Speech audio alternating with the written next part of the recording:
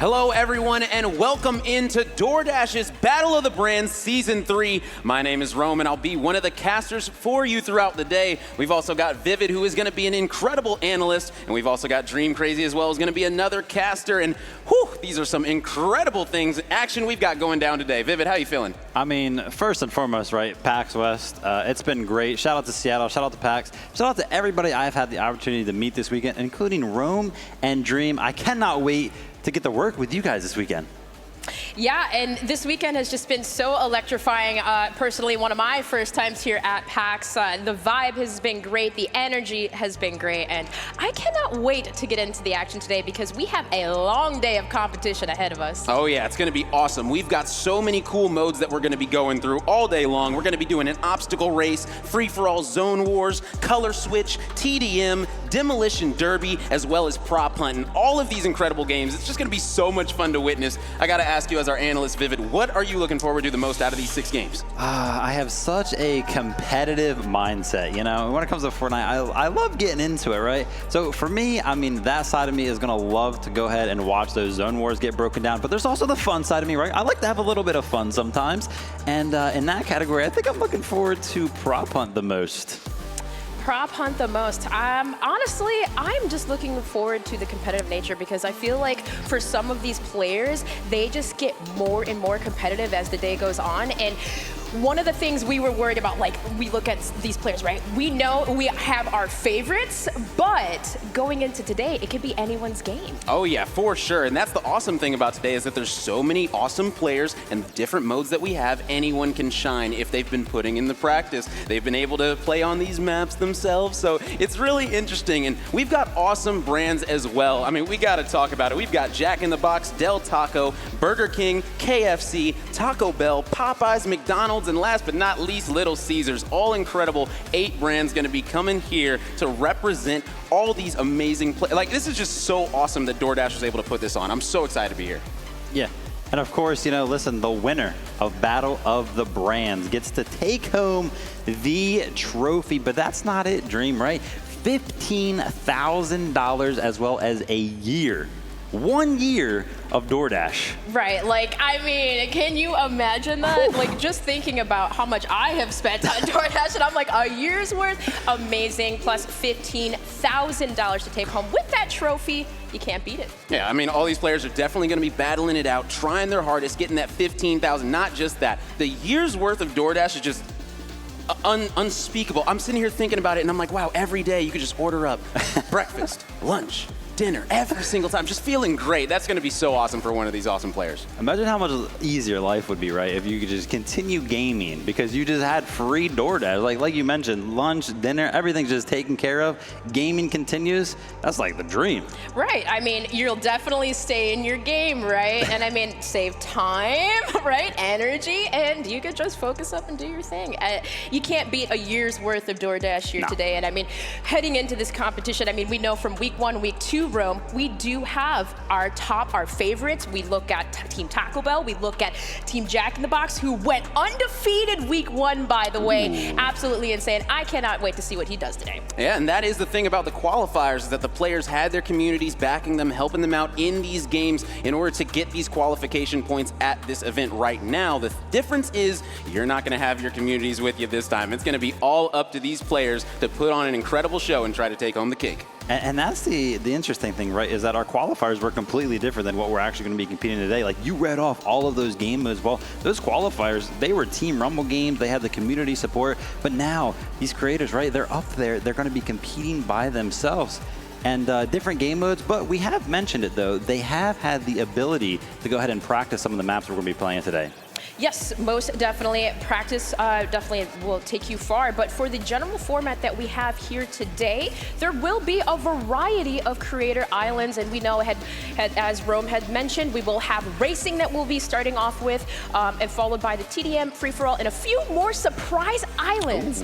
Points are earned throughout the event. And keep in mind, 8% of points through the online portion have already been tallied. Here today will be 67% of points that will be carried into tomorrow. So today is super important, but everyone's gonna have fun. Good luck. Yeah, and it's a super small amount of points so far that they've been able to accumulate. I think it's like 10% of the total amount of points that they'll be able to get. So really the qualifiers were just a little warm-up for these players. So it was Team Rumble, you had that community backing, but now, like you said, it's gonna be all up to these players individually to see what they have to be able to take home that incredible trophy, $15,000 and a year's worth of DoorDash. My goodness. Yeah, and listen, I just want to put an emphasis on what Dream had mentioned, right? The importance of day number 1, I mean, day number 2 as well. Over the course of these 2 days, 92% of the total points deciding who actually gets to take home that glorious prize is going to be accumulated over the course of this weekend. So, I mean, yes, like you mentioned, we did have those qualifier weeks, but it all comes down to this weekend here at PAX. Yes, most definitely. And I mean, you look at some of the players that didn't necessarily do well on the online portion today, as they are solo.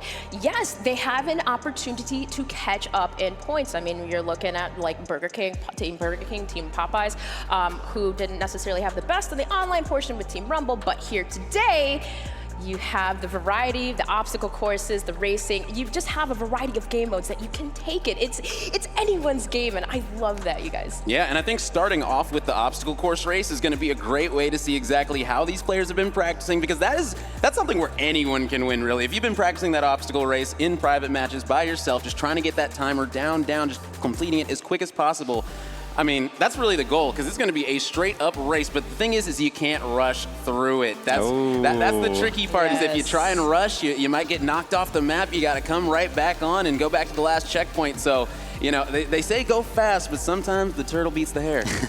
That's why I love you, Rome, right? You're always thinking of that strategy, right? You want to try to blow by the competition, risk making one of those mistakes during that obstacle course, or you're going to take it slow, right? Just like, hey, listen, I want to make sure that I get through every single one of these. Make sure I just get some of that placement up on the board and get some of those points.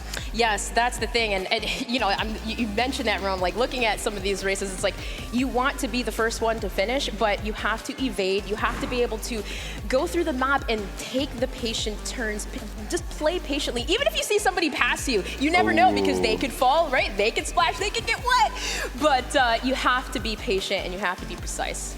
For sure, and I will say another thing is that you don't have to come in first in these game modes every single time, right? True. Second place, if you consistently get second through all of these modes, guess what? You'll still be in that final 3 on Sunday to battle it out in those box fights. It is going to be a wild weekend. We've got so much action packed for you all. I just can't wait to get into it, honestly. Yeah, listen, I mean, let's talk a little bit about today. Of course, we've already mentioned that the obstacle course will be coming up first, and I really like that because, like you mentioned, it'll give the competitors a little bit of time to kind of warm up, right? Get used to their controls, how they're feeling up there, and then the second game mode that we're going to be getting into, right, the Zone Wars. That's where we'll see some of our typical Fortnite gameplay, right? All the skills will really come out and shine there. We'll have gameplay there, gunplay, of course, being able to build. So I feel like that obstacle course warm-up can really help them in that regard. Yeah, and one thing to take note, too, is that we did have a little bit of building when it came to online, but I believe here for this weekend, it will be zero build. So for somebody like Team Little Caesar, zero build is the name of her game. So I think for some of these players, they can breathe a little bit knowing that they don't have to go against Team Taco Bell when it comes to building. Oh, yeah. And right now, it looks like we are ready to send things to the videos that we have of all these incredible players.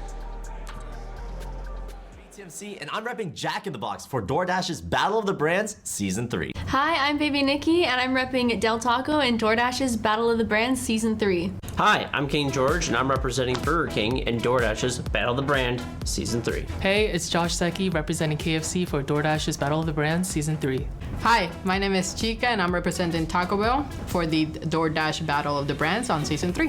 This is Sylvie representing Popeyes for Battle of the Brands Season 3. Hi, my name is Anthony Chen and I'm repping McDonald's for DoorDash's Battle of the Brands Season 3. Hi, my name is X Choco Bars and I am representing Little Caesars for DoorDash's Battle of the Brands Season 3. And you can hear the excitement coming out of these players. They are so ready, so amped up. I was just talking to BTMC earlier. He just had the energy. The second that he showed up, he was ready to go. He was the first player to show up, and man, he just said he is ready to go. He's been practicing all of these different maps, because that's something I definitely asked him. Have you been practicing? He said, I've at least hopped into each one a couple times. So he is aware of how to play around in each one. So I don't know how this thing is going to shake out, but I'm super excited either way. The obstacle race to start things out is going to be hilarious. It's going to be so much content, so many fails, so much success as well. It's going to be hilarious. Yeah, I mean, I love the fact that you went ahead and mentioned kind of like the practice second coming into this, and BTMC mentioning that he's been in every single one of these maps at least once. Could maybe, you know, kind of point to why they're in first place right now with 10 points coming out of the qualifying weeks, but we've got a tie. We've got a tie. Chica is going to be with 10 points as well. Yes, most definitely. And followed by that, I mean, you see Choco Bars taking in third place, which, of course, she was very much so surprised by that. She got better and better throughout the tournament with her squad, and Baby Nikki, too, of course, following that. But one of the things I will say, though, for these creators is when you look at in the top 3 for the eliminations, it's Taco Bell, it's Popeyes, and it's Del Taco. So when you think about that, I'm like, I just feel like these standings are going to severely change up today. Yeah, I mean, you see currently Sylvie in 8th place right now, but that might drastically change because we know how talented Sylvie is individually. So it's not going to be, you know, all these communities that are able to a little bit carry some of these players, you know. So sometimes you got to be able to do it yourself, and Sylvie's definitely someone that'll be able to get the job done. Just to add to that, because okay, yeah, maybe not the best placement, but she had 54 creator eliminations. That was second place next to Taco Bell. So, I mean, which obviously we know Chica doubled the points on that, which is insane. But when you look at that, at least she has the skill, she has the familiarity with the weapons. So it's like, I think, yeah, this could definitely be something that we might see turn in like completely in terms of the standings. Oh yeah, and you know, we got to talk talk about Chica, repping Team Taco Bell coming into today. I mean, listen, she is in the game of Fortnite. If you're in the game of Fortnite, you got to be able to put on a show, right, Vivid? You know what? Listen, I think that she's going to definitely have the advantage when it comes to, you know, like the sorts of the free-for-alls and everything like that. But I'll be interested to see how she goes ahead and competes in some of the other fun game modes that we have. But of course, we do have Team Jack in the Box. Favorite order for BTMC here is going to be the Jack Spicy Chicken with Cheese. You know what? I like that. Yeah, and I mean, his favorite map is Tilted Towers, which Classic. We might actually get a little peek of that, you know, on Zone War. But the favorite season, Chapter 1, Season 3, OG, double OG right there. And the fun fact, as we know, we mentioned, it took him 3 hours to solve a Rubik's Cube with a guide. But don't let this Rhythm King fool you, because he has the energy, he has the poise, and Team Del Taco Rome, Baby Nikki, she's doing her thing. Oh yeah, Baby Nikki's gonna be repping this squad in Team Del Taco. Her favorite order is the epic loaded queso burrito meal. Her favorite map, she loves them all. It doesn't matter, just drop her in and she's good to go. Her favorite season, Season 2, a little bit of an OG there. Fun fact, she can speak Japanese. Now, I know that would take me years and years to learn Japanese, so that is a talent in its own to be able to learn another language. Baby Nikki representing there, mentioning that she's pretty dedicated when it comes to learning a different language. But of course, we do have Team Burger King here. Favorite order is going to be the Whopper. Favorite map, Athena. Favorite season, another OG. I like Season 1 as well. And then the fun fact, he's won professional esports tournament. So the competition that we have going on this weekend, it is going to be, you know, not a scare for him at all. You know, he's going to be very, very comfortable up there on the stage competing. Yeah, he's used to this, and that's why one of the things that was shocking, just like from his performance, he's got to turn it around. But for Team KFC, for Josh Secchi, his favorite order is the Nashville Hot Tenders in an 8-piece tender meal with. Oh, that's just the width. It has to be. There has to be something extra special there that we don't know about. Yeah, he's got a secret thing he adds to his order every time. He's not going to tell us. He just says with. You got to find out later. You know, simple as that. But man, he's going to be coming in repping Team KFC. His favorite map is the Joneses POI. Favorite season, Chapter 3, Season 2, very specific. And a fun fact is his favorite emote is the Frolic emote, which I think our stage host Puckett is going to be demonstrating at some point today. You know what? Listen, I like how I mentioned earlier that like Zone Wars is probably going to be my favorite prop. Well, now I'm looking forward to watching Puckett dance. Yeah, it's going to be funny. And then we've got Chica coming in, repping Team Taco Bell. Her favorite order is the hard shell tacos, burritos, or quesadilla. Doesn't really matter. Favorite map, Mega City. Favorite season, Chapter 4, Season 1. And a fun fact, she loves cars, and she has a sports car. Dream, I think you know a little about that. Ooh. Oh, yeah. I mean, listen, Chica reps that well, and I mean, rightfully so, right? She's got a skin in the game. She's this is her game. Very competitive, rightfully, and like so. And I mean, it's Chica, man. You guys already know the things that she's been doing.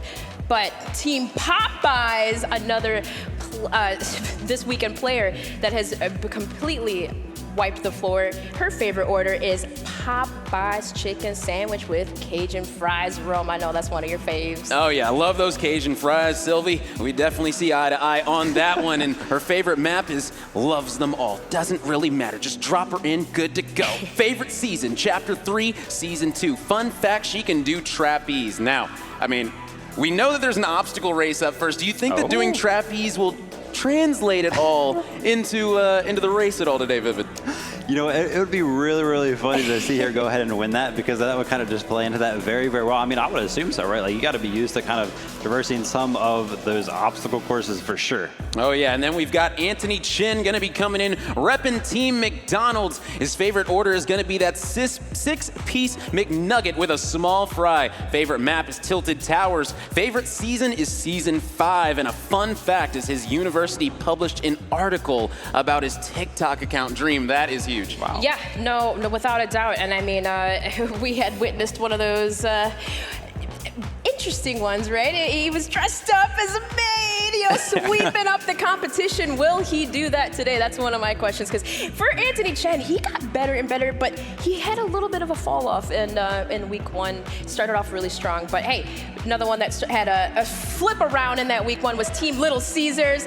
It is her favorite orders, the Hula Hawaiian and the Crazy Bread. And her favorite map is Frenzy Farm, favorite season chapter 2. And the fun fact is her arms are double jointed. Interesting. I'm not sure if that will help translate into any of the games we're going to be playing today, but X Choco Bar, she is ready to go today. And I got to say, repping Team Little Caesars throughout the qualifiers, like you stated, they did start off a little bit slower and then they picked things up in a wild way. So I'm really expecting X Choco Bars to come out and put on an incredible show today. Yeah, and for McDonald's, it was like opposite. Anthony Chen started off super strong. His best game number 1, he had 11 eliminations, but then that last game, he had 0. So it's like, man, if you just a couple of points, you never know. The standings could have been different, but either way, going into today, I kind of have my top 3, but I feel like it could change.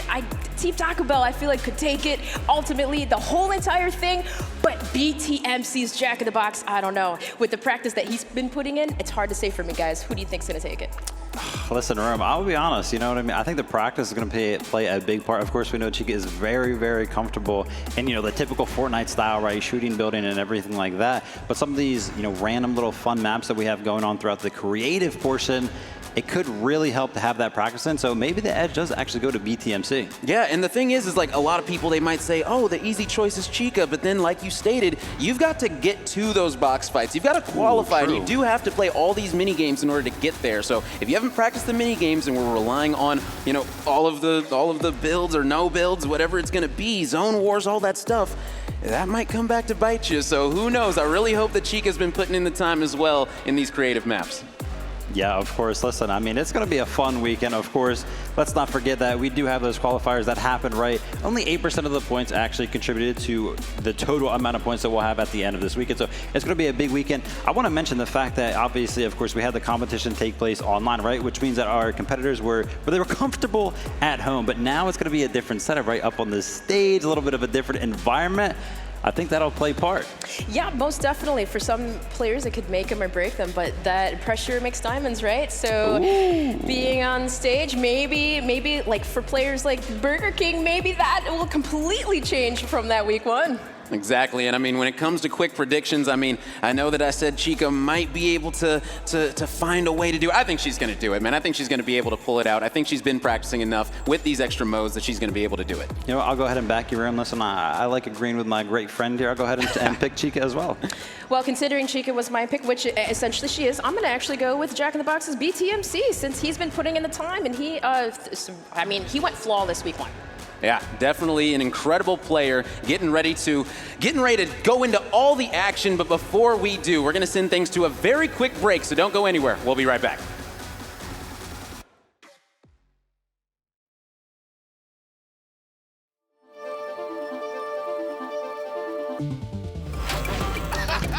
That was rough. Why don't you just take the night off?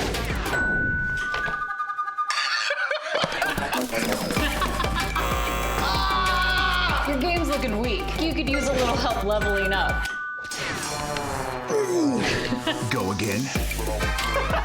Whew, your game stinks. You're gonna need these.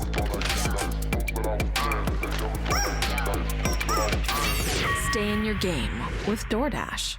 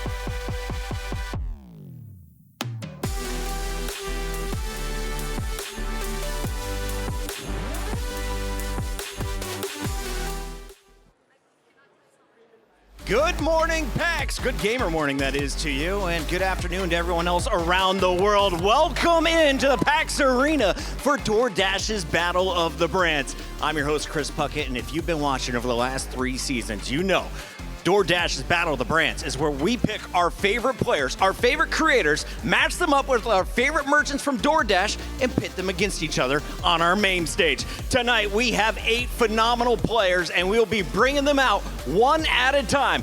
Let's start here with our first group of 4, and beginning with player number 1. Playing for Jack in the Box, he comes in with the number 1 seed. Let's hear it for BTMC. Yeah! This man is just pouring energy, and you and your community popped off in the early qualifiers, the first one to lock in a top seed. How are we feeling now coming in alone on land? Well, definitely didn't expect the results of those qualifiers, but you know what? We have the advantage. We're going to take it, and we're going to win it. Now, you are known for being a beat master. Today, we're playing Fortnite. You ready to game? 100%. All right, that is BTMC. Give it up for him one more time. Play for Jack in the Box as he joins our stage. It means it's time to bring out player number 2, competing for Del Taco. Let's hear it for baby Nikki.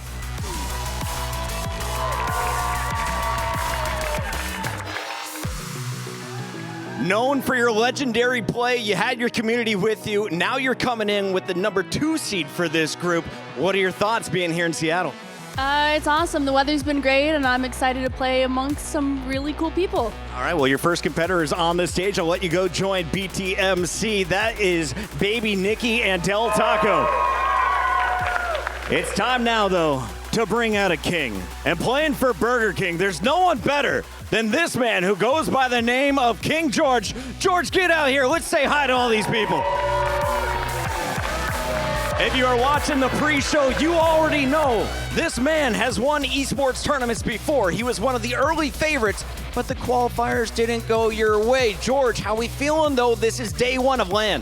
Feeling much better. Actually here in person now, so hopefully we'll see a difference. And I know you're powering up for your lunch break. What are we ordering from Burger King a little bit later? Whopper, for sure. Whopper, 100%. Give it up for King George and Burger King as he takes the stage. It is time now to bring out player number 4. This is our first group of competitors, and it's about to get weird. So please make some noise for the man playing for KFC. We got Josh Secchi. Josh, builds were not our friends when we played the qualifiers in Fortnite, but today we're going to see no builds. We're going to see obstacle courses. We're going to see demolition derbies. How confident are you in your gameplay? I'm very confident. And what are we getting if we win to celebrate tonight with KFC? Famous bowl or chicken tender meal? How about both? That's Josh Secchi playing for KFC, our 4th competitor here for the first hour. And speaking of KFC, if that got you hungry, I got good news, because DoorDash is going to be hooking you up all weekend. And right now, everybody can get $3 off an order of $20 or more from DoorDash. That is good all weekend long. And if you're a Dash Pass user out there, if you're one of the smart ones, you are getting $4 off. So sign up today if you haven't already and start scoring big. Speaking of scoring, it's time to get this competition started. Let's send it over to the desk. We got Rome, Vivid, and Dream Crazy. Thank you very much, Puckett, and we are here. Just had those players introduced, and I mean, we've got to talk about it because I can take a lot away from that. I mean, BTMC coming out with the energy. He seems very ready to go. Yes, and that energy is going to be needed with all the different creative modes that we have here today. And well, with one of the players that has been practicing, yes, BTMC has been one of them. But however, with the fact that we do have different creator modes, for players like King George, I want to see him make a difference today. And that's the thing, is that King George, he's performed at LANs multiple times, so he might have a little bit of an advantage in that way. He might not feel the nerves like some people will in person, because let's be honest, if you've ever played at LAN, you know there's a clear-cut difference playing at LAN than playing in your room. It is so much more pressure. Oh, most definitely. I mean, and again, it could be one of those things where maybe the energy will amp up these players, but also too, yes, you're not comfortable in your own zone. It may be different. Maybe the mouse and the keyboard aren't exactly what you're familiar with, or, you know, it's definitely a different vibe. But as I said, pressure makes diamonds. Maybe for some of these players, they will thrive and we'll see a completely different change in the standings. And one player that seemed like they were facing no pressure was Josh Secchi. He seemed cool, collected, ready to go. And hey, listen, if you're out there watching right now, make sure that you guys enter for your chance to win a DoorDash gift card right here and now. Just type in ! Battle of the Brand Sweepstakes right now in the chat. That's ! Battle of the Brand Sweepstakes if you want your chance at a DoorDash gift card. And you can start ordering right now. There's going to be so many incredible deals going on this weekend. You must take advantage. And if you've got that gift card, I mean, it just makes it all that much easier. Most definitely. And I mean, I had some members from my community even saying, hey, I wonder, they're winning twice, maybe winning again. So you never know. Definitely put that in there in the chat. And man, as we talk about these players, you mentioned cool, calm, and collected. And for KFC, for Team KFC, I think that for this obstacle course, this race, I think that might actually be good because Rome, you have to be patient and you have to go on some of these parts. You have to be slow. Oh yeah, and that's the thing is Baby Nikki, another player that went up there, seemed very focused, ready to go, and so that's what you want to see, getting ready to go into something that can be as hectic as an obstacle course race, where a couple of these players have been practicing, a couple of these players have not. I talked to a couple players backstage, and say, I haven't been able to actually play it yet, so it's going to be interesting to see how they perform out there. But either way, I'm excited, and I mean, we got to talk about, Baby Nikki coming out, repping Del Taco. She is ready to go. She was performing extremely well, and are you just excited to see what she's going to have to offer today? Most definitely, because with the type of player that she is, she definitely does like to get better and better and better. And hey, I hear we do have a video ready. We talked with her, got a little bit of insight. Let's go ahead and take a look and see what she had to say. I've tried a couple things. The burgers are pretty good, but the queso loaded burrito, that one's my favorite. Del Taco has helped in my content creation by keeping me not hungry and always delivering to me very quickly. I think the secret ingredient to my gameplay is fake confidence. Fake it till you make it. Well, fake confidence in a video game, like for me at least, is pretending to look like I know what I'm doing, and sometimes it translates. Well, fake it till you make it. I love that. And sometimes when you're competing, you hear this type of thing. Well, you gotta have delusional confidence, right? And that's the type of energy you have to go in here, right? You can't give up until it hits 0. You have to just completely stay in your game, stay focused, and have confidence. Oh yeah, it seems like Baby Nikki definitely has the right mindset coming in right now. She is gonna be repping Team Del Taco coming in today. And we gotta talk about it. If you're in the mood, if you need to feed the beast, if you need to get some food in your system, go ahead and open up that DoorDash app and you can order some Del Taco right here and now. Baby Nikki's repping them today, and hey, you could be repping them at your house right now. Just go ahead and open up that DoorDash app and order you some Del Taco. Yeah, one of the things, man, better mix. You got the variety of options. Make sure you bring the heat to the competition. Put your order in today and pick some of your favorites. Only through DoorDash all weekend long, today and tomorrow. Oh, we got so many deals going on this weekend. Oh yeah. And yes, I cannot wait as we head into this obstacle course race, because we know, well, some of the deals that you were actually playing it last night. You know that this is actually quite hard. Yes, it is very difficult. I did the obstacle course race my first time trying it. It took me 48 minutes to complete it, which these players only have 30 minutes to complete it. So it's going to be interesting to see who's going to actually be able to finish the obstacle course and who might be struggling at one of those other checkpoints, because how this obstacle course race is going to work is there's a big S that you have to go through essentially of the map, and it's a bunch of checkpoints. You got to make it to the next platform, and if you don't, you got to go start over again. And it sounds like we're ready to go into game number 1. So PAX Arena, can I hear you make some noise? Oh yeah, sounds like they are ready to go, ready to get into the action right here. Game number 1. It's gonna be an obstacle course race. We've got BTMC, Baby Nikki, King George, and Josh Secchi getting ready to battle it out, and they are ready to go. They're in the waiting room. And there is the frolic. You see the frolicking emote being used right now. Josh Secchi, he is getting ready. He's getting warmed up. We're all having a good time, but good time, good vibes, ready to go. And for Team KFC, yeah, I think that, man, despite having not the best performance online here today, I think that cool, calm demeanor is going to take Team KFC very far. Oh yeah, you've got to be cool, got to be calm, because some of these checkpoints can be very difficult. There might be one that you're stuck on for a few minutes that you're just not able to get through, but guess what? You just got to stay focused and understand that you'll be all right. You'll get through the course.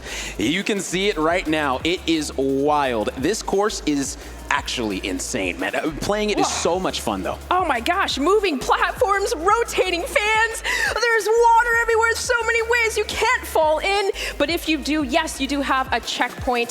So we're getting started in here. 5 seconds to go, Rome. Uh-oh. You see him getting ready, BTMC, his energies. Oh no! Yeah, he didn't jump, and now he's going to miss that platform. So already BTMC is at a disadvantage. The only player that actually got through is King George, but it looks like he did hit the pillars, and he's going to be sent back to the start as well, as it looks like these other players, Josh Secchi, they're going to be taking the side route, which is going to be interesting, as right now they are just trying to go slow and steady. Oh, man. And this obstacle course race, you just have to be patient. You can't rush it or else you're going right back to that previous checkpoint. I mean, you already saw it there, but it's all good, though. I'm getting worried. We did have a player air out, so we have to restart. But either way, got a little bit of a feel of what we're going to see. And oh my gosh, I mean, Rome, spinning fans, platforms, a whole bunch of obstacles that you have to get through. Yeah. And it's definitely looking difficult. Yeah, and it's wild. I mean, we got to come out. We got to wait just a tad bit to get everyone right back in the game. But you can see it right there, the obstacle course race. Faster times win more points. If players don't finish within 30 minutes, they are scored by the furthest checkpoint. So even if you aren't able to complete it in those 30 minutes, guess what? You still want to get as far as possible, which is oh so important for these points. So you think going into this, if you are, again, we had talked about it, it's going to be, you have to elude so much, you have to play patient, but are you just going to try to go as fast as you can heading into this? Or how do you approach this as a player? Because I know there's certain games that you have played technically where you had to maneuver through the map like this. Like, how are you going into this? Yeah, I mean, how I see it is if you're going through this obstacle course race, if you see yourself in first and the player is right behind you on the previous checkpoint, you just have to know in the back of your head, if you mess up on this one, you're going to be in the same place as them all of a sudden. So it's like you really got to focus up, and who knows, maybe being in second isn't a bad thing until the very end where you'll be able to jump ahead and, you know, maybe figure some things out, because in my opinion, the obstacle course race, it gets more and more difficult. Once you start able to figure out the early portions of it, things can be a little bit simple through that first stretch, but after that, I mean, that is where things really start to take off. And there's a couple sections I'm really looking forward to, because if you haven't played it, a couple of those sections, they are going to throw you through the ringer. It is going to be funny. So it's basically going to catch a lot of players off guard. However, I like that you say that, Rum. I feel like second place would be a good spot, because if I was in first, I would be panicking like, okay, I can't mess up. Like, you put more pressure on yourself, right? Yeah. So, yeah, kind of having a feel of it, but also pacing yourself, at least for some of these players, I think, yeah, they definitely have their own unique strategies going into it, but it's going to be interesting to see. At least, I don't know, maybe even bump some players off and disrupt. Oh, yeah. It looks like Baby Nikki is ready to go right now, hitting emotes in the waiting room. So we're getting ready to hop into game number 1. Yet again, it is going to be a good time. This obstacle course race, like we stated, 30 minutes to complete it. And it goes by how far you get when it comes to these qualifier points. And here we go, getting ready to start game number 1. PAX Arena, can I hear you make some noise again? And keep in mind, too, the point system for each mode is different. So whoever takes first on this one will be awarded another 10 points. And yes, for each, cater to each mode, it will be a different point system for each. But however, 10 points, whoever takes first. Now, one thing I want to talk about, we said that they're not going to have their communities backing them today, but that doesn't mean that they don't have support in the crowd. So I want to see who exactly has the support right here and now. If you're here cheering for BTMC, go ahead and make some noise. Okay. All right. If you're here for Baby Nikki, go ahead and make some noise. All right. Okay. If you're here for King George, go ahead and make some noise. Okay, King George got a little turnout. Okay, Josh Secchi, make some noise. Woo! Oh, there we go. I think that was the loudest so far. So who knows? Maybe Josh Secchi could be the crowd favorite to take this one. As you can see, these players are getting ready to go in. But man, just waiting around for this one. It is going to be a good time. Yeah, definitely. I'm getting excited. Oh my goodness. But I think, yes, it's okay. You know, sometimes it happens, getting adjusted, getting things started, right? We know the same song and dance, but however, yes, that crowd buff for Team KFC for Josh Secchi, I think, I really think that he has something up to sleeve. Yeah, and that's the thing is when you complete one of these checkpoints, you might have the crowd cheering for you because you just completed it. That would feel so good, especially if you were struggling with one for a couple minutes, you're finally able to do it. You hear the crowd backing you. That just makes you want to get ready to go even more, even further throughout this obstacle course race. And like we stated, we are going to be starting pretty shortly. You know, the first 2 times I had the crowd make noise. I think for the third one, I'm not going to have the crowd make noise and see if that's going to be able to make us get in the game. Maybe we should just make the noise, right? Yeah, we'll just switch it around a little bit, you know, change up some things. But either way, I mean, we talked about it. If you're just now tuning in, we have the obstacle course race, which is what we're going to start with.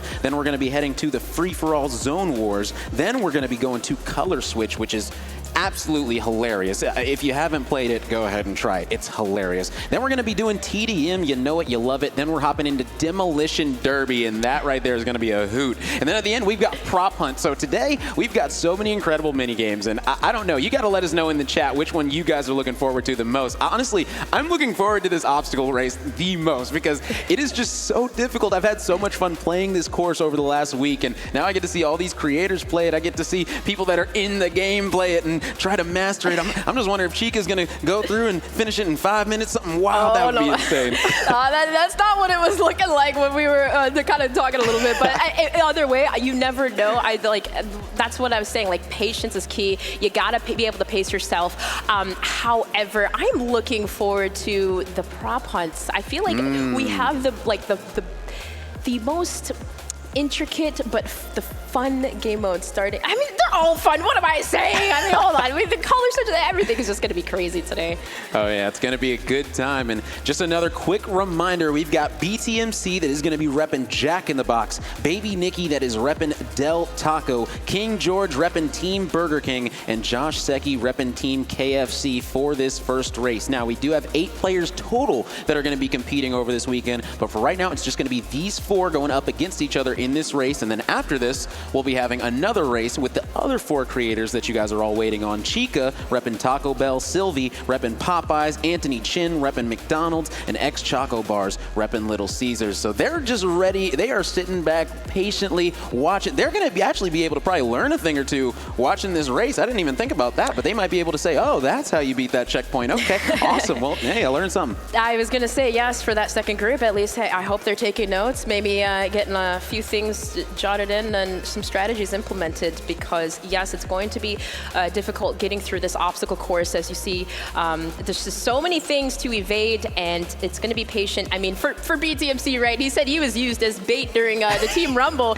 You can't be used as bait now. You got to be able to get yourself through, and I definitely think, yes, he's been practicing. It's just going to be fun to see. Yeah, it was funny when we asked him what 3 emojis would you use to describe your gameplay in the qualifiers. He said, I'm the praying hands emoji, and my team is the muscles around me. So that was absolutely hilarious. But now, like you stated, he's putting the practice because he understands he's going to be coming here. He's got to do it by his lonesome, and he's been putting in the work. He's done the obstacle course race, even though he messed up on the first part there. Didn't make it to the platform, but hey, listen, it's all good. You just got to be able to go through it, be able to stay cool, calm, collected, because like you stated, people are going to be messing up. So you have those opportunities to be able to pass some of these players if they're not able to get to a checkpoint. If you see a player 3 checkpoints ahead of you, don't lose your cool. It'll be okay, because guess what? That player's probably going to be struggling a little bit too. Right, because as you said, the race, it does get harder and as you go along. So even if you are struggling at a section, somebody's ahead of you, yes, they might just get stuck at that part, and that might be something that you yourself thrive in, right? Like, it's going to be interesting.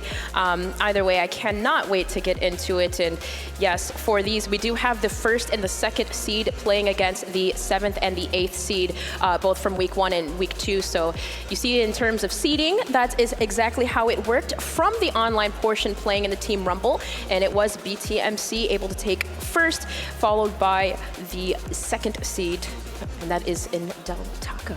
Yeah, and I mean, coming into today, it seems like this time, 3rd time might be the charm. Getting ready to hop into this game number 1 of this obstacle course race that we have going on right now. BTMC, Baby Nikki, King George, and Josh Secchi getting ready to battle it out, trying to breeze through this obstacle course. We'll see exactly if we're going to be good to go this time loading in. I hope so. Oh, yeah. Don't doubt. I think you may have cast rehearsed it.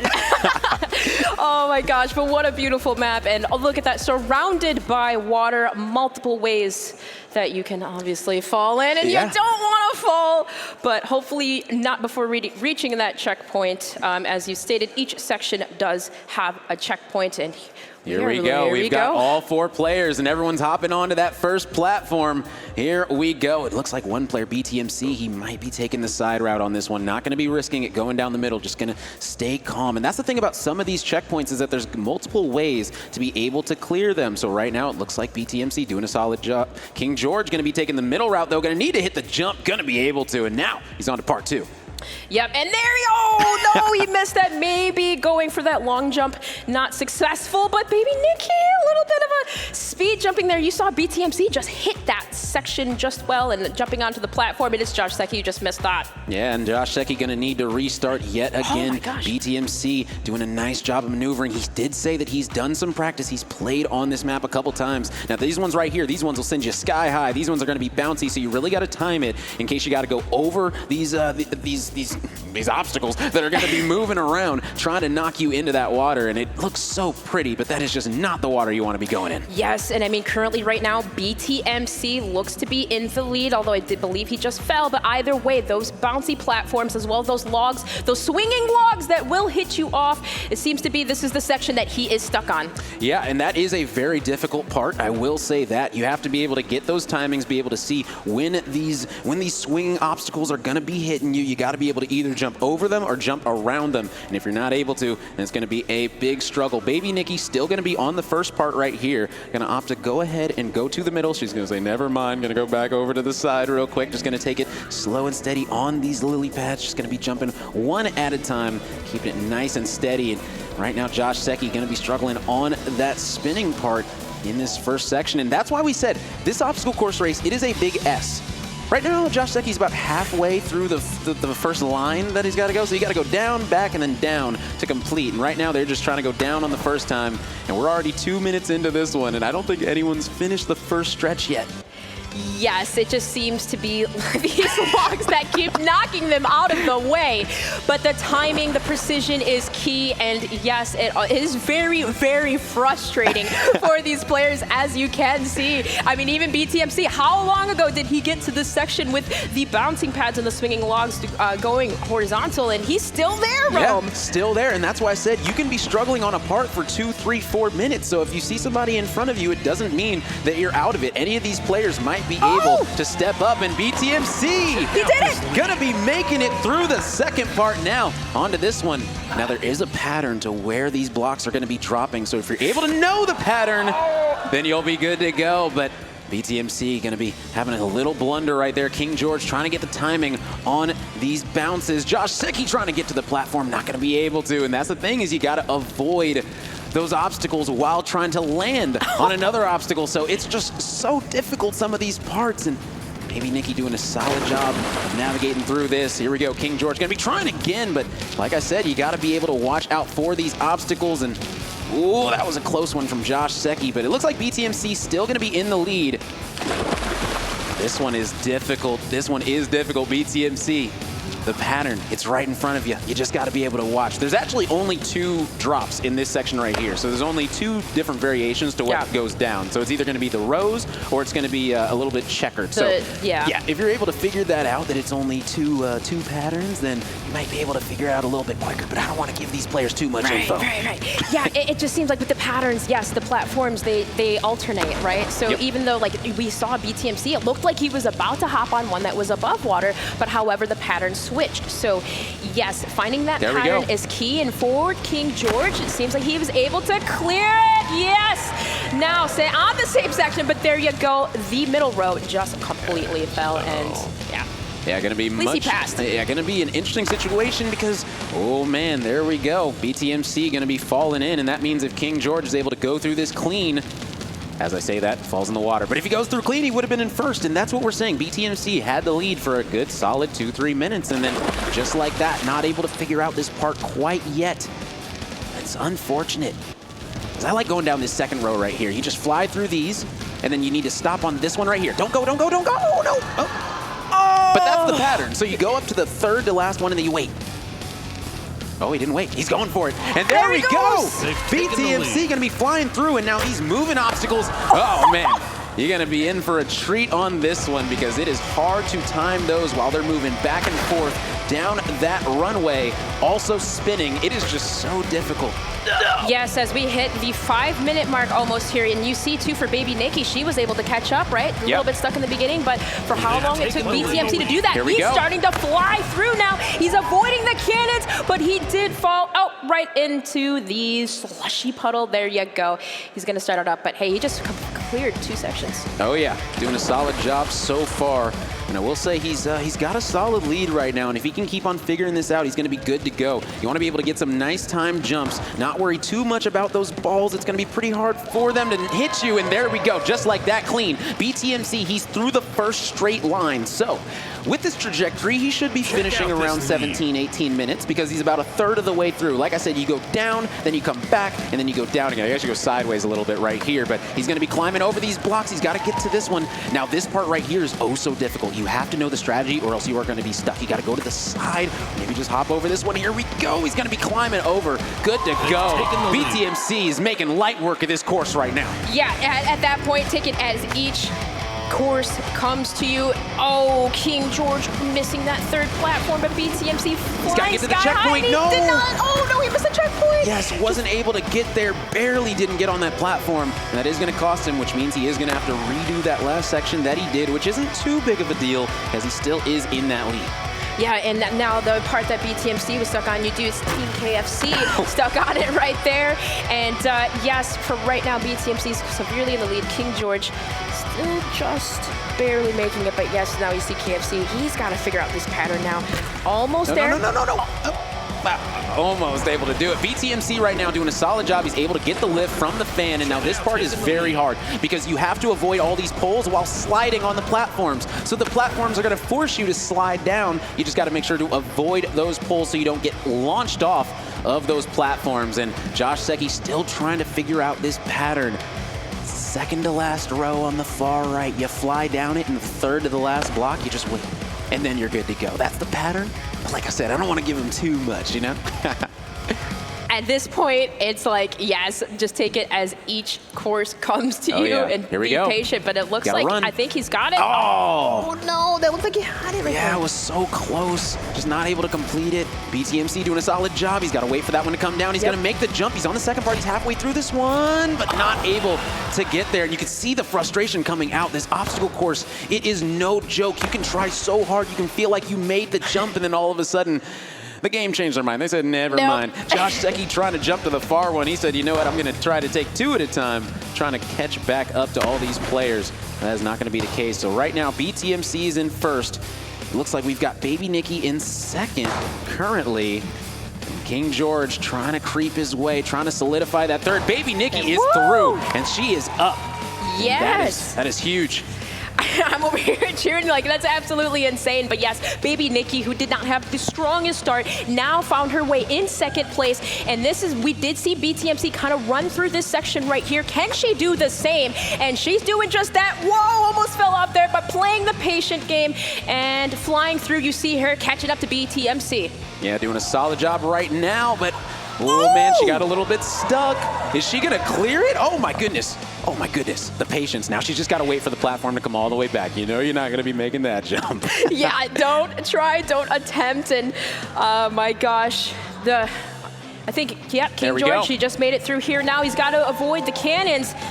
Check out. All right, so King George currently in third place right now. But like we stated, that can change up oh so quickly. She's dodging. What? They're finally gonna get knocked off. King George trying to figure out this final stretch down this straight line. Josh Secchi, he can go. Go one more. Now wait. Now go. There we go. There you go. Josh Secchi gonna be completing that, and now he's gonna be flying down this platform. He's just gotta hit these timings and not gonna be able to get over, but hey, it didn't knock him into the water, so you know, things happen. Those horizontal swinging logs, they move on that platform. They move. These ones, not so much, but it looked like Baby Nikki was getting a little bit of a bounce back before. Yeah. She's not able to clear that, but for King George, he's starting to catch up what looks like he almost made that jump, but like you said, hey, they pick and choose when they want you to get Yeah, through. that water is like creeping up onto the ramp, so it's really close, but you gotta clear it really far or else it's gonna count as touching the water. And if you touch the water, back to the checkpoint you go. BTMC, he was through those changing platforms, and now he's on to the next section, gonna be hopping up top, and now it's gonna be the ice slide. You gotta be able to navigate this because guess what? All these blocks in front of him are ice as well. Oh, and he's not able to get it, but that was a clean attempt right there coming out of BTMC. Yeah, either way, happy to clear that section and on to the next. And now baby Nikki's going to be looking to do the same. There we go. And she's got to hit the checkpoint. Made it. She's got to be able to hit this checkpoint. Patience, patience. Because it is going to be sending her up pretty soon. Not exactly sure how this fan works. I've been trying to figure it out myself. But there we go. Is she going to be able to get to the platform? Okay, the thing about this is if you go straight to the... Oh, there we go. She hit the checkpoint. Awesome. So I was going to say, if you go directly to this platform from the fan, you don't get the checkpoint. Right. Yeah, you need to go onto that platform. But it looks like she's going to be good to go. And now King George going to be trying to navigate his way through this. Going to need to... Oh, man. That was really quick reaction time. When he realized he wasn't going to make the platform, he turned and climbed on top of the other obstacle. That was really quick reaction time coming out of the King right there. And Josh Secchi going to be our fourth player through this first stretch. This first straight stretch finally going to be done. He's going to be tying up King George, going to be on the same obstacle right here and now. So a current battle for third coming in with King George and Josh Secchi. Oh, man. And there he is. Look at that. They're neck to neck right now getting through this section here. Both Josh Secchi and King George, but it looks like Josh Secchi did fall into the puddle. And BTMC with another checkpoint. is all the way here, and look at how, like, he's just flying through this. Yeah, he passed the ice, and this is probably, I say this lightly, this is probably the easiest part of the entire obstacle race is this part right here. It's just simply lily pads, but the thing is you have to sprint in order to make it to the next lily pad. You can't just jump and expect to get there. So he's able to do it on his first try. BTMC is making light work of this course right now, currently in first place. He's going to need to keep it up if he wants to stay in that lead because you never know when baby Nikki might be able to catch up. It looks like she was able to go through the part. I believe she's on the ice part right now as well, trying to get to that first place, trying to catch up. And it looks like Josh Secchi and King George still going to be on this part right here. Yeah, both of them.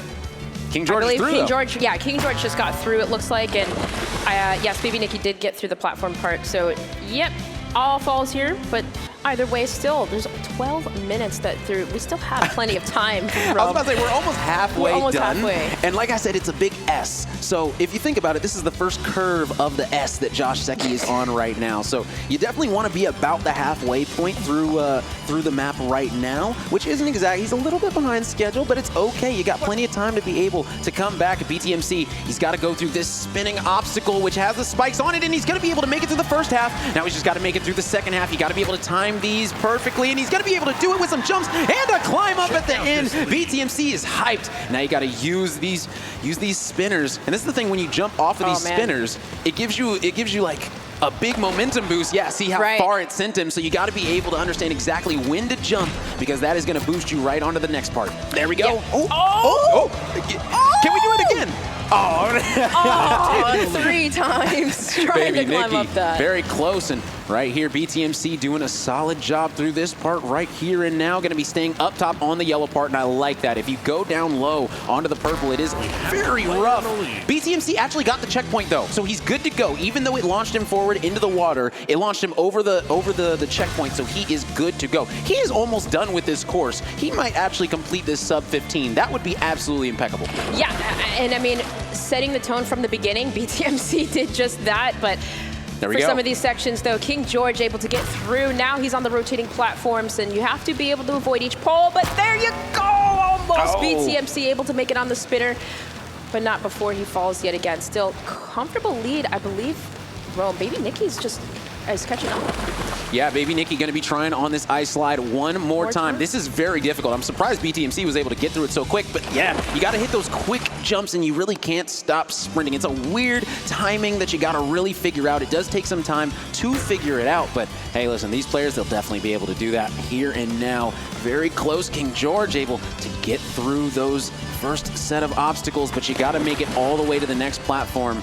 at the end, this stripe section, if you want that checkpoint, he's taking his time, and that's what I said, you got to take your time on some of these parts, because if you mess up just once, you got to go all the way back to the last checkpoint. Indeed, and King George, he's heading over to the rotating spikes as well. You have to be able to avoid every single obstacle and evade, and for BTMC, he doesn't know what he did, but almost able to make that jump and clear that section, but for Josh Secchi getting launched by the fans, he just falls. Yeah, Josh Secchi trying to catch up right now. King George not able to hit the timings on these fans. You got to be able to wait for a fan to stop and hit that perfect timing, because they don't stop spinning for long. You're not going to be able to go through it. Nikki on the ice slide right now one more time. Is she going to be able to do a jump? One more. One more. Oh, that one. She got up top, though. She's good to go. She's good to go. She's going to make it. Let's go! She's got it! And there we go, baby Nikki, able to complete that section, and now she's gonna be on that final stretch to try and catch up to BTMC, who is still in the lead. Most definitely, but King George right behind her, and you had mentioned this section, it takes a lot of fast reaction times, especially for the ice part, and King George, you know he certainly does have it, but as we hit 15 minutes and 30 seconds, it is still BTMC stuck on the spinners, yeah. And man, Rome, it's very hard to evade. I mean, what do you do to pass that? Do you think you have to jump in between, maybe get on top, but it's hard because, again, if you get hit, you get launched. Yeah, you just gotta run the direction that it's spinning, so you gotta run with it, and then hit one timing jump over each section, so a total of 2 jumps, and you should be good to go. He's actually going to be on it, and he's going to say, you know what, I can do it any way that I want. BTMC currently in first, and now he's just trying to get through these last couple of sections. That's all he's got left. Is right now he's going backwards. Interesting strategy, but I think he was trying to figure out how to get over there. He just needs to wait for the platform. That one is a little bit of a wait, so if you do mess up, you have to wait for that platform to come all the way back, and right now he's going through this section, and this one is oh so tight. He's able to get through perfectly, and now BTMC with the final ice slide. He's got to find these launch pads, though. There's one right there. There's going to be a total of 3 in order to get onto this ice slide. And he's going to be able to do it. He's trying to figure out exactly where to go from here up to the next one. And then there's going to be the ice slide. Here we go. It might be one of those things, just take a couple of bounces, check where everything is, and avoid, but oh my gosh, slipping and sliding everywhere. BTMC, almost be able to get through that. I mean, halfway through, that's pretty good. That ice slide, you really have to take your time. You got to go extremely slow, because guess what? Those poles will launch you into oblivion, and it's absolutely hilarious to witness, but pretty frustrating for the players who are trying it a few times, trying to get through.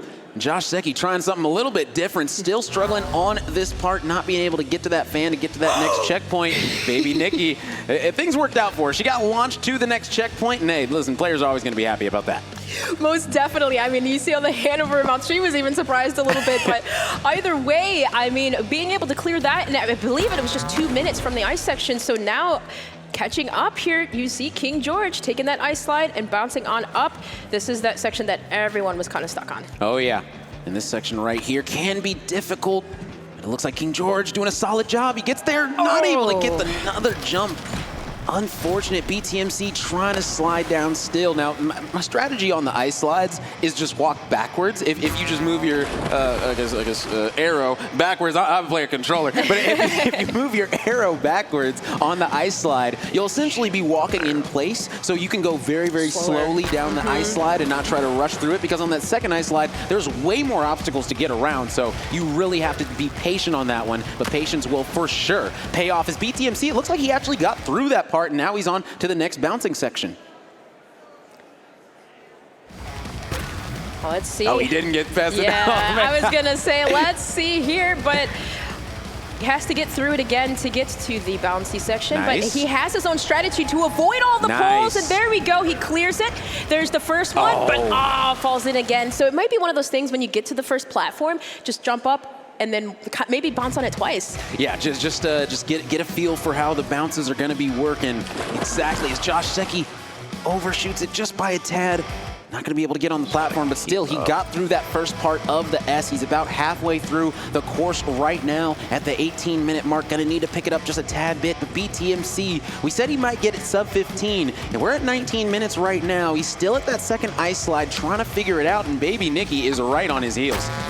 Oh, yeah, she is. Maybe get lucky getting launched again through a course. But for BTMC, he's at least got the ice slide down. And now he's taking the advantage of the bouncy pads. And there you go. He bounced twice on that first one. And now can he make it across? He's doing just that. Doing and he's good. making it look at ease. He's got one more to go. And there we go. He made it. There we go. On to the next. And Rome, he is flying through this section here. And as you know, through the rotating cylinder, if you will, there's certain sections that are clear, certain that you have to evade. And but that's for it. BTMC, he just made it look like cakework. And there you go.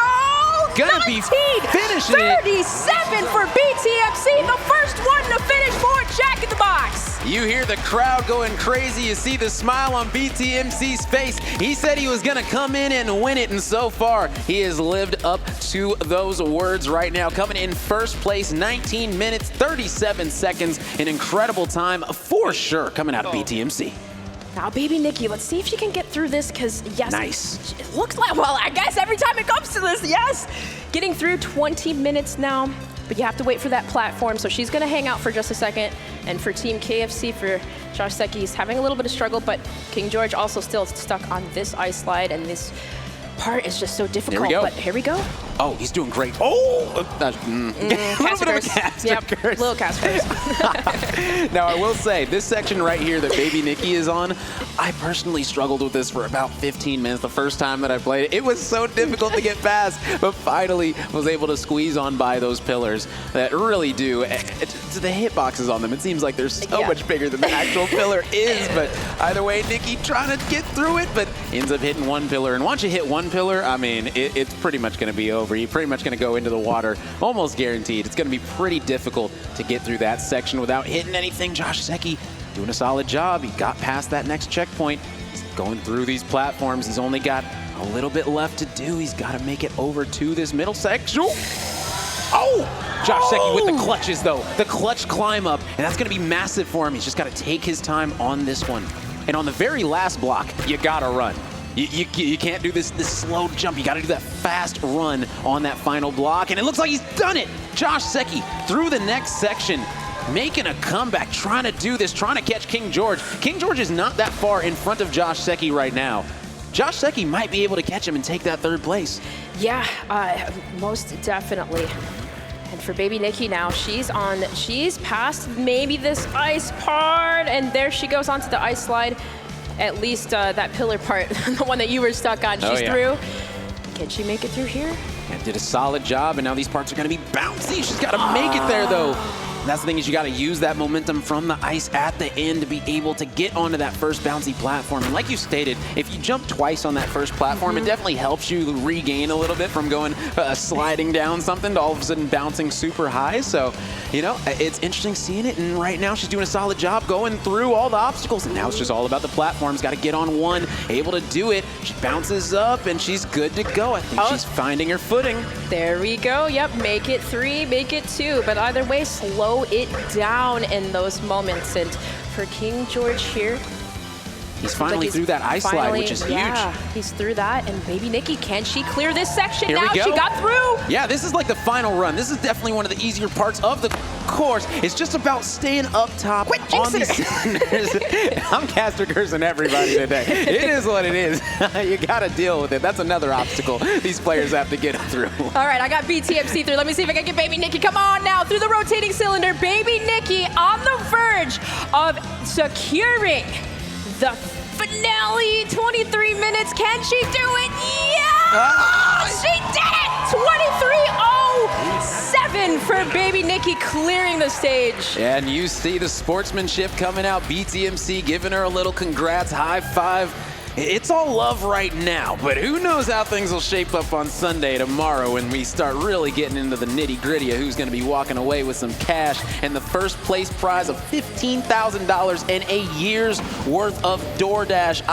It's going to be hilarious to see how much the person that wins is just ordering DoorDash all day long. All right, staying in their game, ordering DoorDash all day long, and $15,000.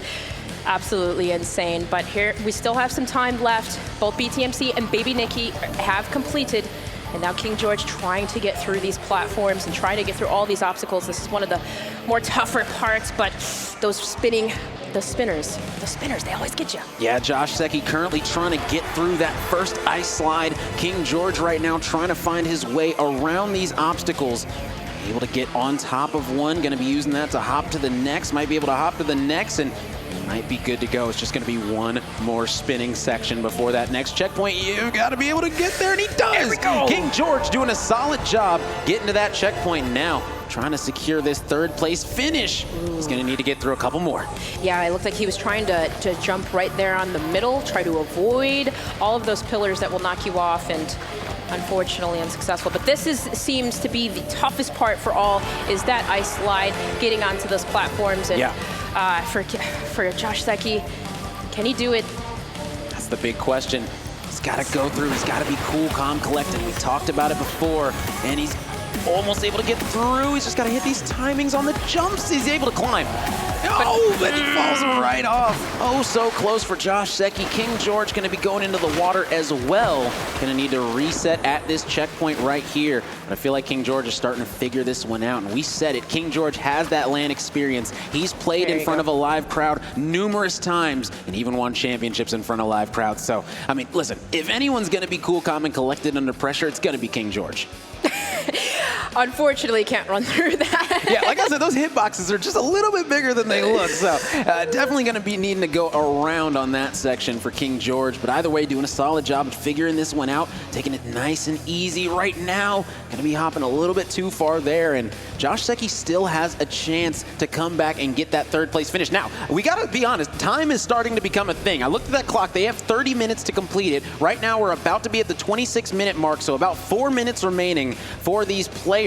And right now, Josh Secchi would come in fourth if we ended things right now, because it does go by what is the furthest checkpoint that you made it to if you aren't able to complete the course. So King George would get the third most points, with Josh Secchi getting the fourth most points if it ended now. Right now, King George, you got to go around, just take the lily pads. Yeah, there you go. There we go. Good to go. See, this is what I'm saying about the obstacle courses. You go through it once, you're able to learn. Or you get the element of surprise. Yeah. Very but true. yes, most definitely. And for Josh Secchi, he could catch up. As you said, we are nearing the 26:30 mark, and 3.5 minutes left. Nice. He gets bounced back, thrown around, and now he has to wait for the platform. And for King George, here you go. He's able to hop on it, and well, now you have to evade.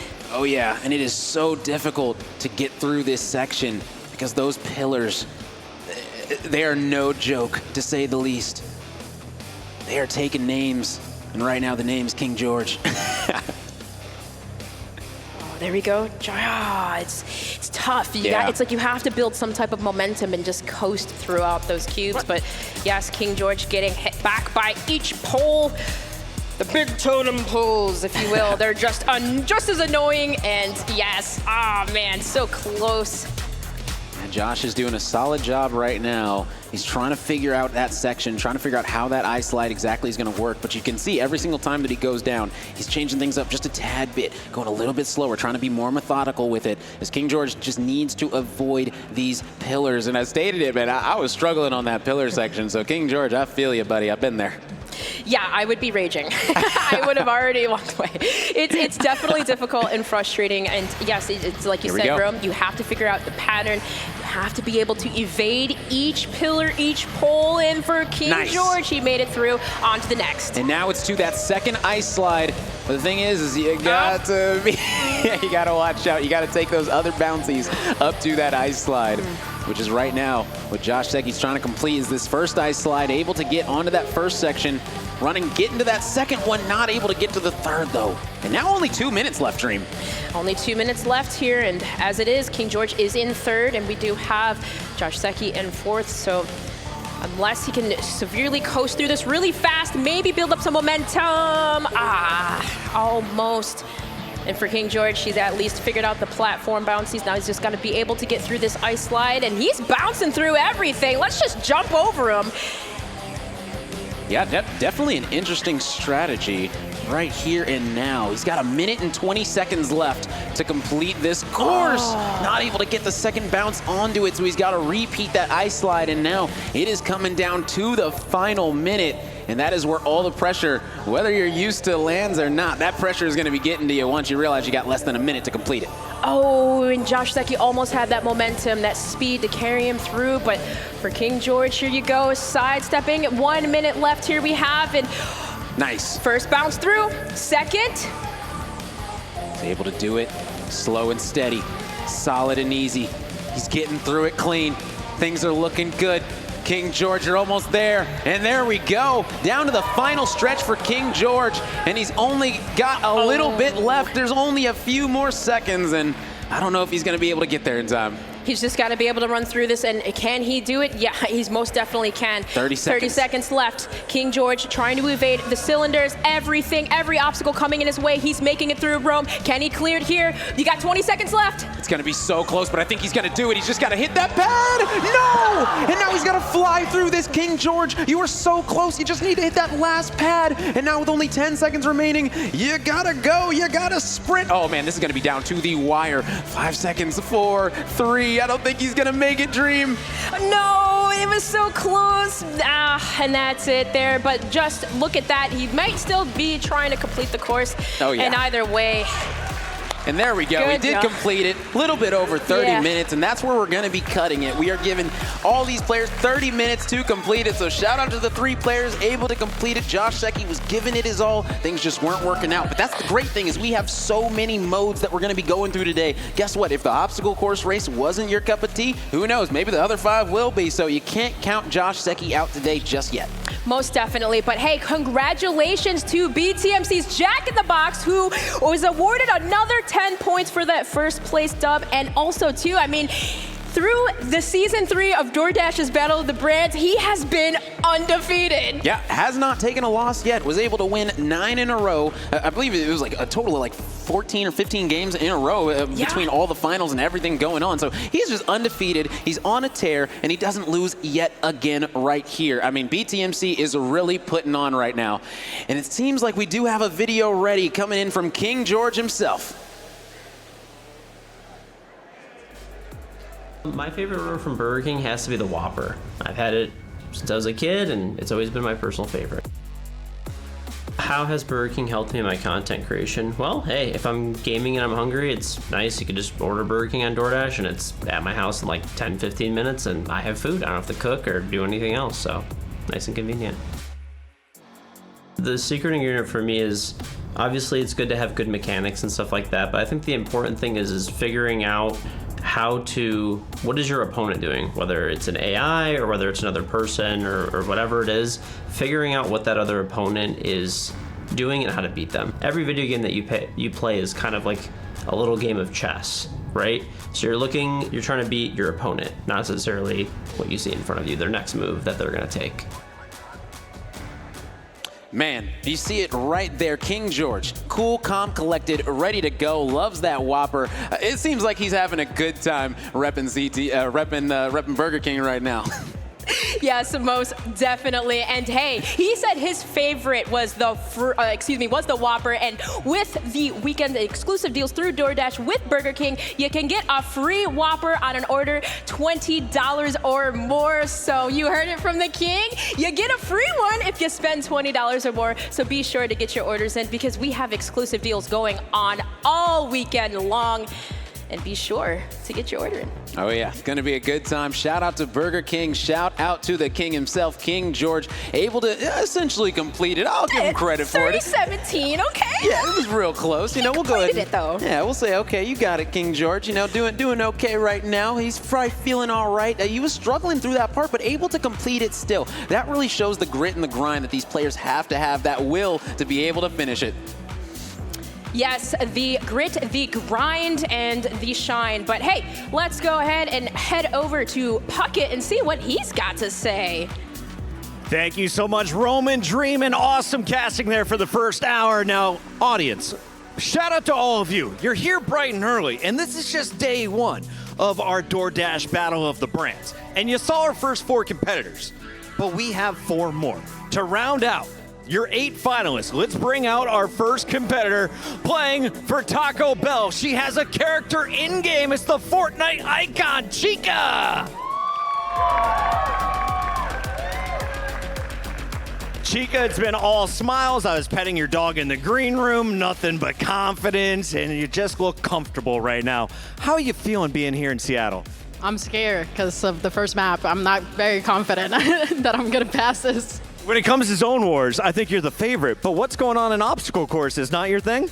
Definitely not my thing. I'm known for taking full damage, so I'm hoping that, I can change that here. All right, well, best of luck. Chica, our first contestant, taking the stage now for Taco Bell. The brands continue as we have our next merchant. It's Popeyes, and playing for Popeyes this weekend, let's hear it for Sylvie.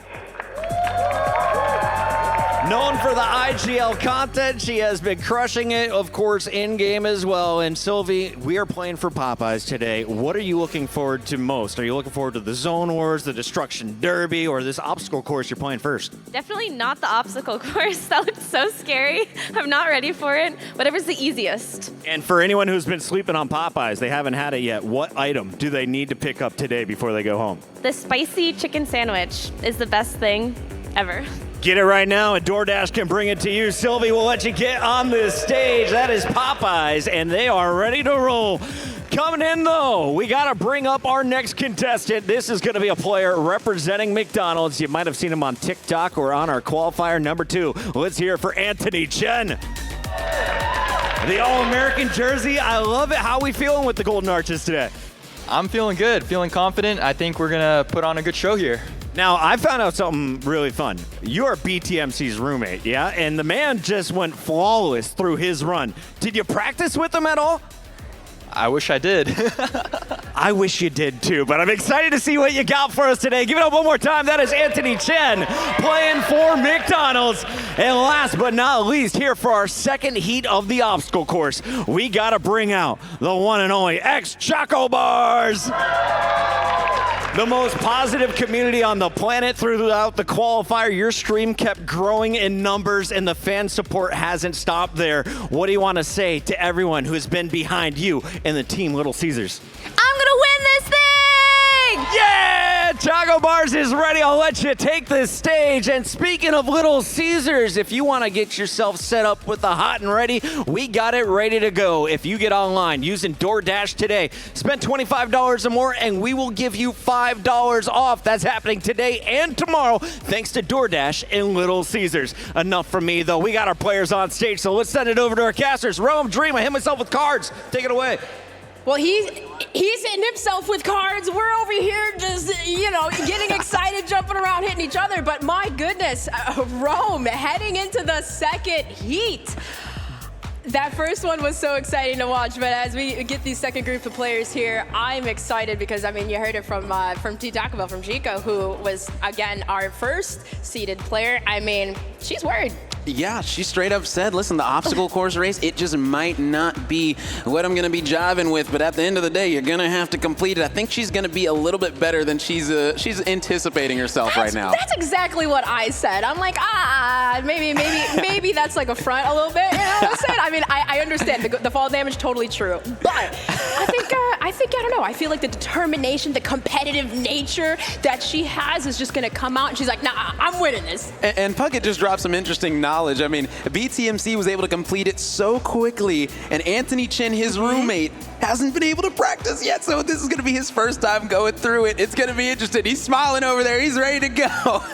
Yes, but for some of these players, he did. Anthony Chen, though, don't be fooled by him either, because didn't he complete a game with flight controls? So maybe that adversity going into this, you never know, right? Exactly, and that's the thing, is anyone can come out on top of this one, but I will say, all the energy, it was from Choco Bars. She seems very ready to go. She said, I'm going to win this thing, and the last person that said they were going to win was BTMC. So who knows? Maybe Choco Bars has a little bit of practice under her belt for this one.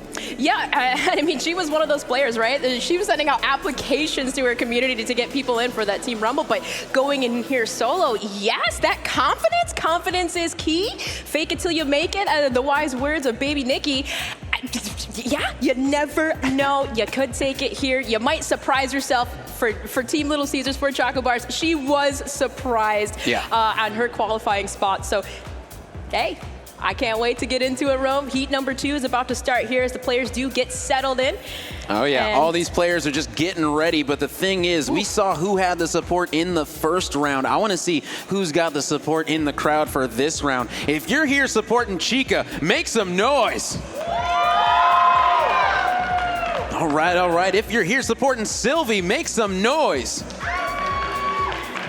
All right, all right. If you're here supporting Anthony Chen, make some noise. All right, and if you're here supporting X Choco Bars, go ahead and get loud. All right, see, it seems pretty even spread with the support there, so who knows who's going to be having that home field advantage in this one? The home field advantage, the crowd buff. Oh, yeah. And for going through, you're going to need some buffs for some of these courses. Yeah, we heard the crowd get hyped after some of these checkpoints, and you can see the players get happy, and the crowd's right there happy with them. They say, yes, you're able to do it, and that's the type of support that you really need. It might not be your direct community support that's in your Twitch stream or things like that, but guess what? These are people here physically showed up bright and early, like Puckett said, and this is only day 1 of the competition, and we've already got a pretty nice crowd out there, and it's only going to get more and more packed throughout the weekend. This is day 1. Heat 2, and we still have 5 other modes to get through. And yes, this is going to be a fun-filled day.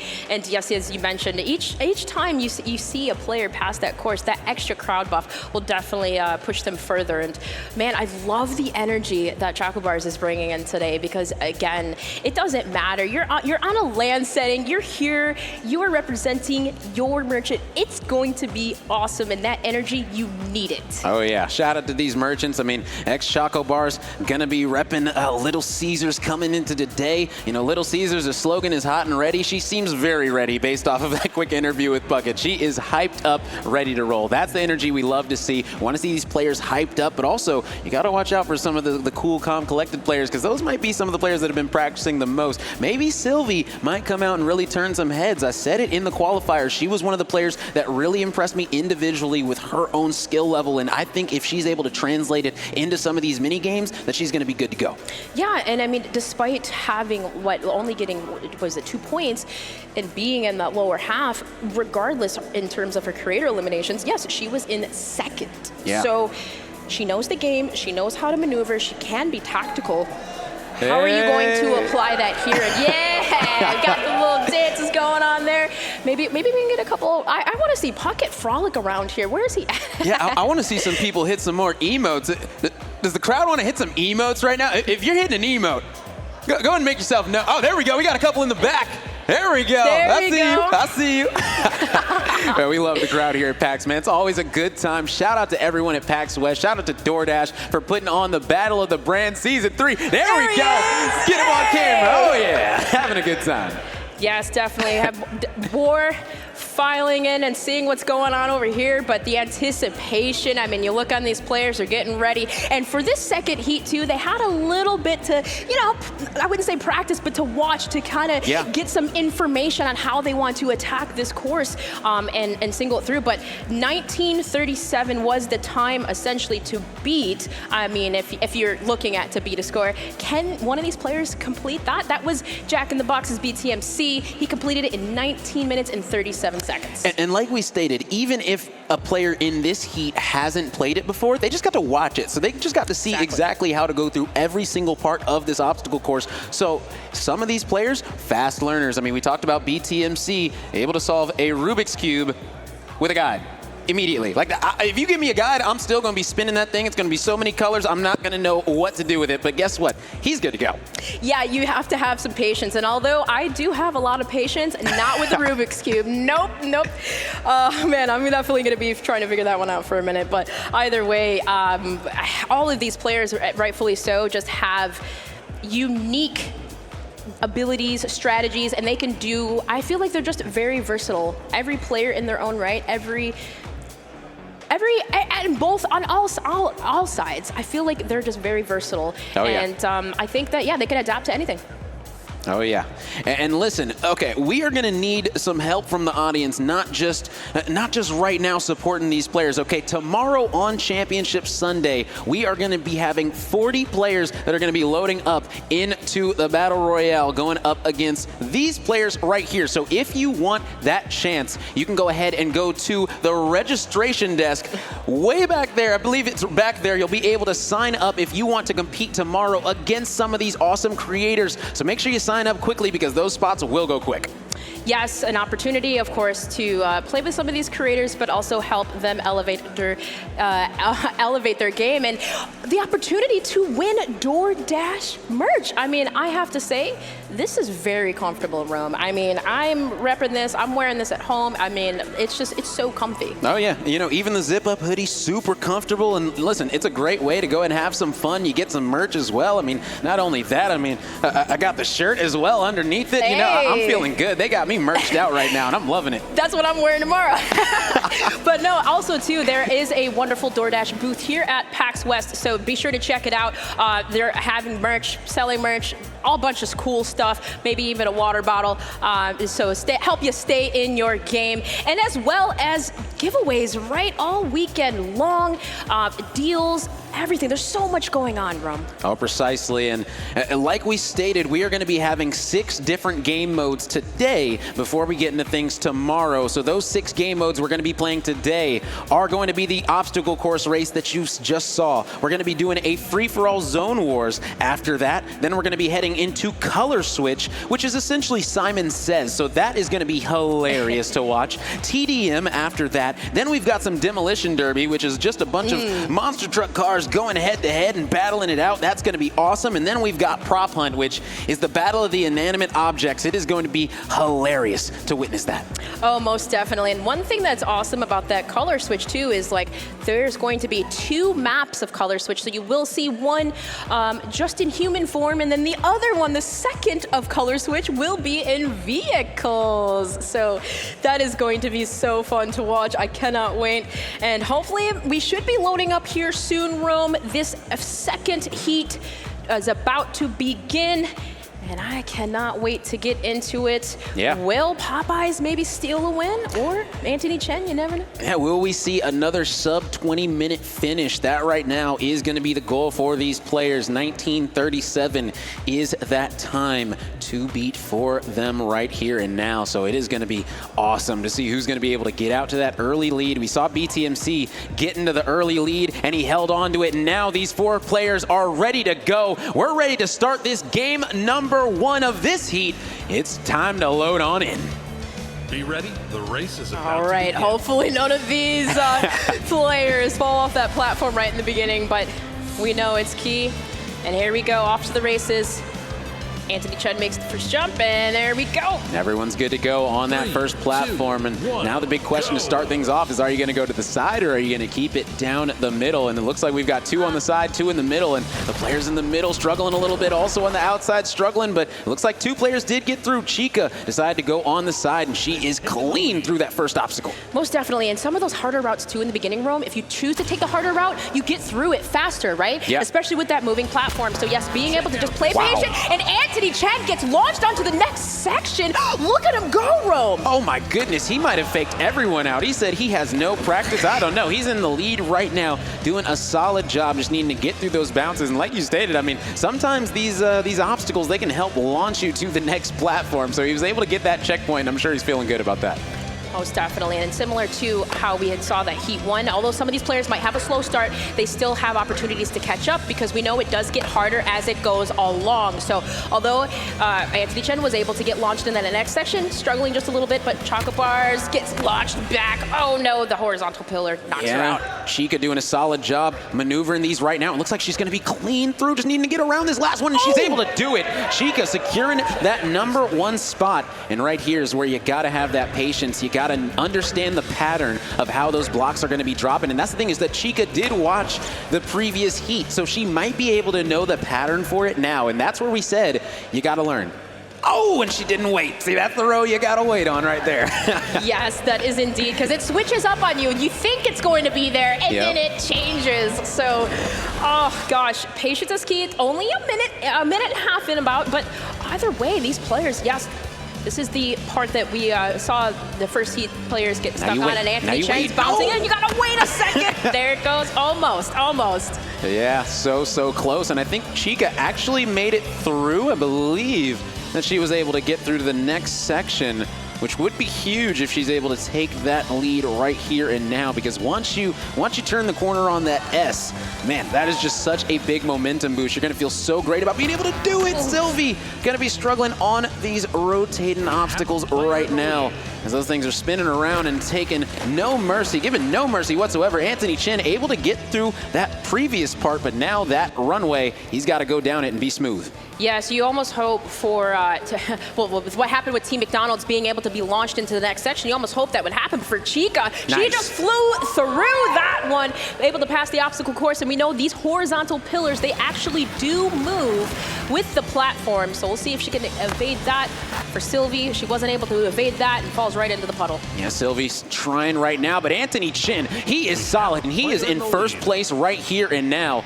And this part, you just got to be able to stay consistent with the running, with the jumping, not able to get there in time. He jumped just a tad bit too early from that previous platform. Yeah, he would have had gone a little bit faster there too, because also the cannon just shot out as well. So being stuck on that, at least he found his footing, and for Sylvie, almost did as well. So able to catch up. Anthony Chen here is going to look to see. He just hopped on the platform and just missed it. Not so able close to get there.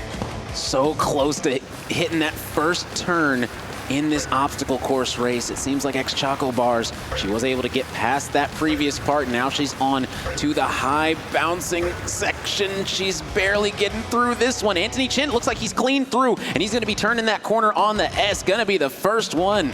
Can we get a little crowd excitement coming out? Anthony Chen making it around the turn. Team McDonald's right now. Oh, okay, he's beaming. All right. Some of the OG dancing going on before Anthony Chen. He was waiting for that platform to clear through. And for Choco Bars to see if she can get through, but Chica able to make the jump. Now she's trailing just behind Team McDonald's. And look at her face. Look at the focus right now, man. Hey, listen, even in the qualifiers, Chica said, I am going to be trying. You think I'm not going to be trying as hard as I possibly can in this thing? Then you're just wrong. And my goodness, Anthony Chen with the clutch plays, hitting that next checkpoint. Will he be able to get to the next section, though? That's going to be the big question right here now, because we know how difficult that fan section can be for some of these players. And right now, Chica, she's able to pass that section, and now she's officially ahead of Anthony. Oh, is Anthony going to make it onto the checkpoint? He is! What a clutch play coming in from Anthony Chen, who is going to solidify his lead in the next checkpoint. My goodness, he might not have had any practice, but he's not making it look like it is. He is flying through this course, almost able to get through. Just bouncing on top of the pillars like that, almost able to get through. And for Chica, like they were just neck to neck right there. And oh my gosh, being launched by the pillar, knocked off the map. It is Choco Bars and it's Sylvie who are still stuck over here on the bouncing platforms. Oh yeah, and that's the thing, is that some of these sections just can be more difficult for you than others. You just gotta be able to be patient and understand that, guess what, other players are gonna be struggling on parts in the future as well. We saw that with BTMC. Even though he got first, there was a couple that he struggled on for 3-4 minutes. And you know, in that time, if you're able to figure out your section, you can catch up nice and smooth. Next Choco got to get to the next section one at a time. Oh, barely. Gonna be missing that timing. Sylvie on the same section. So it looks like Choco Bars and Sylvie have pretty much been tied for third throughout the entire first 5 minutes of this obstacle course race. For Team McDonald's, one thing I've always noticed that in their qualifiers, Anthony will start off so hot, so strong, but maintaining it seemed to be a little bit of the issue, right? Yeah. So that's what I want to see from him. Like, he had this strong start, you got to be able to have the strong finish. Yeah, and he's struggling right now. This one is hard. It's rotating towards you, so you pretty much have to jump onto it as it's starting to stop. You can't wait till it fully stops and then jump on it, or else it'll start spinning. And you know, we just saw what happened with Anthony Chen. And Choco Bar is able to get through that section that she was struggling with a little bit, and now onto this one. And she's going to take the side route, which is interesting. Sylvie's through as well, so still tied for third. And it looks like Sylvie going down the middle. She might be able to take the lead and solidify that third place spot. And here we go. She's through yet again, almost completing this first stretch. Yep, got to avoid the cannons there. But for McDonald's here, Team McDonald's looks like he's pacing himself. Got to be careful of the fans, and it just turned on right when he hopped onto the platform. Yeah, and that section is just like the previous one with the spike spinning towards you. You have to wait for the fans to start to stop, then you start running. If you wait for the fans to completely stop, guess what? They're going to be starting up right when you land on that platform. So you got to really understand the timing. Sylvie barely going to be getting hit by that wave crashing onto that ramp. Oh, so close to clearing that one. Chica did get through that previous section, so now she's got to be patient. She's got to wait for these spikes to stop just a little bit to get through and catch up to Anthony Chin, who's just hit another checkpoint. Now he's on the first ice slide. Yeah, and this is the section where we had saw in the first heat where everyone had struggles with. As you know, it is the ice slide. It does move, but you also have to be able to avoid the pillars, and then after you will hop onto some ice cubes, if you will, and those slide as well. So timing is going to be key, patience is going to be key, but look at where Sylvie is. She's trailing right behind Team Little Caesars. Yeah, able to do a solid job right now. Chica is figuring out this timing. See, as they start to stop, that's when she starts running, and she's smooth, clean, all the way through to the next checkpoint. Gonna need to hop over that one as that obstacle barely clips her and takes her out into the water. Well, let's see. Sylvie's just finding her footing here. This platform just deciding, hey, you know what? We'll jump up on the top part of the sections here, but the thing is now the platform's gone. She's gonna have to wait. Yeah, but that's the thing, is that waiting in this situation isn't the worst thing in the world, because guess what? She's essentially already completed it. So she's got a little bit of peace of mind with that one. Anthony Chin, though, extending his lead in first place right now. I don't know, man. I think he might have been fooling us a little bit with the no practice talk. I mean, Anthony Chin over there, he is locked in, he is focused, he is in first place, and he is coming up on this final straightaway to potentially take home first. And I mean, at this rate, he is pretty much two-thirds of the way done. Yeah, he's very close, so he might be able to beat BTMC's time, which would be hilarious. BTMC practicing coming into this. Anthony Chin, no practice in this specific mode, but guess what? He might have the best time out of everyone. Very, very fast learner for Team McDonald's here, but here as we headed on to the cylinder spikes, we'll see if he can get through. He was able to bounce on one and retract, and that's the thing he's been doing. He's been circumventing some of these obstacles to where he could just come back, go forward, and be able to go through, but so close. Sylvie just missed barely on the platform now for Team Taco Bell. Chica's getting through. She's on top. She's riding the pole, and now she's going on to the next, not before she gets knocked out. Yeah, oh, so close right there. And it looks like X-Choco Bars did pass her section as well. Anthony Chin, he's got to go back because he got hit by a spike. He's trying to get through. He's climbing over. Is he going to make it? Yes! Anthony Chin. But now he's got to do it again one more time. It's the exact same obstacle. He's hopping over and not able to get through, which means you got to start back over again. Man, that's been happening. That happened to him in the beginning too, right? Just bouncing on top of these obstacles and getting through. But for Sylvie, you got the fan escalating her over, and she's able to make it now onto the rotating platforms. Yeah, Anthony Chin hitting that next checkpoint already. Has to hit the timing on these jumps. Able to do it once, able to do it again. Back with Chica, who is hitting the timing on these rotating obstacles right now. Just trying to get to that next platform, but oh man, that pillar came back oh so quick. Yeah, be cautious, take heed, or you'll get soggy, drizzle, fall right into the water. I don't even know how many ways to say wet, right?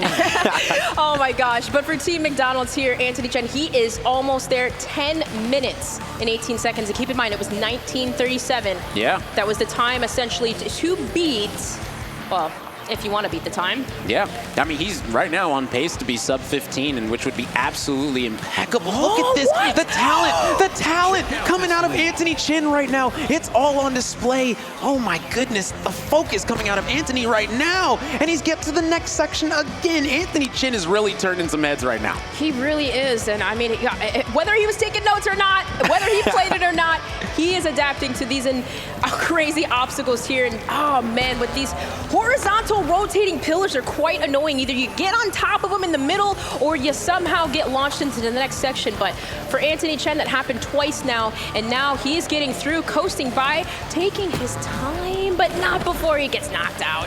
Yeah, unfortunate. He's trying to figure out the obstacle course as he goes, and sometimes it can be pretty difficult, but there we go. X-Choco Bars is going to be right here, and I believe that X-Choco Bars is actually right here with Chica. Yeah, it is Chica struggling on the ice slide as well. So this ice slide has been a staple for being difficult so far in this obstacle course race. Both Team Taco Bell and Team Little Caesars are on the ice slide, and this has been the part where everyone has been getting stuck on. And we had saw the last game that happened to Josh Secchi, but look it's just the timing thing, Rome. You have to be able to slide off the slide and be able to time yourself well, because you know it pushes you onto those cubes, and it's very hard to do so, but something that's not very hard to do so for Team McDonald's.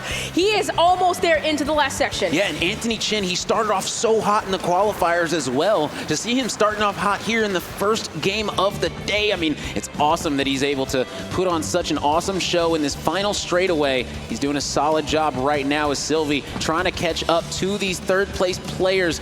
Not quite able to get there. Gotta get through this obstacle. It is very repetitive, that obstacle. 3 in a row you gotta get through. Chica trying to hit this ice slide as she's currently in third place, and she does it clean. Oh my goodness. When you put in the game and you're able to hit clean stuff like that, I mean, my goodness, she's making this obstacle course look like she's learning it very, very quickly. Yeah. And for Team Little Caesars, just doing the same, but Anthony Chen still stuck on this section here. Got to be able to avoid every single pillar as well as sliding on, but there you go. He makes it through, and here, Rome, maybe a couple of jumps, maybe 1 or 2. He takes 1, he takes a second. Still trying to get some info a little bit. There you go. He's on to another, and on to the ice slide. Yep, and here we go. This is a little bit of a learning curve. Definitely different ways to do it. This is that's definitely my style. I'm gonna take it very slow, just walking backwards, just trying to make sure I don't hit any of those obstacles, because we have seen it before. They send you flying. Chica currently in third place right now, trying to catch up, but is gonna be falling into that water again, but she falls in with X Choco Bars. So they're both gonna need to restart at that section. So it is really a tight race for second place right now, and Anthony Chin taking his time through this one, because man, there's so many pillars on that second ice slide. It is so difficult to get through clean. And you had mentioned, Rome, in the first heat that something that might be beneficial in the ice slide is walking backwards, and that was something that Team McDonald's Anthony Chen was doing. So getting past the platforms, that is key. Taking a couple bounces on the first one and then being able to make it through. It looks like he's almost there. And he did it. He might actually hit a sub-15 time. He is flying down this final straightaway right here and now. Anthony Chin is putting on a show for all of the people here at PAX Arena right now, as he's going to be finishing with an incredible time of 4 minutes and 10 seconds. My goodness, Anthony Chin putting on a show. No practice, no worry. Able to take home first place out of all of the players so far today. 14-11, absolutely insane. Sylvie's face when she realized that he had finished, she was like, wait, what? You're done? Like, you're done already? Man, and that is what can happen if you're able to watch, learn, and then apply. That's all you got to do. Anthony Chin was able to do it exceptionally well, finishing with the best time that we've got so far today. X Choco Bars trying to finish in second place, but Chica right there on her heels. Yeah, and Chica was in second place because she was, remember how close she was to Anthony Chen at one point? And then it just seemed like that ice slide part really just got her stuck. And well, Team Popeyes is trying to catch up now. It is Team Little Caesars and Taco Bell that were kind of neck to neck. So you see them stuck a little bit ahead, but we'll see if Popeyes can get caught up. These lily pads definitely are a little slippery. Yeah, they're very tricky because you almost have to completely stop on each one and then restart a running process in order to cleanly land on the next lily pad. So it's definitely a difficult section, but once you're able to figure it out, it's all smooth sailing. And that was not smooth sailing there, but for Team Taco Bell, she got through finally. Now, 15-26, so she's going to decide to take the side steps, not go exactly through the middle, and that she did that just in the beginning as well, Rome. Yeah. So now this is it. You got to get through the pillars. Yeah, she's doing a solid job. Got to get over one more. She's able to. She gets to the next checkpoint, and now it's going to be a waiting game, waiting for this platform to come through right here and now. And this one is very difficult. You got to be able to watch out for all of these pillars, and just like that, barely tapping one, going to be sending her flying. Sending her flying indeed, and as we near on out, I believe, yeah, Chica's going to have to wait for the platform yet again, but at least able to secure that. I don't know why it said cannot build right now right there. can't build in this mode. But for Team Popeyes, Sylvie's taking her time, hopping on each lily pad, and as you said, there's a little bit of a key little strategy. You just got to be able to slow it down, pace yourself, and, well, this is definitely not a part where you can pace yourself, but Chica, she's doing just that. Hopping onto the final ice slide here, and she's gonna have to make it through, but not before getting through the bouncy pads. Oh my goodness, she is flying through this one. Oh, able to climb up. The clutch, hitting the pad, it doesn't matter. She's good to go. Gonna be bouncing on it a couple times, like you stated, to get that control under her belt. Now she is ready to roll through these bounce pads. Should be smooth sailing. I mean, I wouldn't expect Chica to mess this one up right here. No, she's so Oh my goodness. Oh my goodness. That is the 4th time you have cursed a player. This guy keeps cursing y'all in the final section. Listen, it's another obstacle, the caster curse. Oh, you gotta that be is able crazy. to get through the caster curse. Oh my goodness, Rome, that happened 4 times. I feel bad, but I don't. You know, it's okay. Now we get to see even more content. Oh my gosh, absolutely insane. But hey, for Popeyes, okay, can we get through this section here? I'll do the opposite. You gotta do the rotating No way. cylinder. There's no way. No way. You know? And there we go. There She's we able go. to finish it. Shout out to Sylvie, making a comeback, trying to catch up to Chica potentially, who's trying to get this second place finish, going through these bounce pads one more time. And I'm just gonna be quiet because I don't know. That is so odd, Rome. That's so strange, but it's almost as if they hear you or something. Like, it's like the pressure, the rising pressure, right? that it comes across. But hey, we are only, what's crazy is how quickly that Team McDonald's had finished this course, and we still have quite a bit of time left, still almost about 15 minutes, and these players are getting on through. But here, double bounce on the first one. Team Taco Bell, clear this section. I'm not talking. We're gonna take it patient. We're taking it patient. It's okay. 18 minutes and 10 seconds. Slow it. Slow and steady. Oh my goodness. What looked like, okay? It looked like it. Yeah, looked oh so clean coming out of Chica, but she's got to go one more time. And that's the thing, is that there's no checkpoint after this ice slide. You got to go all the way back to those bounces and go right back down this ice slide, get through these pillars one more time, and here we go. Let's see if this one is going to be the time that she succeeds. You know, with that determination look on her face, I think that is going to be the time that she succeeds. She has the rhythm. She knows exactly that last platform now, how to tackle it. Oh. And I thought that The second she to knew. last platform, The second to though. last platform. That's the one that just keeps, it's a movement or something. Yeah, that's the sneaky one. You got to watch out for it. Oh, man. It is interesting to see how much these players can be struggling with certain sections. It just really shows the difficulty that this obstacle course race has been able to produce, and it's honestly exceptional to witness. Most definitely, because, yeah, like I said, Rum, how long did it take you to finish this? 48 minutes, you said? Yeah, my first time, hard. 48 minutes. It's very difficult for sure. I will say, this morning, 4 a.m. There it is! Nice! Team Taco Bell on the last stretch now to get through the rotating cylinders. You see Chica, she's being bounced all around, but she's trying to make it through here. You really just have to run through, and almost there towards the end. And here it looks we go. like she's going to make it. 19 minutes, and go, run forward. You gotta stop the clock. Oh, man. Oh, no, that might have added a couple extra seconds there, but she was able to make it onto the platform. I think she still beat BTMC's time. Barely. BTMC was 1937. I believe she was around 1920 something, I believe. So it should be pretty close. But she didn't wait there for too long. Yeah. Very, very close. 1937 either way, being able to beat BTMC score, but still 14-11 is insane from Team McDonald's now. Team Popeyes trying to get through the spinners. Sylvie doing a solid job right now. Gonna need to sprint to get past to the next section, and she does it. Sylvie figuring this one out one obstacle at a time. Yeah, and like you said, when you hop onto these platforms, some of them are faster, some of them are slower, so it's just like a timing thing. You have to almost as if walk backwards a little bit when you go down some of these slides. So for Team Little Caesars, we're gonna see if she can clear off this ice slide, bouncing into one, bouncing into another, going off the side. Oh my goodness! The style points. What is she doing? It's making it, it's crazy, but she was able to hold on for so long. Absolutely insane. Yeah, that was awesome, but gonna need to restart one more time. And Sylvie's gonna be going in the water. Gonna need to redo this one on this second ice slide. Choco Bar, she's going bold with this one. She's really just trying to jump over these, and maybe you gotta take that section just a little bit slow and steady. You know, when I say what is she doing, I don't mean that in terms of what is she doing. That's what I would be saying to my character. What are you doing? You're going left. You're getting down the the side. You're crawling here. It's almost as if it's like, as soon as you get bumped, Rome, it's like you have no control over your character. Yeah, characters are having fun out here. She's still barely able to stay on, but just for a little bit. Is Sylvie gonna be going in one more time, trying to figure out this section right here. Chocobar is gonna need to figure out this ice slide. If she wants to complete this, she's got about 8.5 minutes left to do it. And what Anthony Chen and both BTMC did, they ran on the side. Did you notice that? Like, they ran down it on the right-hand side. It seemed to be pretty favorable to get through it, maybe just needing to jump through 1 or 2 pillars, but for Sylvie, she has to wait for that moving platform to get onto that last section, and for Chocobars, let's see if she can get it.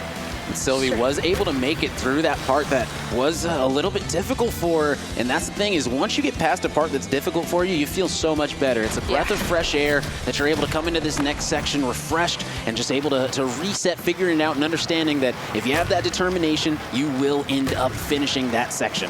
Until you hit the next. Oh, yeah. Until you hit the next and you're like, okay, now what am I stuck on? But this has just been the hardest part on both slides, is the ice one. That, yes, we saw some players walking backwards. We saw some just flying right through. Patience is key. Let's see for Team Little Caesars how she's going to do. Ooh, not able to stay on.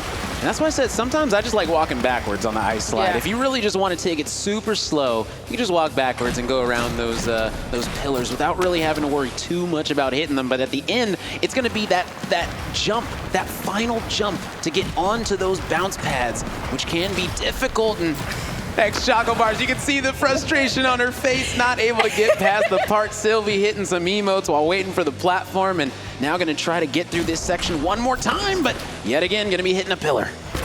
Yeah, it's like one of those things at that point, you just got to meme a little bit, got to get through, but going through the sides seems to be key. And for Team Little Caesar, she got through, but here, this is the part you got to jump on twice on that first one. And then take your time here. Oh, what happened? Oh no. Now you got to go through the slide again. But at least now she has a little bit of a momentum on how she wants to approach it. And okay. I can't say how many times I did that when I was playing this map, where you respawn at the checkpoint and then immediately just walk into the water. Over determination, right? Yeah, countless times. You're just thinking way too far ahead, and you don't realize, okay, let me just make sure I get onto this first platform. But it looks like she figured out how she wants to try and navigate it, going down the middle in between these couple. And yeah, the frustration definitely starting to set in, but you can't get too frustrated with this one. You got to understand that there is a way to beat it. If all these players so far have been able to do it, you can too. Yes, and there's still a little bit of time left. I mean, what, we have about 6.5 minutes left. Yeah. So there's still some time. Right now, Chocobar is doing a solid job through this one. I should probably not say how this one's gonna go, but Chocobar is doing solid right now. Things are looking good, and she's through. And now it's just the final stretch for Chocobars to try and get this time sub 25 to solidify this third place finish for her. And she's barely able to stay on, get into that next section, and just needing to get through one more jump. And now it's all to the platform, and there we go. To the finish is gonna be Chocobars. Team Little Caesars gonna be finishing in third place in this one. Most definitely. And now for Team Popeye, still some time left to complete, but yeah, you know what? Can we get some help here for Team Popeyes in the crowd? Let's go! Get some extra crowd buff in. Sylvie. Let's get the crowd involved. Come on. Let's get you guys some She's got about 5 minutes left, and hey, she's almost there. Just got to get through this section. Oh yeah, and there she goes, clean through. There we go. See what happens, you get a little crowd support, and just like that, she's able to get through. Shout out to the crowd, helping out all these players right here and now, and this is the second ice slide, which we know can be very difficult to go through. Yep, and that's the social, oh, there she goes. She climbs back up. Oh. Barely going down. It's definitely difficult, but one of the things that, you know, again, that we've seen, some of these players just taking the side route, maybe just, okay, giving us a little show. Feeling good. But taking it on the sides a little bit, you know, just pacing yourself, maybe walking backwards. Yeah. It's it's 4 just gonna minutes be left. all about figuring out that timing, and you stated it, 4 minutes left to be able to complete this course. I think she's able to do it. And you can see the other players that have finished, they're just waiting around, hanging out, probably just hitting some emotes, chilling, relaxing. Who knows, maybe even open up those DoorDash apps and ordering some food, who knows? Yes, all weekend long we got so many exclusives going on, but man, Rome, 48 minutes for you to complete this definitely would have took me a couple hours. Oh yeah, I mean Sylvie's further than I was my first time playing this. I was still probably at the middle of the course. It was extremely difficult my first time going through. So the fact that Sylvie's been able to get this far is a testament to her willpower. It's just going to be a question: is she going to be able to finish the course? Yep, and we saw, I think it was King George that went, it was about 17 seconds over, so he was able to complete, but here we go. Oh, those pillars. Yeah. Gosh, those are so annoying. Yeah, those pillars are no jokes whatsoever. The Team Popeyes and Sylvie, I think that they still have a chance to be able to complete this. It's just going to be about getting through this ice slide right here, because once you're through the ice slide and those bounce pads, then it's just that straightaway at the end after that. So definitely still a good possibility that Sylvie will be able to pull this one out. Okay, well, with about 3 minutes left here, let's see. Here we go, nice and slow. Patience, ride the slide. Speeding up a little bit. Okay. Oh! She's able, oh, so close, about halfway through.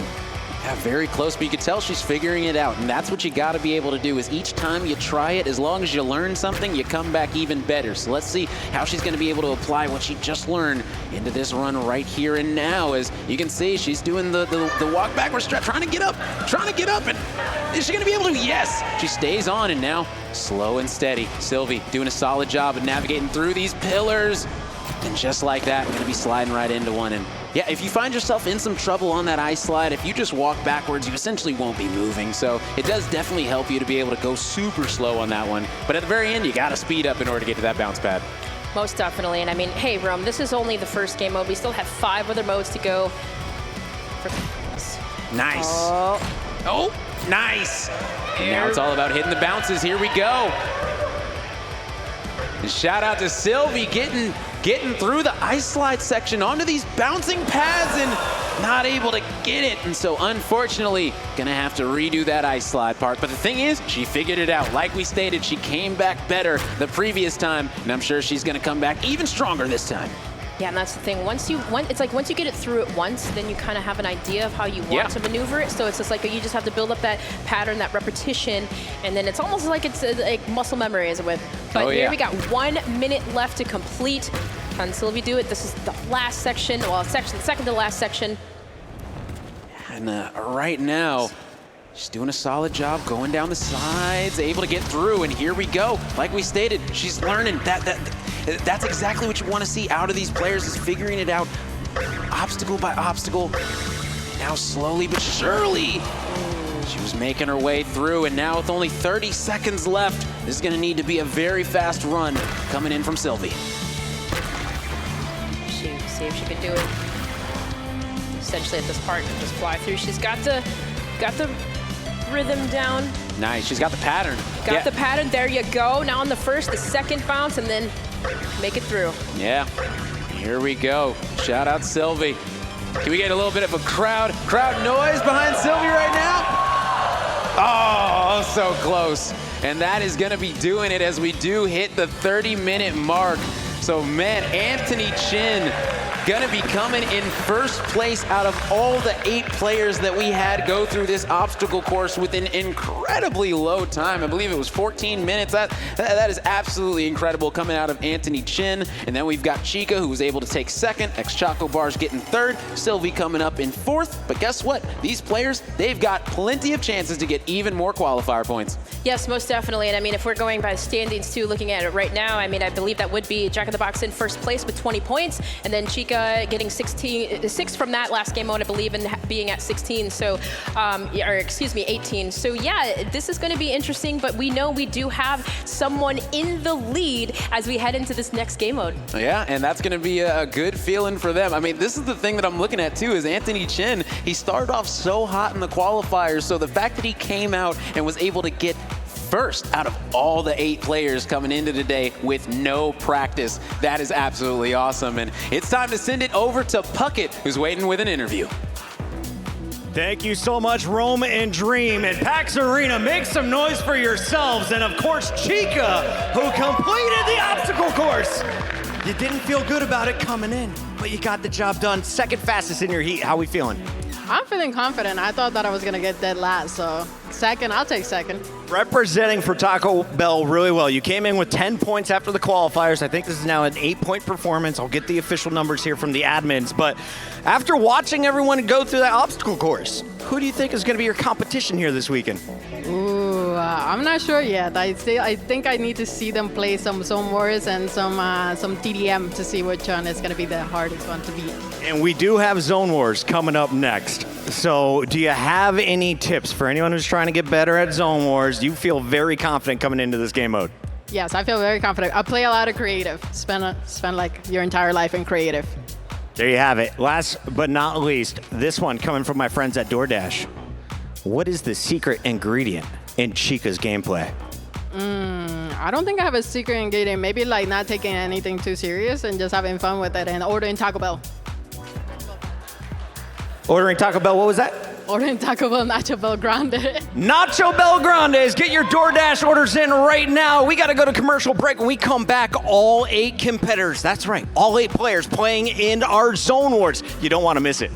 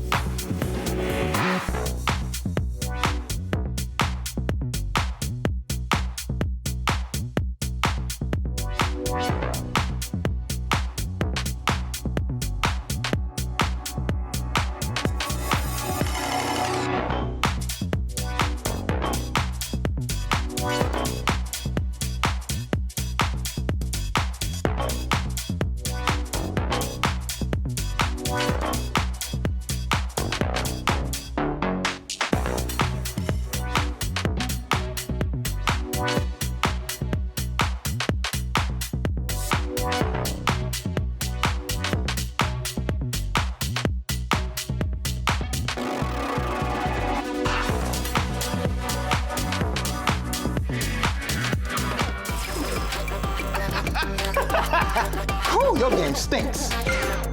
You're gonna need these.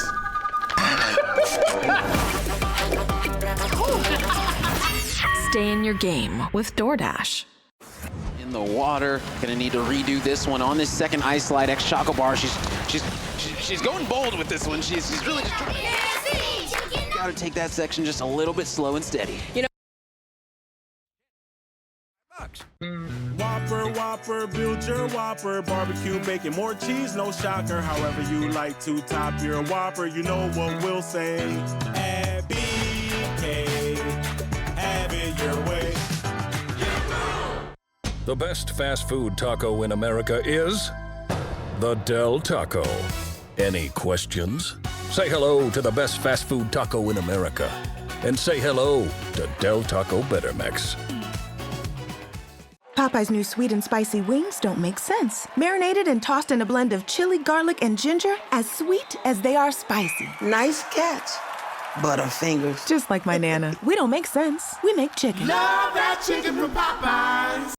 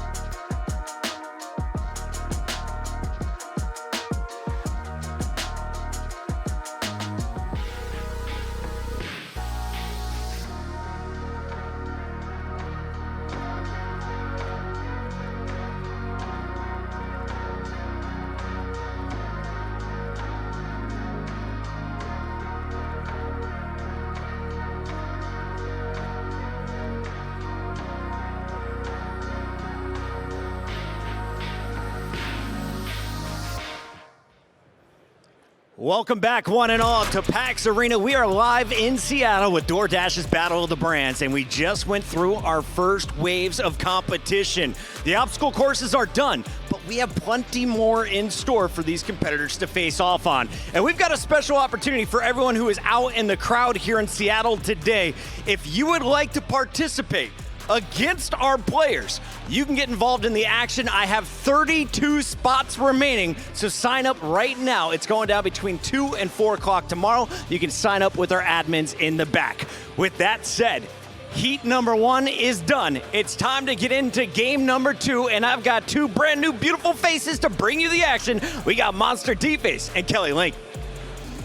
Thank you so much, Puckett, and welcome everyone to PAX West 2023. I am Kelly Link, joined of course by one of my favorite people, Monster D-Face, and I can't even explain the leveling of anxiety that I have after watching that obstacle course. Yeah, it couldn't be me, I'll tell you that right now. That was very difficult, all in all, watching the players try to do their best to clear the course, but hey, shout out to everyone who played in Group 2. Clearly, you guys had the advantage. They got to see the reveal of the map coming out the gate, so it definitely played off as Antoni had the best score. It was absolutely incredible, and we can see just how much that shot him up the leaderboard. Of course, he started off in 5th place in the day, but moving all the way up into 3rd. But BTMC still holding out strong in that 1st place spot. Yeah, definitely, with just a single point, right? So it's pretty competitive so far right now for BTMC, Team Jack in the Box, and then Chica, who's right there in 2nd for Team Taco Bell. But all in all, you know, everyone seems to be having a good time. The spirits are high, of course. We have the luxury of hanging out in the back and getting to kick it with all the players and whatnot. So definitely was very interesting. I think it went about the way I expected, though. Yeah, definitely. And it's interesting watching something like, you know, the audience having fun as well, not just our players too, but seeing what we expect in a Fortnite competition where, you know, we have a player like Chica who's been an incredible player in Fortnite for so long. But when it comes to it being an obstacle course, all of your Fortnite knowledge kind of goes out the door, but that's not the case for what we have coming your way, guys. It's going to be Zone Wars, of course. Yeah, definitely. And lucky for us, we have the graphic here to support it. Free for all Zone Wars. Every one of our 8 players are going to be fighting for themselves pretty much. The better you do is basically going to rank your way all the way on up. So this is where, hey, forget the strategy, forget the movement. If your gunplay is good, regardless of what games you play on your free time, this should be the place that you get to shine. I am so excited to watch it. I believe we're going to have 5 games of Zone Wars. It's going to be split between 2 different maps. And if you don't know what Zone Wars is, it's essentially the latter half, or latter third of the competition. It's going to be pretty much a very quick 5-minute game. Players are going to be starting off with 500 resources of each resource, I believe, and then a random set of weapons. Yeah, and it kind of will mirror what your real experience in game will be like, except you're in a controlled environment. You're kind of chucked towards the late portion of Fortnite, which is really, I would say, what you guys are probably used to as far as the gameplay, the traditional Fortnite mechanics, right? What makes the game so special. So with the Zone Wars coming up, players like Chica are definitely excited, right? This is her chance to really show off. You saw in the interview, she was sharing how much she plays in creative. She said, I literally live in creative. Like, this is what I like to do. And guys, if you like what you're watching right now, you should be joining the Battle of the Brand sweepstakes that we have going on right now. You can just type in !! Battle of the Brand sweepstakes in chat. And that's going to be for the PAX Arena Twitch chat that you guys are watching right now for your chance to win a $20 DoorDash gift card. Put that in right now. You're not going to want to miss that. It's down there. That's right. The graphic, you can see it, ! Battle of the Brand sweepstakes. In the chat room, you'll get all this stuff to push you exactly where you need to go and go ahead and get your purchase on. So should be pretty fun. Obviously, what we have here is going to be a pretty special one. Zone Wars is what I've been looking forward to the most. All things considered, just depending on how competitive it becomes, I mean, these games can, in theory, go pretty quickly. That's right. And it's not just how well you are to be able to frag out, but also how good is your build. And a lot of these players, I know that a lot of people joined back when Zero Builds was added to Fortnite, and that seems to be what a lot of the primary mode is for the players that we have competing here today. So I think building is going to be a bit of an issue for maybe some of our competitors today. Yeah, definitely. And as of right now, our players are starting to queue up. So if you're at home, you're watching, wondering when the action is going to start, it's very, very shortly. And this is different than what we saw at the top of our segment here, because all 8 players, again, are queuing in. So we'll have the true Battle of the Brands coming up here as it's all going to go down. And Zone Wars is a very fun competition. Now, I haven't had the chance to see what kind of weapons are going to be in play and whatnot. So we know Fortnite's inventory selection is very robust. There's a lot going on in the game. That's right. And if you guys aren't aware, we just had a new season added to Fortnite. Chapter 4, Season 4, that is the last resort. And I am so excited to see how these players utilize some of the weapons that are going to be given to them. Yeah, definitely. I mean, I don't expect us to see any rocket riding and, no rocket rams. I don't think so. It's a little crazy, but if we were to see that, I mean, that'd definitely be a little curveball at the competition, which you never really know what's going to happen. You never know. We don't know, guys. Hopefully you don't know either. And we're still just waiting for a moment, making sure all of our players are ready to get into the game. And this is going to be exciting. This is still just the second set of games that we have. We have 6 sets of games, and then tomorrow it's going to be the finals where we're going to be whittling down from 8 to 6 to 3 players until we crown our champion. And day 2 is going to be very, very fun. If you are in attendance, once again, you can also sign up to participate for the Battle of the Brands competition, That's right. Maybe you want to play. Yeah, guys, please, if you're here right now, I mean, don't get me wrong, there is so many amazing things to do here at PAX, but maybe you want to take a break, play some games with some of your favorite content creators. Well, please join. We have signups just behind the stage right here in the new beautiful venue of PAX, and you're gonna have some fun. No stakes. And I do believe everyone's a winner. Like, if you like cool merch and you like to earn stuff, and maybe you want to take home some memorabilia of the PAX event in general this weekend, yeah, definitely. This is your chance to go ahead and sign up.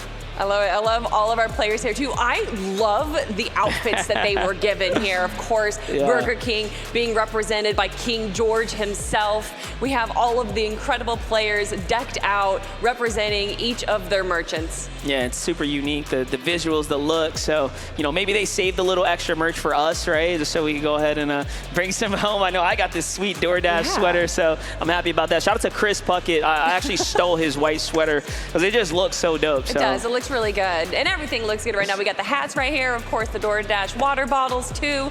But what we're here for is for some Fortnite, and that is going to be getting ready to go in just a moment.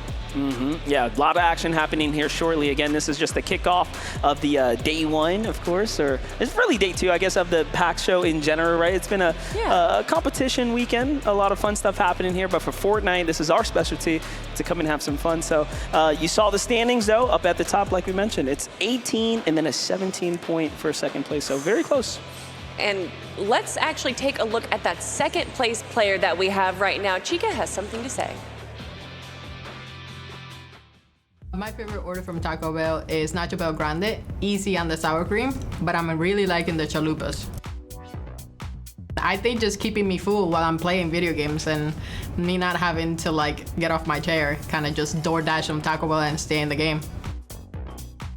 I think my secret ingredient is a lot of hours that I've put into the game. Definitely more than probably like 20K. I mean, yeah, the more hours you have, the more you're going to be an expert at the game right now. And Chica is definitely an expert when it comes to Fortnite.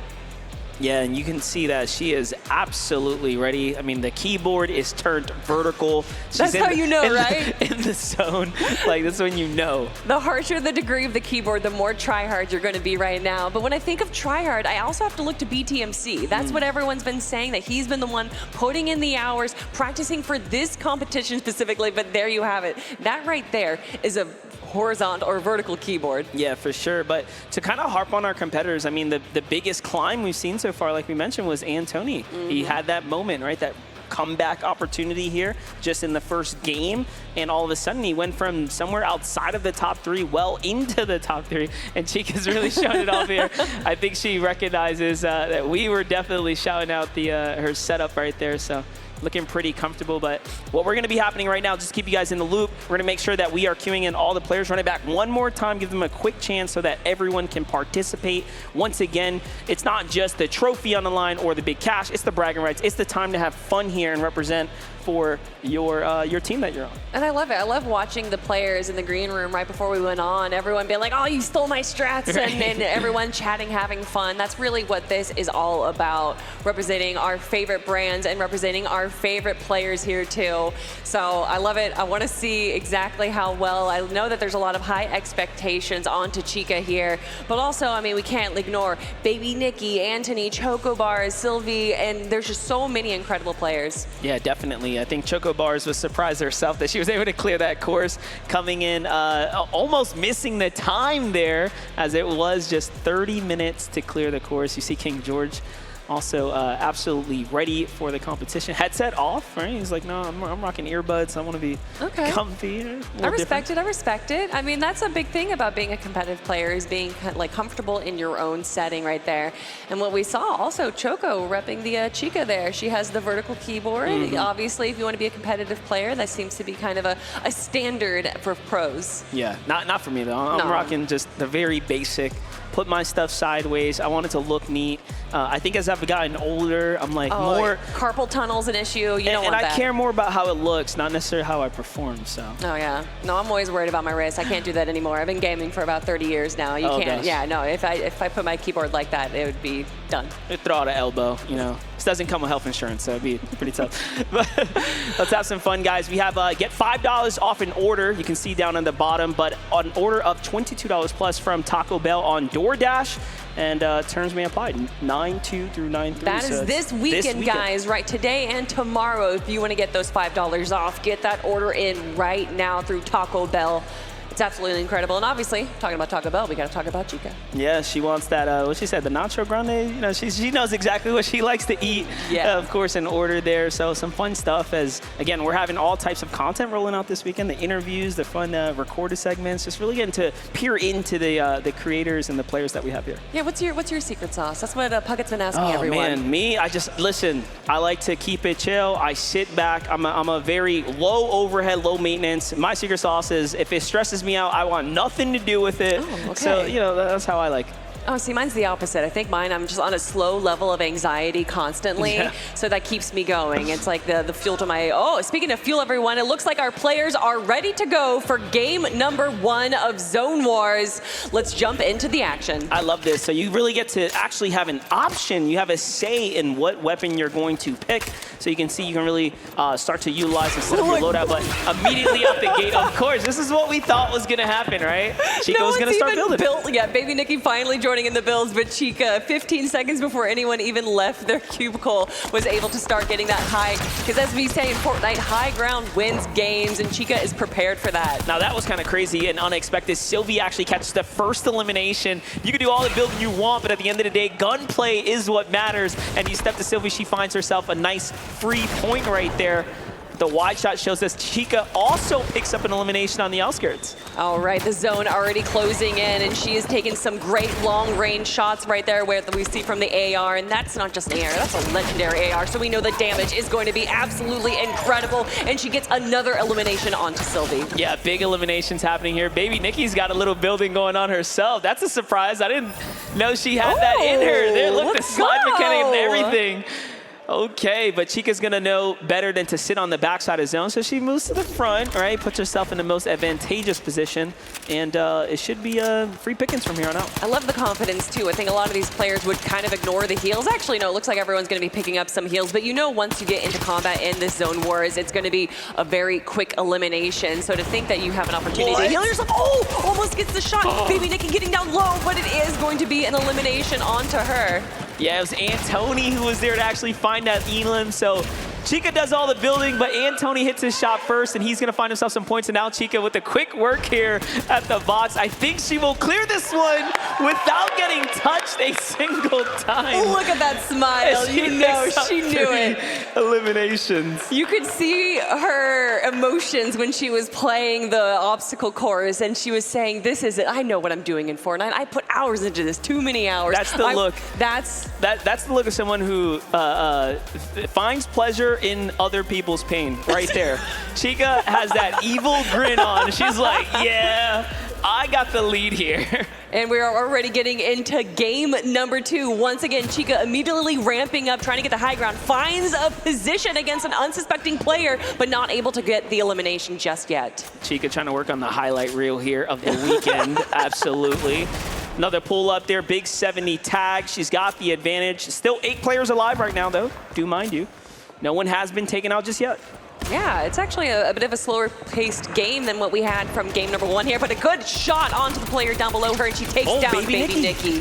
Big one right there. Baby Nikki, one of the few competitors that we've seen actually get to building. Chocobo's gonna fall there next, and Chica now trying to work on the next person to hunt down. So far, so good as she finds Josh Secchi on the outskirts of the zone. Now, if it were me, I'm telling you right now, I would already be coordinating with my fellow competitors to target her and her spawn point. Collusion, that's what we're talking about right it. now. But look at BTMC, he sees someone flying in the air, taking a few shots, unfortunately not able to connect. And when it's Chica, I would be afraid to shoot her too, because you know that means that the line of sight is going to be focused on you. Yeah, big tag's about to come in shortly. She's got the good spot here, but this is where she knows she's going to play best. It's not at the long range, it's utilize the builds, get right up on top of the opponents, and you can see the edits and everything very cleanly done.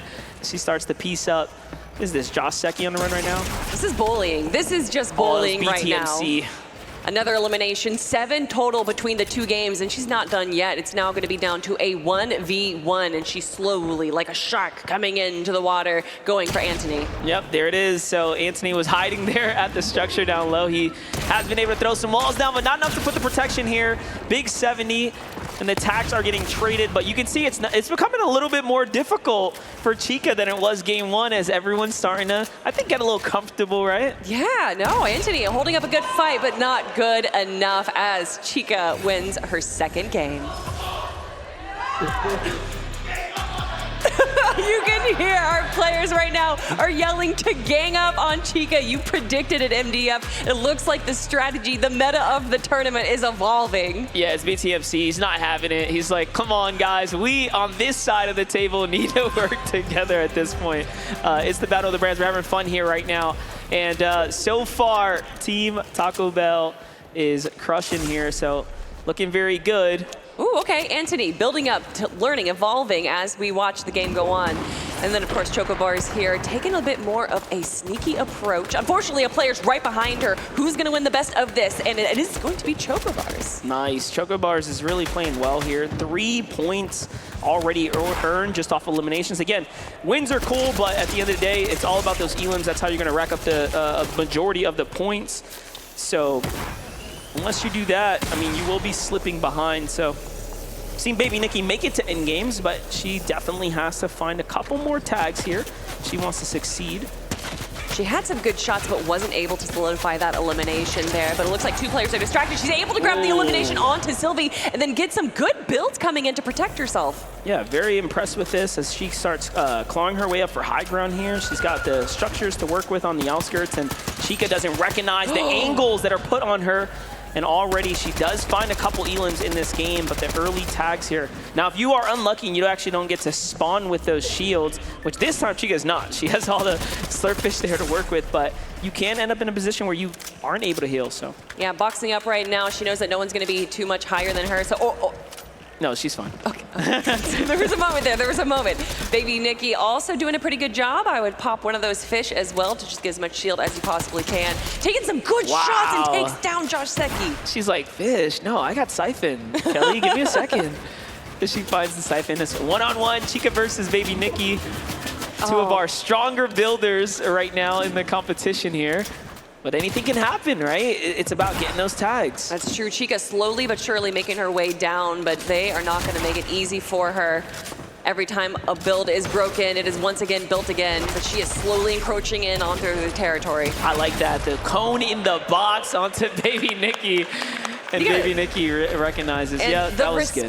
The respect. Well played. What's that already? Our third round? They're right next to each other. Are they? That's Choco Bars right there, who's sitting next to Chica. And it looks like we're going to be doing another round, potentially. Yeah, we should be queuing up. I think we are in store for about 2 more, at least. But shoot, maybe we go a little further, but we'll see right here. So we're 3 games down. Chica in the lead so far, for sure. As far as our second place competition, you know, second and third, right? There's still plenty of points to be earned here all in all. It's about your cumulative score. That's right. With this just being the second competition of the day, they still have plenty more opportunities to get points, but with the competition still being as close as it is, doing anything they can, even if it's going from 7th to 6th place, is going to be a big move. Chica once again getting 3 different legendaries, but Baby Nikki herself, unfortunately, an incredible shot coming out. Chica now with 14 eliminations, and she is so aware of where everyone else is on the map. Launchpad coming out. Is she going to get a tag? Unfortunately, does not. I wanted to see the snipe shot at that point. That would just have been awesome. add it to the books. But BTMC's on the run here. 3 elims so far, so he definitely has a shot right now at fighting for 2nd or 3rd. Overall, he is around that 3rd place spot, but here's Chica moving in to try to finish the job. Ooh, but she's out in the open. She's in a rough position here. She's going to have to use some of these potions to be able to heal herself up. I thought for a second there everyone's going to turn and burn. You saw the focus starting to come in as 2 opponents, so we're starting to look to Chica for a second there. Janet with the legendary Red Eye, gonna have some good opportunities for some long-range snipes right now, and that's why we can see her taking a bit more of a passive position here. But it looks like BTMC is doing the same. Ooh, he's got a sniper. And he's looking over. He knows that's Chica on the right side, but at the end of the day, whoever peeks first is probably gonna get punished here. Now remember, this is a zone war, so it's gonna play out like a traditional game, right? The zone's gonna start to close in. If you're unfamiliar with the way it works. Chica, no stranger to the build game, though. You can see she's doing everything as textbook as possible. BTMC's got some building under his belt, but to go head-to-head with Chica, she's pretty scary, so I don't blame him for playing the long-range engagement there, trying to get down to low ground. Chica getting focused now by Choco. She's like, yeah, I know who you are. I like it a lot, and honestly, Choco's in a pretty good position right now. She has the high ground, she has plenty of heals. BTMC also doing pretty good for himself right now. This is probably the slowest paced game we've had so far. Oh, look, Chica doesn't want to hear none of that, though. She's like, oh, all right, you're going to shoot at me over here? Starts pushing in. And wait a second. From the shots, though, the tags coming in from down low, Chica has to reinforce the builds. BTMC almost broke the full structure. Ooh. He could have actually caught the 2-for-1 special there. But now it's all eyes on him as Chica runs in the no-scope. The disrespect coming out onto BTMC. Chica, stop it. Stop it. Stop it. All right, guys, it's the last game. She has a shark back bling on, okay? Look for the shark backpack. Take her out. Oh my gosh, and make sure everyone, if you're gonna be watching these games, you might as well do it with some Jack in the Box. You can get $4 off of a $20 plus purchase, and that is gonna be available from the 2nd to the 4th, everyone. Make sure to order Jack in the Box on DoorDash. That's right, that's this weekend, so get after it. But we're going to be jumping right back into the action. This is the game 5, so last opportunity now to earn as many points as possible. Like we talked about, it's on this map here. So the idea is find the woman with the shark backpack and take her out. I mean, she's definitely smelling blood in the water right now. BTMC going down early. Yes. Chica trying to take a long-range shot. Unfortunately, not able to get it just yet. Oh, wait, I was rooting for the wrong person. Yeah, what are you doing? What are you doing? Chica doesn't need any support. Yeah. At this point, I'm going to turn on her. Turn on my friend here. Playing the low ground, and we know low ground can get some good eliminations. The zone's starting to close in right now. We have Choco and Sylvie also on the low ground. Josh going down quickly. Anthony just trying to survive, man. All these builds being broken down as that zone does close behind him. Yeah, I think he was chasing down Baby Nikki there, trying to see if he can find that cheeky elimination. The zone is on their tail, though, so it's time to get a move on. You can see Chica's elimination count continuing to rack up at 19 now. Oh no, they don't know where she is. Sylvie now running for her life. That's what I would do. See, I wouldn't even be trying to build. I don't know how to, but get to a rock. Yeah, just run behind a rock, pretend that it's 0 builds right now, but Chica doesn't need to do that. 20 eliminations right now. We'd like to call that a 20 bomb, and she wants to make that even more. Yeah, she's moving in here. Quick ramps come out. The 360 tries to go for it, and you can see this opponent has no shields. It's Anthony Chen as he falls there. Look at how happy Chica is. She knew. She wanted to prove to everyone, I'm not going to drop a single game in Zone Wars. Wow. Well, things are starting to heat up. You give it up for Chica one good time. She definitely ran away with the competition there. But I think all in all, it was still a very fun engagement. Everyone had their moment, right? So, you know, everyone got a couple eliminations, so no one walked away with 0. That's fun. That's true. And I mean, me and my family, we used to play this game in the pool called Sharks and Minnows, where, you know, you would have one person just chase everyone else down and everyone run away, and that 100% is what Chica was playing. Yeah, definitely. She ran with the whole competition there. Well played. We knew it was going to happen, though. Zone Wars is definitely her territory. It was her territory, and we're moving on to a new territory right now with one of my favorite people. It's going to be Vivid breaking down the games that we just saw. How's it going, Vivid? Oh, just kidding, everyone. I was too excited to talk to Vivid. He doesn't have his notebook ready, right? He's just making sure he's getting all the stats ready for this, because we gotta jump into a deep dive here. I'm sure we're gonna see a whole lot of sniper shots, no scopes, and all that good stuff. I'm so excited. And Vivid was talking backstage how he actually played a lot with Choco bars, so I'm excited to see if he's gonna be breaking down kind of Chica versus Choco, because we saw Choco doing a pretty good job in the Zone Wars. Oh, definitely. And Nikki as well. She was holding her own. I was like probably the most surprised by NRG Nikki there. Getting the builds on, playing for high ground, right? Had a couple big opportunities there to do something massive. Yeah, and again, guys, there's still so many more opportunities for these players to come out and shine. We have so many creative modes that are going to be coming your way. For me, though, I kind of want to see more Zone Wars. Yeah, definitely. Zone Wars is so fun. I mean, listen, but there's nothing like the good, the runs that we saw earlier. Those races there, of course, happening was pretty intense. We got to see a little bit of everything. That was where Antony got to shine. I think on this time, maybe he ended up kind of at the bottom, but it's all right. We got to balance things out, right? All right. Look, everyone, it looks like Vivid is ready to go to break down what we saw in Zone Wars.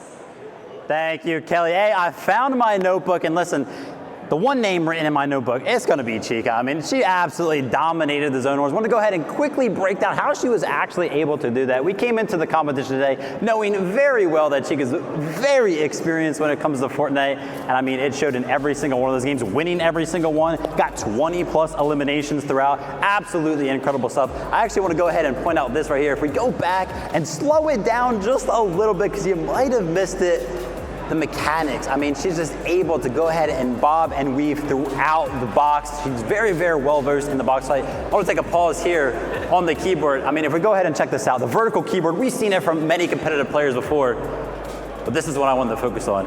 It's going to be the perfect 90-degree angle, the perpendicular setup with the desk. It's going to be giving her all of this extra room, make sure she has all of that mouse pad space, because as we know, when we get up on stage and stuff like that, it can get very, very clamped up there. But Chica, she's been in this position before. and she knows what her setup wants to look like. So let's go ahead and take a look at some of the rest of what actually happened throughout the Zone Wars. Now, baby Nikki, I actually saw her pick up an elimination, and she actually went for the high ground. If we go ahead and pause right here soon, we can see that she's actually going ahead and using some of her builds. And actually, a lot of the competitors that we were watching throughout the Zone Wars, they weren't actually using their builds, but baby Nikki figured that out. If we go ahead and continue to watch this, of course, I mentioned that Chica, she was pretty much dominating the high ground. But baby Nikki was like, hey, listen, what if I actually go ahead and contest Chica up on the high ground? Chica ultimately ended up taking the high ground from her in that case. But I think the keynote there is that the competitors are kind of learning, right? They're noticing that Chica is taking the high ground. But, Chica, 5 out of 5 wins in the Zone Wars. Absolutely incredible stuff. I can't wait to see how the next map plays out.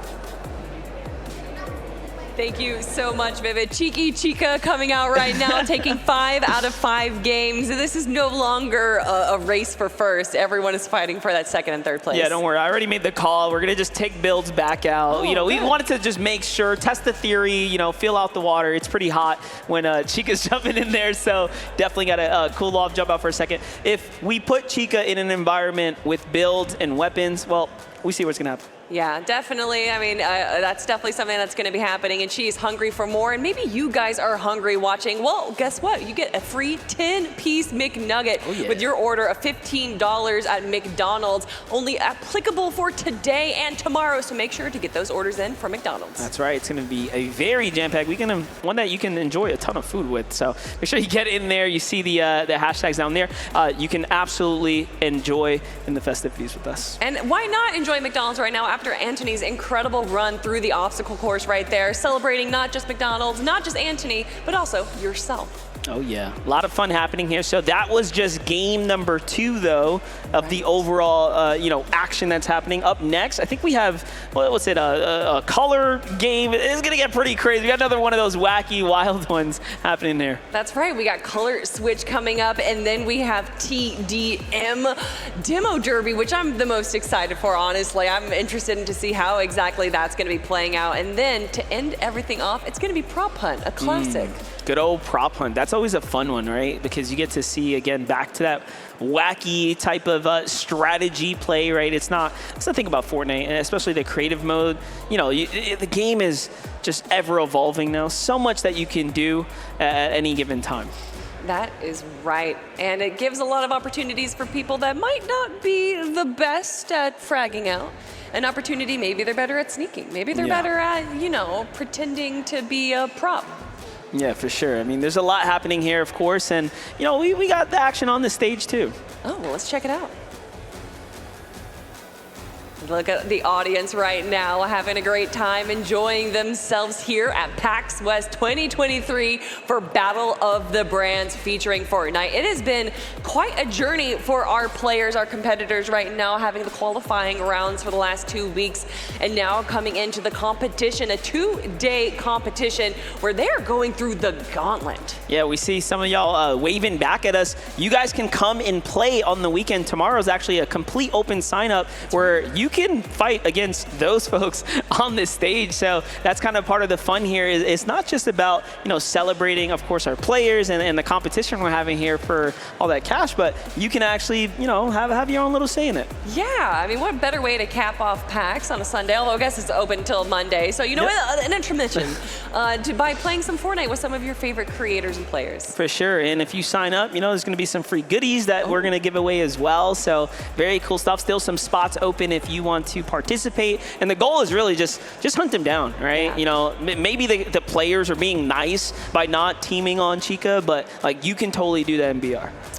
Yeah, definitely. I mean, to each their own. Maybe you want to support Chica, maybe you want to focus down her because she is an absolutely incredible competitor. But more importantly than anything, come have some fun. Whether you're watching, playing, getting some incredible deals on DoorDash, that's what this is all about. Well, let's be honest, all that can backfire too, right? At the end of the day, it might just funnel her more points. So that's the thing, who knows? She's going to end up with a 30 bomb or something. You're telling everyone to focus her, but that's just feeding more minnows into the shark's mouth. Exactly. So Zone Wars was fun. Again, coming up next, we have more fun game modes that are going to be happening here. It looks like games are starting to load up again. Let's see what we have in store as, once again, our players are starting to take to the world here. We have a little glimpse down low, so yeah, it does seem like the action's about to kick off. That's right. It is another set of 5 games for Zone Wars here that we're going to be watching. So potentially a lot more of the same for Chica, but maybe we're going to have some new strategies coming in. And the strategy coming in is that we're landing in a pretty popular POI.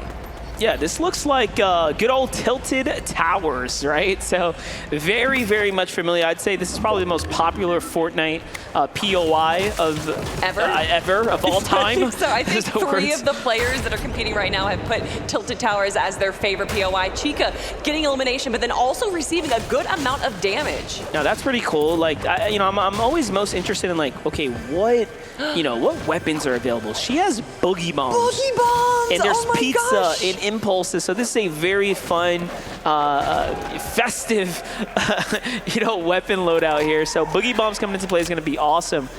I am so excited to see how she's going to be using them. And if you guys don't know Boogie Bombs, well, you're about to learn today.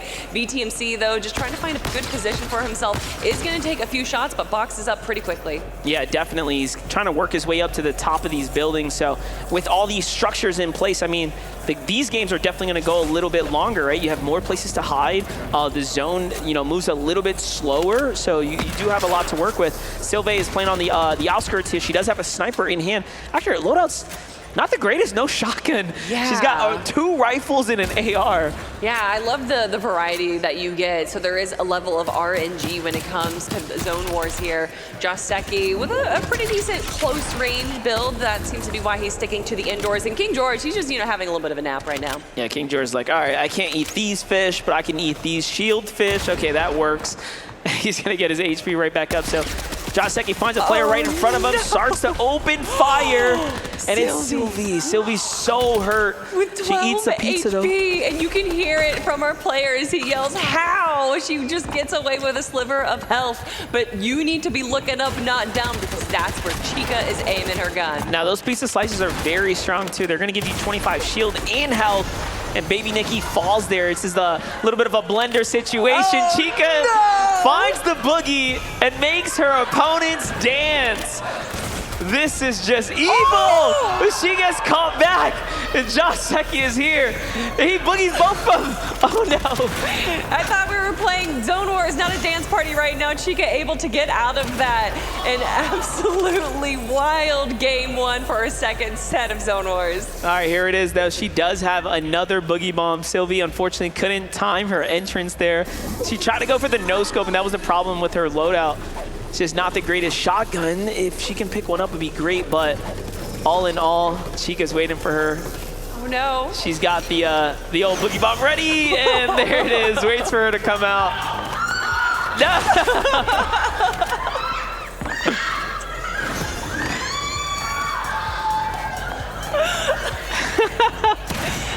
The fear coming out from our players as they just see Chica boogie bombing over and over again. But it's all about the fun that these players are having. Man, oh man, you can see they're looking down at one another like, how dare you? Sylvie looks at Chica. Chica knows exactly what she's doing right there. Well played. Yeah, boogie bombs are just incredibly strong, just in general. Yeah. Not just in the hands of, a player like Chica in the lobby, but just in general. Any level of CC in a competitive game, and that's exactly what Boogie Bomb does. It does have a level of crowd control, is going to be incredibly OP. And we saw it. Chica knew. She said, oh, there's Boogie Bombs in this one? Oh, yeah, I'm definitely going to be grabbing those. Yeah, for sure, for sure. Well, here we have it. Cue it back one more time here on map 2 of the Zone Wars portion. Chica takes control of the main building, and Baby Nikki's the first to fall. King George falls shortly afterwards. And it's just an all-out exchange happening in between these houses. That's exactly what you expect. See, but this is how someone like Chica can in theory fall behind, right? Yeah, playing for high ground is great and all, but at the end of the day, Tilted Tower is just filled with construction, filled with structures, right? So the fights are going to be happening all around the insides. Yeah, we see she's actually adjusting her playstyle a little bit, going in for their chocobars, getting down really low, but able to pop one of those legendary slurps. Those heal you for so much. So hopefully Choco is in a better position right now. Chica having some grenades to be able to, again, provide some CC launching players across the map. Joseki has a pretty decent loadout and 2 eliminations already on the board. This might be his game. Yeah, Chica thinks she was playing with her food, but little does she know, Choco Bars is healing up right there. So it can go either way. Take a look back with Choco Bar. She slips away from the action there, and BTMC falls next to the hands of the high ground holder. Meanwhile, Sylvae working her way through the insides. Oh, look at that. There's actually chest in the game, too, so you can secure a little more loot if you really wanted to. Choco, though, falls to the hands of Josh Secchi here in the basement. He got... And then Sylvae with the snipe. Oh, let's go, Sylvae! Josh got so low, is able to get the siphon, but of course, Chica at almost full health. Build's slowly starting to dwindle down right now, but I don't think she's too concerned as it being a 1v1. She's gonna be going and she knows where the opponents are, but can she find them in time before they find her? Yeah, Sylvae's trying to see if she can spot her as well, so a little bit of a cat and mouse game here. But Chica spots her first. Does have the high ground. She has a couple of options to play this out. Goes for the shockwave, tries to send her flying out the map into the zone. Again, using every small advantage possible. Sylvae does have the boogie bombs though, but no angle to really use them, so it's not looking too good here. Chica on the hunt. See, I don't think Chica is just playing for zone wars right now. I think she is trying to destroy the mentality of all of her opponents. So in all of the following games we have going on, she is instilling fear in their minds. Yeah, definitely. She's playing the long game here, right? Break them down, wear them down, really set yourself up for what comes next. And Sylvae hits the boogie, and that's what we talk about. And look at Chica run. She knows how powerful the boogie bombs are. And if we could just see that one more time with the shotgun follow-up, I mean, Chica can legitimately get one tap. That was so close right there. Chica, I think, is actually starting to respect Sylvia a little bit here. She knows what's in store for her, but Chica is still not going to back down. Not yet. Not while there is an opponent right in front of her. Yeah, definitely. Drawing this one out there, and there it is. The last tag comes in. Sylvae finds a big elim in that game, so well played to her, and that's going to be round 2 of the 5 here on the Tilted Towers map. And make sure, everyone, to check out Popeyes right now on DoorDash because you can get 15% off of a $20 or more order. And of course, that's going to be only available today and tomorrow, everyone. So get those orders in. That's right. That is right. A lot going on here as our competitors will now start gearing up for the 3rd game.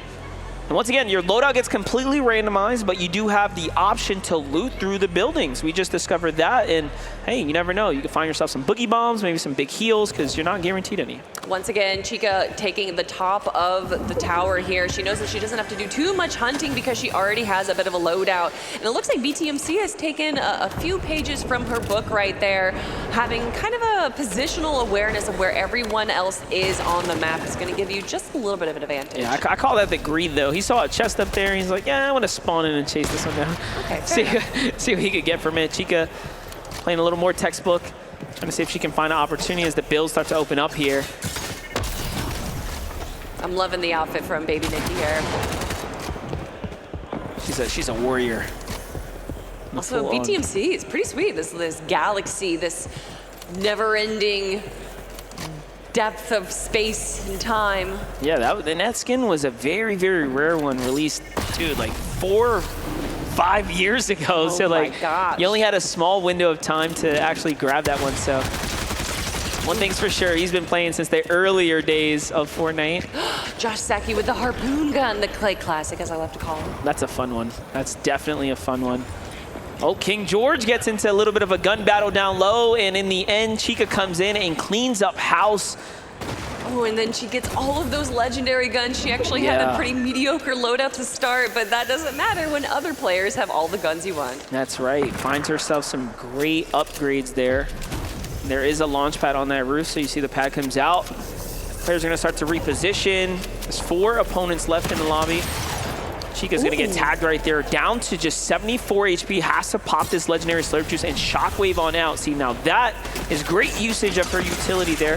Puts her in a position to start angling down. Baby Nikki finds elimination in the process. We got a heavy sniper here on Baby Nikki. Let's go, and I believe a legendary MK Alpha as well. Chica, though, look at what she has. The flapjack, the snipe, a shotgun, and a little bit of heals just in case. Yep, and she's got the skills to thrill. See the big builds coming out here. She cranks her way all the way on up. Baby Nikki gets caught in the box there and blended out right back to the lobby. Chica doesn't even bother jumping in for any more builds. She wants to hunt down this last player. Trying to make quick and easy control here. Choco bars down low, and this is a one-on-one. How is this going to play out? Looks like the builds are going on. Chica is swirling in, trying to get an advantageous position on her. You hear them yelling at each other, girls, from the computers where they're competing at. Choco is not going to give up without a fight, though. Good shot coming in. Chica down to 6 HP. 6 HP on Chica. She's so lit up. Anything can happen now. And that's what happens when you start to play around and try to find a big highlight tag there. She's able to get the heals up, but we have a med miss on Choco as well, so she's going to be getting some good heals in and down to full shields. Chica, however, can't use her shields anymore because she already has 50 in the pocket, so she's going to have to go for the elimination. You know that she's not going to be having fun anymore. She's not trolling. She is going try hard. Yeah, this is kind of crazy. We haven't seen Chica been eliminated just yet, believe it or not. So finally now she's got some pressure to deal with here. Let's see how she performs under pressure. 56 HP. That's like really any decent shotgun tag can finish her off, and a legendary Havoc in hands here for Choco can absolutely do it here and now, but no, the tag comes in. Both sides are even, and Choco gets the shot. And there you see them the head to head. camaraderie, though. Even though Chica went down, Choco, the big smile from both of them. Everyone in the audience, give it up for Choco. Absolutely. She deserves it, absolutely. Very fun to watch, you know, our players play head to head, especially when they're sitting next to one another. It just kind of raises the atmosphere, the pressure a little bit more. But in the end, Choco won. I love it. I love this so much, how much fun they're having, even when they're direct competitors right now, and you can see the game faces coming in right now. They are ready to hop back into more Zone Wars because it's not over yet. That's right. They're already in the queue. They've already landed down. The way this game starts is not random spawns. You actually come in from above. You get to land in on the opponents. Choose where you want to go. Looks like Choco now hunted down, finished off pretty quickly. Chica saw front. She knew she's a competitor, all right? And she knew Choco is the only person to get elimination. I'm not allowing that to happen again. Nikki getting some good shots onto King George, or BTMC, but not able to close it out. Anthony also an unfortunate victim of Chica here, and it looks like she's going for another. Yeah, baby Nikki is the one on defense right now. Gets a couple tags in. So Chica doesn't have anything big to heal the remainder of his shield, so she will have to go for the fight, play for the siphon if she wants.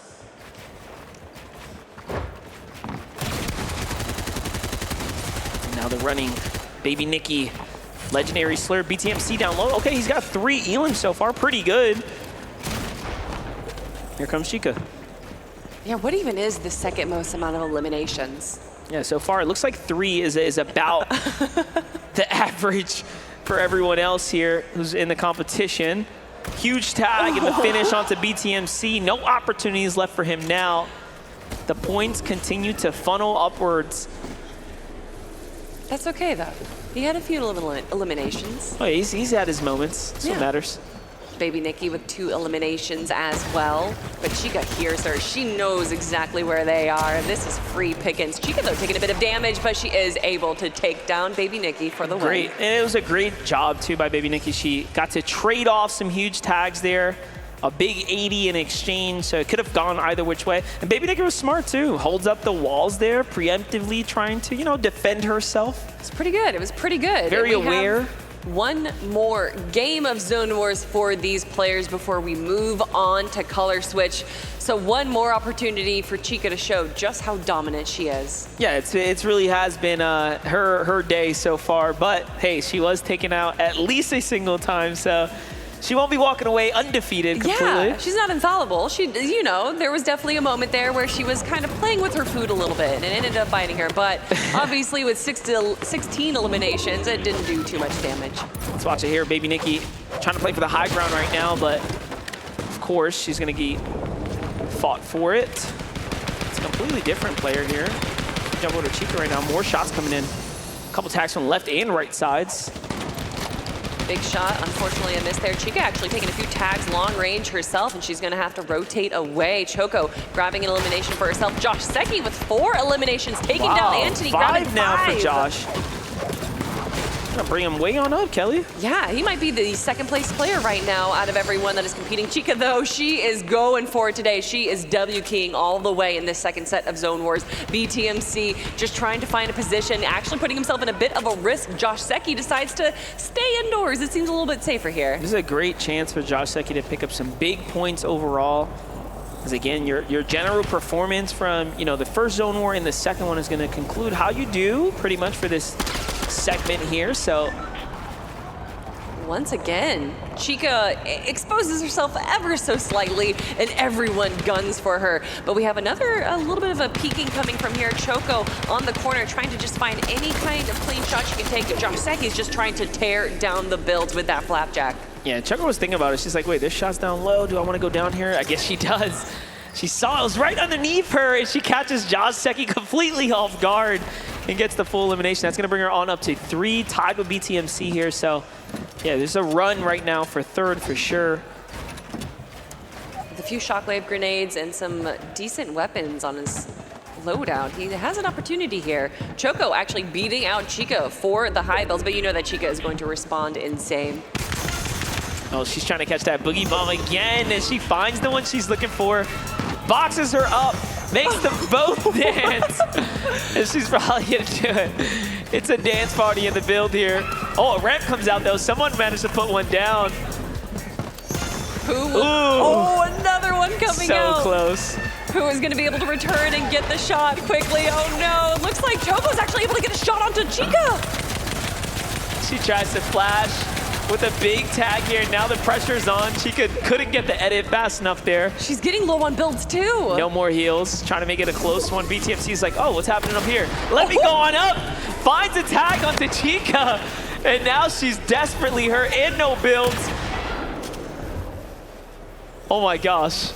VTMC right now versus Chica versus Choco. And to be fair, I think Chica at this point knows that she's going to be winning Zone Wars, so she's going to be getting those 10 points. But giving an opportunity to take down Choco and to take down BTMC in these final moments is definitely going to set her mentality for the rest of the competition.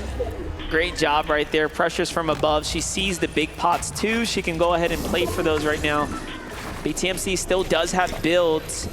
You know he wants this. And yeah, He's look, the one that's... Chica got the build too. Oh, BTMC has been the loudest competitor this entire time. He wants this final elimination, so he's going to be playing this slow and steady. I wouldn't be surprised if he gets up and just unplugs her monitor right now. Is that, I don't know if that's allowed. Maybe that's against the rules. I'm not too sure.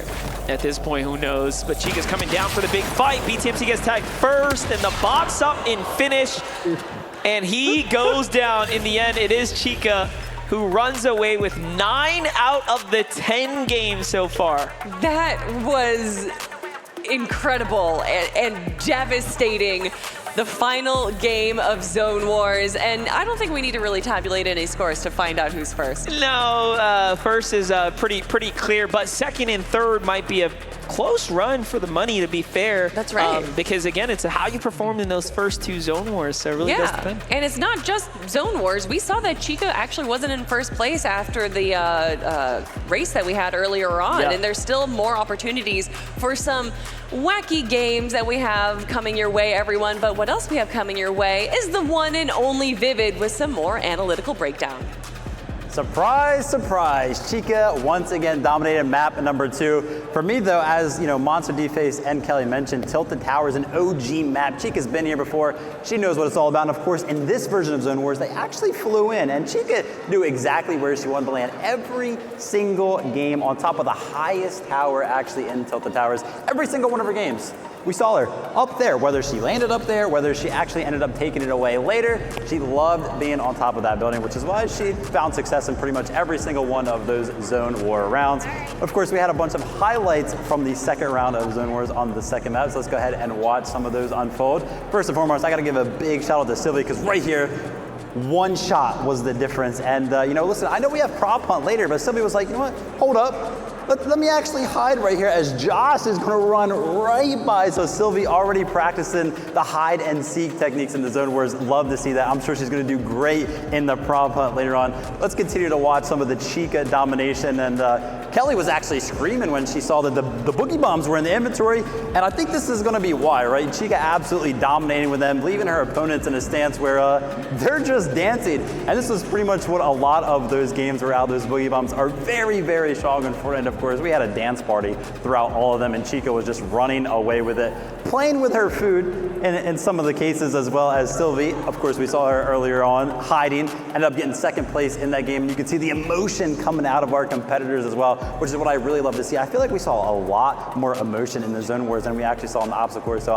I love to see that. Now, of course, as the games went on, I mentioned it during map number 1, Baby Nikki, I mean, shout out, because she is constantly going up for the high ground. She also knows map awareness, making sure that she uses the jump pad, and I mentioned earlier on that Chica, you know, she kept finding herself on top of the tower, but Baby Nikki was like, oh, Chica keeps going up there. Why don't I go up there and see how that kind of fares to me? So we actually get to see her fly up on top of the tower as we continue to go through some of these. But Chica was like, you know what? I think I like high ground more than you, and she wasn't too happy about Baby Nikki being up there, so she went ahead and quickly took care of that situation. Absolute domination from Chica. But right here, we saw Chica. She went for the pickaxe. And Janet Choco Bars, congratulations. She hit the clean 180. And this has got to be the turning point of pretty much the competition, right? Because we saw that big 180 come into play shortly after as Choco Bars finishes the game, takes one away from Chica. Absolutely love to see that. And of course, the emotion, like I mentioned before, they're competitors, they're friends, they're sharing a little bit of love on the stage. Zone Wars was absolutely fun. Can't wait to see what happens next. Can't wait to see the standings. Go ahead, MDF. Thank you so much to Vivid. We're going to get back there to Monster D-Face and Kelly Link in just a little bit for more gameplay. But first, we got to talk to the player representing the one and only Little Caesars, the bottlenose dolphin who gave our shark a little bit of an issue. Tell me about this battle against Chica in Zone Wars. It looked like she was just taking on everybody she could. She was a monster to be reckoned with. Everyone was so scared of her. Everyone wanted to fly far away. No matter how far I spawned, she ended up right above me somehow. It was so scary. And I sat right next to her and she'd be like, Choco! And I'd be like, no! Yeah. Tell me about the dance parties though, because it looked like you had a really smart late game plan that you could stay alive as long as you were using some utility. Yes, I just hit a lot in my little houses. I let them fight it out and stuff. And if I see someone falling from their build, I'll try shooting at them. That was my tactic. Well, you got a lot of fans here watching you and, of course, supporting Little Caesars here in our DoorDash Battle of the Brands. But I just saw you receive a gift before we went live. What did you get? Talk me through this. I got these little, well, I call them candies, but they're little bracelets that a fan made. She's in the viewers right now. Hi. So sweet. It's amazing. We got to go to a quick commercial break. Show some love in the chat for Choco Bars, and we will be back with more Fortnite. It's DoorDash's Battle of the Brands. We'll see you on the other side. Your game's looking a bit sloppy. Here, let me help you clean that up.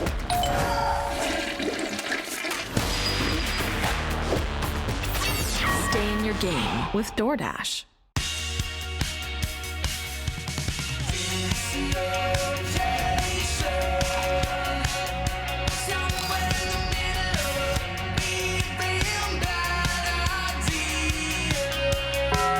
Yo, I'm Gamer Jack. Nice to meet you. I'm partnered with DoorDash to host a digital drive-thru where we host giveaways for free Jack in the Box food to the people in the chat. These streams will be happening today and tomorrow for Battle of the Brands on the Jack in the Box Twitch channel. Come check it out for some free food. I hope to see you there. I'm gonna catch you. Peace. Get extra napkins when you order a hot and juicy quarter pounder. A normal amount of napkins just won't do. Ba-da-ba-ba-ba. New Orleans don't make a lick of sense to most people. And our chicken is no different. A fast food restaurant selling fried chicken that takes 12 hours to marinate? That makes no sense. We don't make sense. We make chicken. Love that chicken from Popeyes.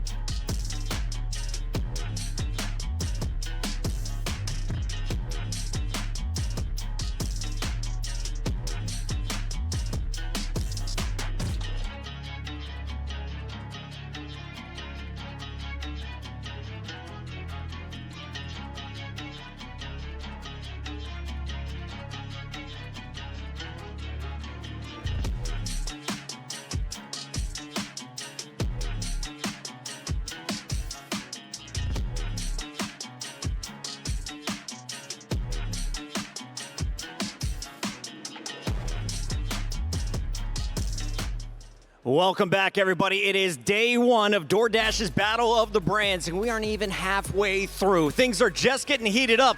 And before we get back to the action, I want to give a big shout out to everyone who is here live in the audience. Who likes free stuff at PAX? All right, well, come up to the first 4 rows for me if you want some free stuff. I got Karen here with the mask. She's going to be helping me toss some hats out. And more importantly, if you're sitting in the first 4 rows, I might have more bonuses for you. So this is that moment where you're like, hey, that guy wants to give me something. Maybe I should move to the front 4 rows of the venue where there's things that I might want somehow placed in the front 4 rows of the venue.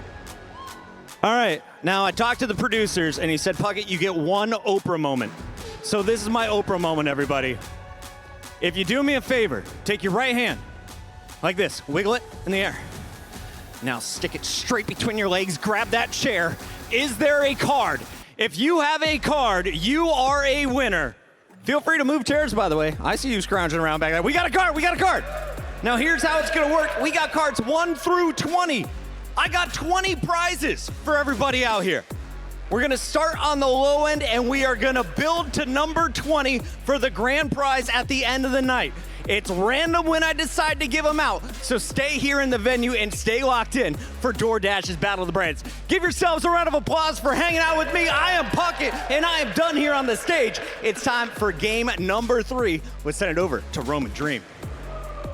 Thank you so much, Puckett. We are here, ready to go again. I mean, we just saw an epic showdown where Chica was able to really dominate the competition, and now things are going to be switching up just a tad bit because we're going to be heading into Color Switch. Yes, Color Switch, which is definitely going to be confusing some of these opponents. But as we take a look at the leaderboard here, Chica in that first place spot now with 27 points, followed by Jack in the Box's BTMC at 25. And you know what's crazy about that, Rome, is the fact that even after that game number 1, you remember during the race, Chica had made a stop, right? She stopped at 1941, and Jack in the Box was at 1938. So if that didn't happen, she would have actually surpassed him. Wow, and that just shows the slight hesitation. Going to be keeping her from getting a couple points. And, I mean, at the end of the day, things like that could be coming back to bite you. You got to be able to give it your all at every single second. But honestly, the zone war, she was giving it her all and a little bit extra, man. All the players back there, they were saying they were scared of her, that she was just going off, but she ended up, she went down at least once. You know, which was cool to see. Even after she went down, she was high-fiving her. She was like, good job, you took me out. And of course, credits to Choco Bars who did that, right? Being able to be one of the only players to take a win from Chica, winning 9 out of the 10 games. But still, that elevated her, going her from 5th to 2nd, which puts her at 3rd. But as we take a look at this next game mode, in fact, we had mentioned it, it is Color Switch. And now, Rome, I mean, I'm going to let you talk about this one because you're so passionate about this game, man. All right, so yeah, I'm super excited for this one. Color Switch is essentially Simon Says. You're going to follow the prompts and stand on the colored tiles. The game speed increases over time, and also you are given tools to sabotage other players the later that you go to make it easier to eliminate them and take them off of the board. Now, it's very simple. It's just colors. It's just going to be everyone on a bunch of different colors, and then all of a sudden on the screen, it's going to say red. And you got to get to that red square very, very quickly because all the other tiles are going to be dropping out. If they say green, you better get to green. If they say not blue, then that means not blue. So it's Simon Says. So we might even be hit with a couple nots later. Not red, not green. And that's not going to confuse me at all. And the thing is, the later it goes, you have less and less time to react and get to the correct color that you're supposed to be on. So it is very, very difficult. It goes from about 3 seconds to get to the color once it's put up of where you're supposed to go to about 1 second. So it goes very quickly the later that you go. And right now, I mean, we've got to talk about it. Puckett's out here giving away a bunch of free stuff, but we got free stuff for the people watching online as well. If you type !Battle of the Brands sweepstakes in the chat right now, you will have a chance to win a $20 gift card to DoorDash that you're going to be able to spend on anything you like. And there are so many incredible deals going on right now throughout this weekend with this event that, I mean, at this point, how could you not go ahead and enter it into the chat right now? !Battle of the Brands sweepstakes. Do it now. Yes, most definitely deals all weekend long. And I mean, hey, even if you are part of the crowd, I mean, you heard it, you saw it, there are prizes being given away all weekend long here at PAX West. It's definitely been a delight to even be a part of it, Rome. And yes, as we head into this next game mode, I am expecting no confusion, right, from no one. I'm expecting a lot of confusion. I'm expecting all of it. It's going to be hilarious. It's another one of these interesting mini games that isn't the typical Fortnite that you're used to. These creative maps that we're going to be playing are so interesting, and this one specifically, Color Switch. It's got some popularity. There's probably some people at home that have been able to play this before in the past. I want to know if any of these players up there have played Color Switch before, because if you haven't, you might be in for an interesting treat. You're going to be really surprised at how fast you have to react, but also the floor. The floor is not a normal floor. The floor is essentially ice. So when you are trying to sprint to a square, if you're on the right square and then all the tiles around it drop, you better not slide off. You better be ready to back on up because, oh man, you can see the map right there, the board that they're all going to be playing on. There's so many colors, and once it pops up in the middle of the screen, what to do, you got to react super quick. And what's amazing too is just the fact that these creator modes, these maps, these have been created by the community. So yeah. Of course, shout outs to all of those individuals who have even allowed us to be playing on this. It's just amazing to see. So we're getting ready to head on in, and we're going to be hopping on board with Team Del Taco. It's Baby Nikki, and the first call is whites. Yeah, and so you got to get on that white tile, and there we go. Everyone's good to go. Now, oh! What? Sylvie! Gonna be going down. Anthony Chin now gonna need to stay on green, and you can see him sliding. You can see that ice. Definitely sliding. You gotta make sure that you're not moving too fast, not moving too slow. Anthony Chin, not red, not red. So what does that mean? You don't go on red, because red's going to be going away. I love how they at least added the tomato there. Yeah. Get an extra little boost in, but as you had mentioned, this does get harder as it goes along, and items do get added in as well. But oh, they almost slip up there. Yeah.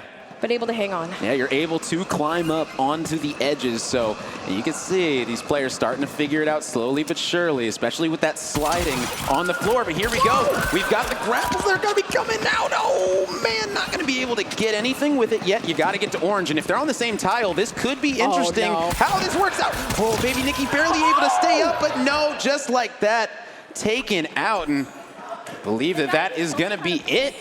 I think BTMC, I think he won that one. I think he did too. I mean, it looks like it. It's definitely surprised by that one. That was fast. Yeah, and that's just how fast Color Switch can go. So shout out to BTMC being able to come in and take the victory there. We've got BTMC repping Jack in the Box, Baby Nikki repping Del Taco, Anthony Chin repping McDonald's, and Sylvie repping Popeyes in this group.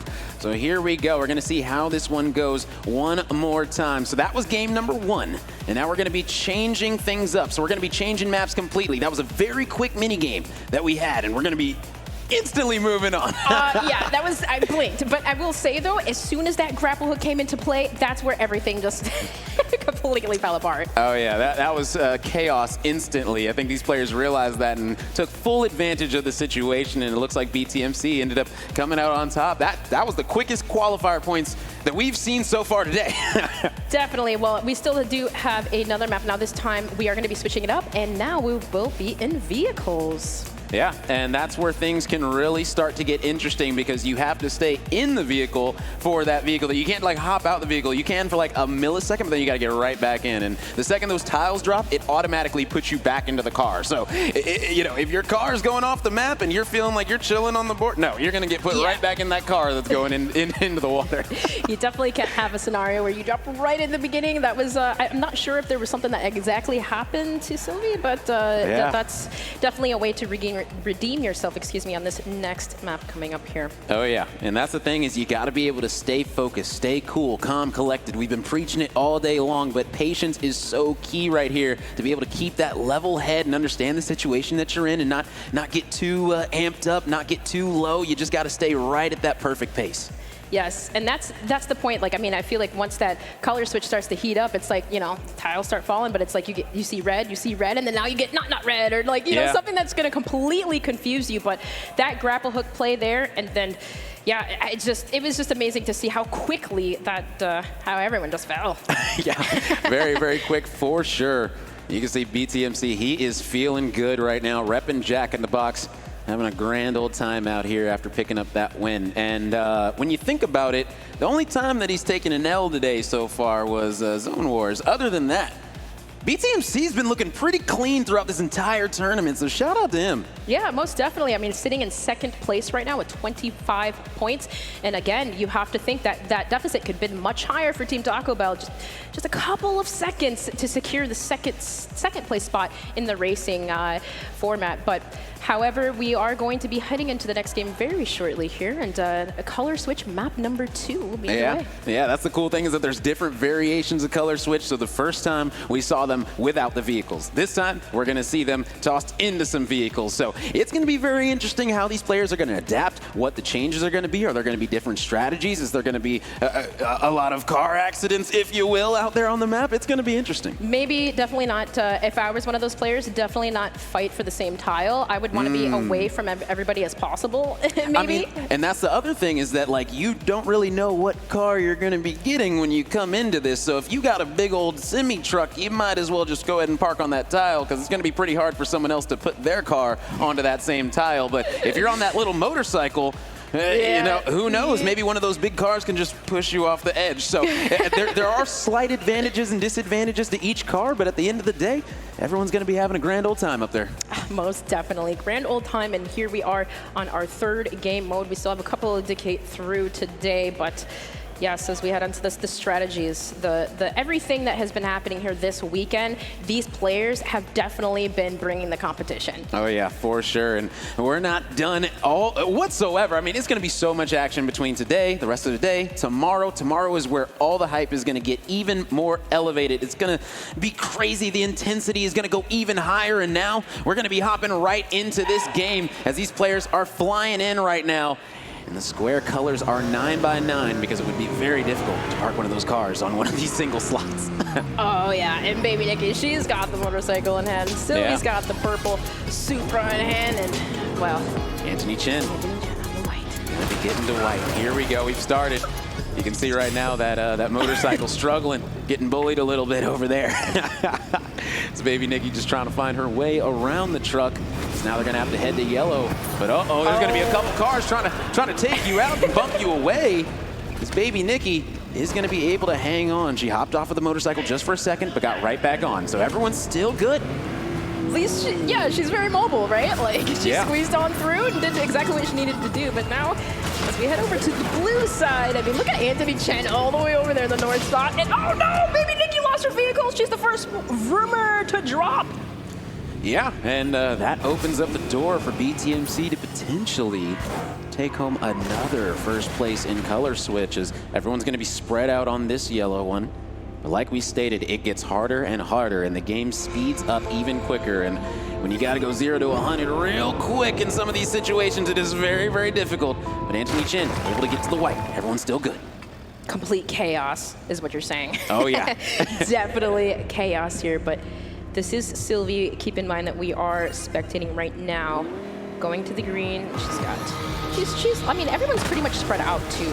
Oh yeah. Don't have to really worry about anything just yet, but this is going to change. As we know, as we go further along, it does get harder. Oh yeah.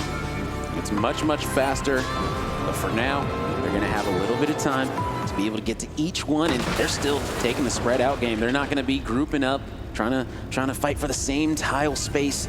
They're just gonna go ahead. Oh, but you see that little thing, it says faster. Now we're down to 2-second reaction time. Let's see how fast these players are gonna be able to get onto these tiles right now, as players are still spread out, so they're comfortable playing their own game. That might be the name of the game for right now, but it's going to definitely switch up and create some chaos as well. You did see. No! BTMC rode right over Team McDonald's. He tried to take out his roommate, and it didn't work out, and baby Nikki is gonna say, oh man, that was hilarious. Everyone's up there is laughing, honestly. That was a hilarious situation. Anthony Chen gonna be feeling good about that. BTMC tried to take out his roommate, but things just didn't work out. I'm not sure actually who fell off after BTMC. I believe Sylvie did. I mean, I would love to see a replay on that one, but I believe that was a win from Anthony Chen. Yeah. Yet again. Wow. Shout out to Anthony Chen. BTMC takes home the first one. Anthony Chen takes home the second one. So it looks like the roommates are having a pretty good time out here right now in Color Switch. Oh, most definitely. And you know what? I love the fact that we got a little bit of an insight on their dynamic too. You got BTMC loud, full of energy, and then you have Anthony who's a little bit more reserved, a little more, quiet to himself. But I mean, like, he always has some tricks up his sleeve. Oh yeah, and do not forget, open up those DoorDash apps. And if you're in the mood to feed the beast, feed that hunger that's grown inside of you, go ahead and order some of that Del Taco, because they've got so many incredible deals going on right now. So much incredible food as well. You want to take full advantage, go ahead and order as much as you can. Exclusive deals all weekend through DoorDash. You can't go wrong with that. Be sure to plug that in. Check it out. And yes, we're having fun here all weekend long. And yeah, I think we got a little bit of a breakdown though. We're gonna go ahead and throw it over to the analysts and see a little bit of an insight on that last game. All right, we're gonna take a break from the Zone Wars, of course, checking out Color Switch. We're getting into the more fun maps throughout the day. Color Switch was pretty fun. Of course, the first map, we did just have them running around on the map. And as we can see from Anthony here, the amazing thing to me, as we were watching this, if we go ahead and pause right here, look how close all the players are, right? Like, look how big this map is. You can go pretty much anywhere you really want. You can really, create some space between you and the other competitors. But they wanted to stay close, and I think that they knew that the harpoons were coming into play, right? They wanted to play a little bit of the grease, so we continue to watch how this one actually ended up playing out. And I mean, the mechanics, though, from Anthony, he's showing it right there. The fact that he knows that he can mantle on top of these platforms, very, very smart from him, actually saves them in this instance. And again, listen, look how many oranges are around on the map. I mean, there's so many, and all three of these players end up on the same exact tile. Absolutely, I don't know why they would end up doing that, but it ends up turning out, they all just end up getting sent off the map. Anyway, that's how we got our first winner of the first map. Some emotion being shown during some of these creative maps as well. And then we went ahead and tuned into the color switch that had the vehicles. And can we get some justice for baby Nikki? Because how did she end up with a motorcycle and everybody else had these giant cars with giant wheels? And she was just kind of in this instance where she was getting thrown around and she's literally on a motorcycle up against these monster trucks. I have no idea how she was ever meant to win this. I think the odds were against her, so we have to tip our hats to baby Nikki for going to that one. But Anthony did take that one away. Color switch was pretty fun. Can't wait to get the next 4 competitors up on the stage and see how that one goes. Well, that was definitely an insight. We had mentioned that create some space, right? Like, this is a huge map. So for this next heat, I can only imagine maybe we'll see these players spread out a little bit more. Yeah, I think they were able to sit back, watch, and figure things out. So who knows, maybe this second heat is going to work out a lot better. Most definitely. But hey, we've been talking about exclusive deals all weekend long. Be sure you check out Burger King's only through DoorDash. When you order $20 or more, you do get a free Whopper. So hey, I know some of y'all love Whoppers. King George, that's his favorite, right? Be sure to take advantage of all of these deals going on all weekend long. Oh yeah, so many incredible deals, and now we get to see King George do his own color switch, see exactly how he's going to be maneuvering around the map. Is he going to decide to group up with the other players, or is he going to go do his own thing? So many different strategies in color switch. It's going to be interesting to see what exactly all these players are going to end up doing. Well, let's just hope that none of them get what happened to baby Nikki in the motorcycle, at least in the chaos color switch, because that is crazy. Like, what do you do when you're just this little tiny motorcycle? Everyone has the crazy monster trucks. But hey, we're going to go ahead and take a look at a video from Josh Secchi, and let's go ahead and see it. I always get the APs. However, one of my friends introduced me recently to the Famous Bowl, and I've been ordering the Famous Bowl every time now. I think KFC has helped me a lot in terms of branching out with different games and just collabing with different creators on stream and having a really good time. Well, there you have it. Sweet, calm, and composed Josh Secchi from representing Team KFC, working to do some damage hopefully in this next heat, because I would like to see him take first. Yeah, and that's the one thing about this, is that you gotta stay cool, you gotta stay calm, because in these situations, color switch, when it starts to get faster, you start to get a little bit antsy, and things can definitely be interesting, to say the least. Most definitely, but interesting. Listen, we have to mention it. Order KFC through DoorDash now, and you get $3 off. Orders $20 or more. And if you are a Dash Pass customer, you get $4 off. So savings galore all weekend long.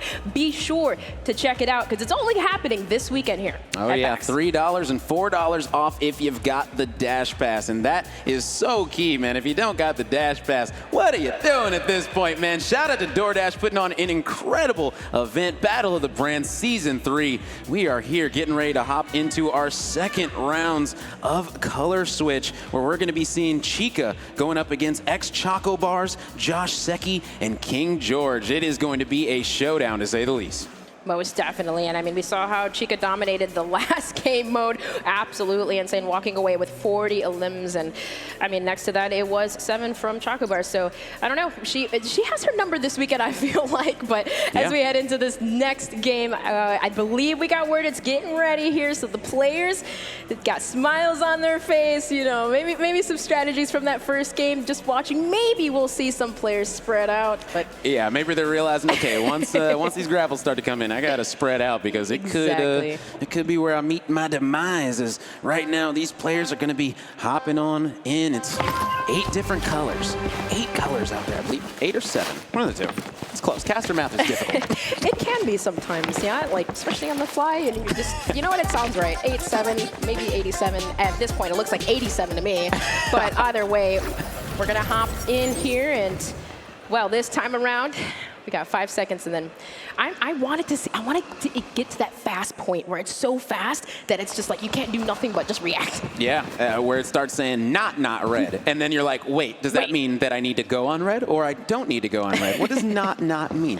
You know, a lot of people were confused. They were like, backstage, they're like, wait, not? What is that? So I think and getting ready for that it. means red, right? Yeah, exactly. Well, here we go. Everyone's next to each other, pickaxing each other. It's okay. Oh, yeah. Not black? Not black. Oh. Hey, there we go. Going to be avoiding that one. But when it's not black, you better get on black, you know? Yeah. As simple as that. As right now, everybody's still going to be in this one for now. And I feel like this one might go a little bit longer than the previous one.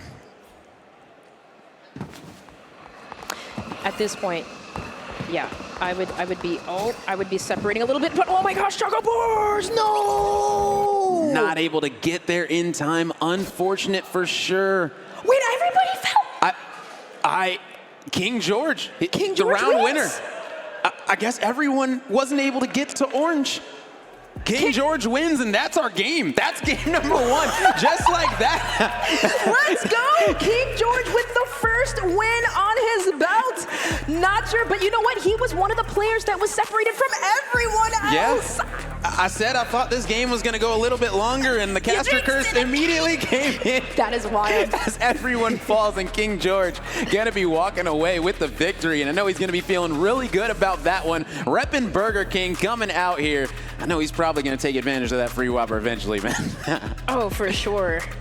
Exclusives all weekend long. My goodness, I mean, that was crazy. I definitely wanted to see, like, maybe we could get a little glimpse of a replay. Like, we saw Choco Bars, right? Like, she was going ahead, and I know there was orange, like, I think a couple tiles behind her, but it's like, I don't know what happened to everyone else. Everyone seemed like they were at a distance. No grapples even came into play. Yeah, it ended before that was even necessary. So big shout out to King George to be able to focus on this one and pull out the W. And now it's going to be, you know, color switch, this time with cars. So we're going to be going to the different map and see exactly how these players are going to navigate. They've already seen some strategies coming out. Sometimes just going for an opponent and trying to cause a car accident. You know, sometimes it's not going to work out, as BTMC learned the hard way against Anthony Chin. Ended up pretty much handing him the win there. So that was an interesting situation. I was like writing this down. I'm like, okay, 1 note, 2 note. Like, how many seconds was that? Oh my gosh. But hey, you know what? How many seconds? You can't count out the seconds of Little Caesars, though. Get $5 off, $25 or more on orders exclusive through DoorDash. So these only apply today and tomorrow here at PAX West. There are deals everywhere. So please go ahead, punch that in, make an order, get a pizza, and enjoy yourself. Sit back and relax. Oh yeah, $5 off of $25 orders or more. I mean, it almost doesn't get better than that. So take full advantage of all these incredible deals. We're laying them out there all for you. It's a great way to get some free food, some free $5 off, things like that. That's exactly what you're looking for, man. And shout out to all these incredible brands putting on here. Yes, definitely. Shout out to every single player, too, competing here. And, man, that first game was quick. Probably less than a minute. I mean, you'd said it. Yeah. maybe longer than the first heat, but most definitely not. And that beautiful trophy, keep in mind, whoever wins this whole entire tournament, $15,000 and 1 year of DoorDash that these players are playing for. Oh yeah, and that's the thing is right now it's all smiles between these competitors. They're all having a good time, but I have a feeling that tomorrow, once people start getting eliminated, things are gonna get a little bit more heated between these players. Maybe not on the stage or things like that, but definitely in game. Oh, Oh, yeah, most definitely. Because, I mean, for the most part, everyone's having fun. Oh, yeah. But you know deep down, they want to win. All right, and now we're going to be loading in. King George is here on the white. All 3 cars are here. And a little bit of a traffic jam. But it's all good. Everyone's safe. Safe for now. You see King George kind of separating himself from everybody, and now this time around, it is Choco Bars who got that baby Nikki curse. Well, the same exact vehicle. Some people call it a curse. I feel like it's a blessing. I like having the little motorcycle because you can move faster from A to B. It's a quicker acceleration than the bigger trucks and things like that. But the obvious disadvantage is that you can get bullied off of some of these things. But sometimes in the later stages, these big trucks are going to struggle to get to some of these blocks. Like if right now for Chica, white was called, she'd have to go all the way over in a gigantic truck, and that is pretty difficult to do. So as the longer the game goes, Choco Bars is going to get even more of an advantage. So these players in the bigger cars should probably try to take her out before that happens. I wonder if Chica had a strategy there because she actually picked the same vehicle that Anthony Chen had, right? So, oh, it's random. Oh, it is random. That's right. That's right. Vehicles. That's right. You don't pick. You don't pick. Hold on. You get but what's given to you. maybe the fact that she has the same vehicle, rather, maybe that'll slide some luck in her favor. Oh yeah, 100%. Definitely. Oh yeah. I'm sure she's smiling about that one right now. Is everyone's playing friendly. It's all smiles. Not seeing anybody trying to cause car accidents, head-on collisions. None of that madness in this one right now. As everyone is going to be playing for their lives right now. Chica gonna be smooth and not even going to try to run her over. She's right in front of you. Get her. And here we go, faster. This is where things will start to heat up. Oh, nope. Oh, she said sorry. Okay, I apologize. Maybe it is a little bit of a friendly game. Maybe we get to that point where it does speed up. Yeah, and right now, as things are starting to get a little bit faster, that reaction time is going to be oh so necessary for these players. Oh, the zone's coming in too. Do it nice and quickly. That's what's going to make this is the zone is starting to come in, so. Oh yeah, you got grapples in one game, and in another, the zone starts to close. So you get even less tiles to choose from, and that means that putting all these cars on one tile is going to be oh so difficult, but everyone's there, and nobody's ramming each other. No one wants to take the risk. Look how small that zone is, though. At this point, you might be beneficial if you are Choco Bars, but then she get inside there with, wait. Oh, no. Oh, it's close. There's a lot of collisions going down, and everyone's going to be safe for now. Oh, man, this one is heating up as 3 players. I believe it's 3 players remaining. I believe the motorcycle went down. I'm not sure, but is Choco Bars inside the vehicle with Chica? I was about to say, I think she is. She's inside the vehicle with Chica. What?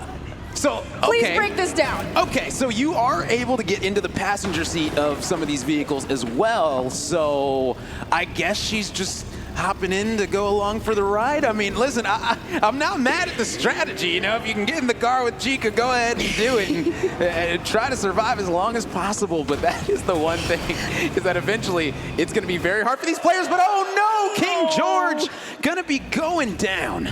And it's kind of funny, we said that it seemed like Choco Bars had Chica's number like all weekend long, right? In the race, she was in there in the contender, and then now she took a game off her last game, and then now even so, just on her backpack. Okay, what I'm wondering is, if all the cars are gone, because I've never seen this situation. I'm wondering if both the passenger and the driver are going to be able to win, or if it's going to say, you know what, the passenger, like you don't get the win, your car's gone. Yeah, yeah. That'll be interesting for sure. Well, no, because it still says she's remaining. Rumors remaining 3 out of 4, so might be one of a situation maybe where it's like a 1v1.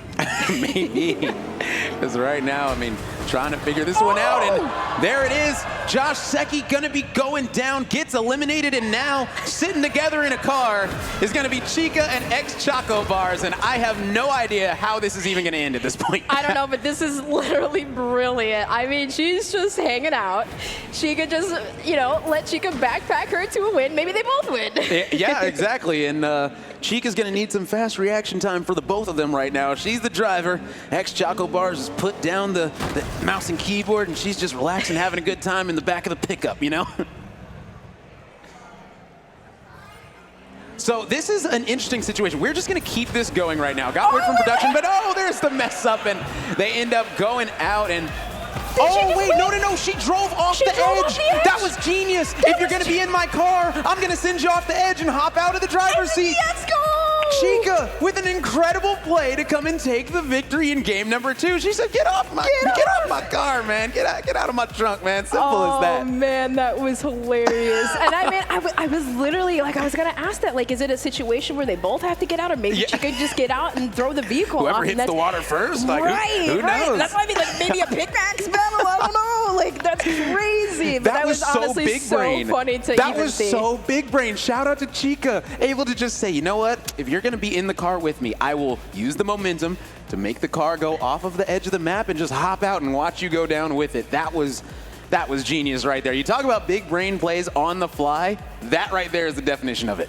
Yes, most definitely. So as everyone, gets the points all tallied up, we'll see exactly, probably still Chica in first place overall, but nonetheless, that was definitely fun to watch and so fast. My goodness, I thought it was going to be a little bit longer. Yeah, I did too. I thought that the second heat was going to last a little longer. Now the players got to see exactly how it was going to go. I mean, the vehicle did, but not the normal one. And it looks like we do have Puckett standing by with an interview with King George. Puckett, take it away.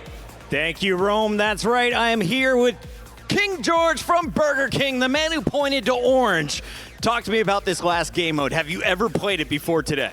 I have, actually, a long time ago, and I had the cheat sheet right here, so, I was good when everyone else fell off.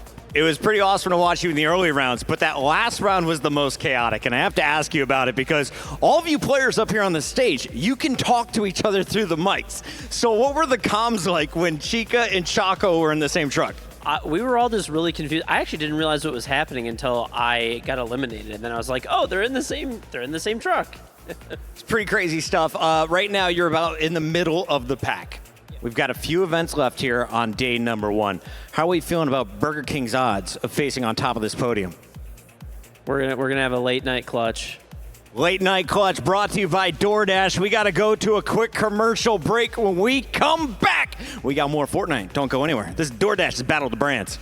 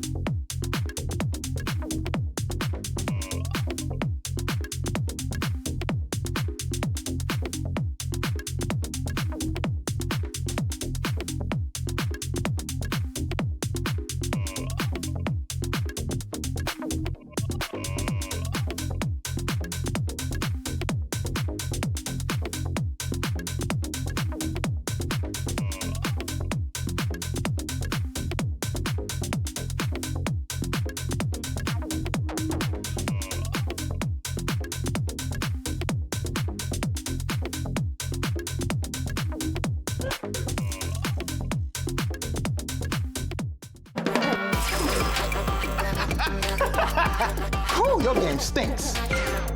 You're gonna need these.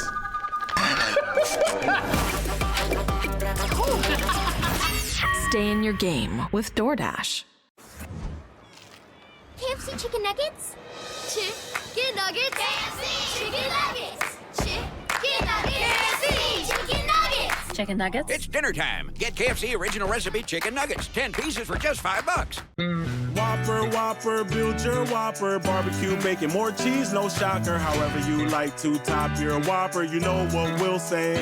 At BK, have it your way.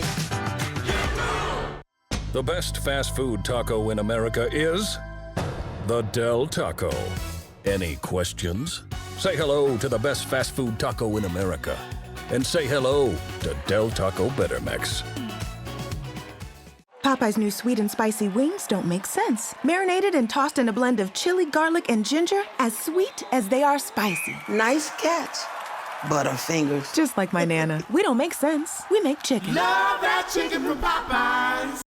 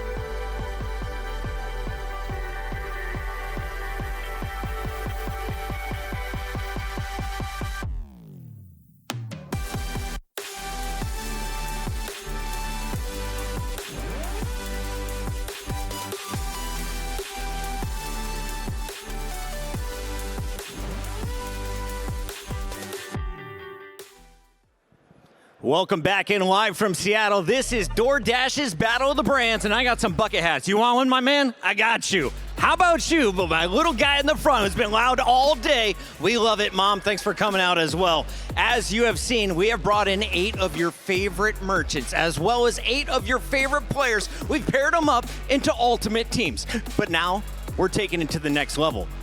We're putting those players together on squads to face off against each other in an old classic game mode. Does anyone out there play TDM?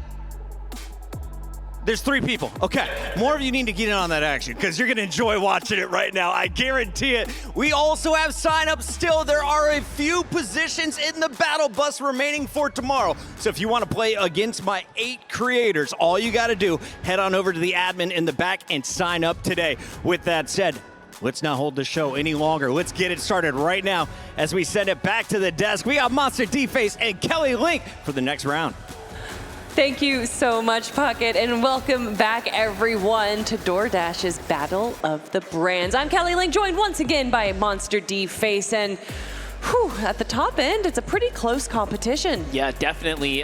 Thrown off by Color Switch, though. Little griefing strategies, battles happening there. It's exactly what we expected, a little bit of everything. It's funny to see the 2 differences in the relationships of our groups, right? Group 2 was friendly, Group 1 extremely hostile. It was amazing. And yeah, we saw Choco lose her vehicle. She said, oh, well, I see that you have an open seat right there. Don't mind me.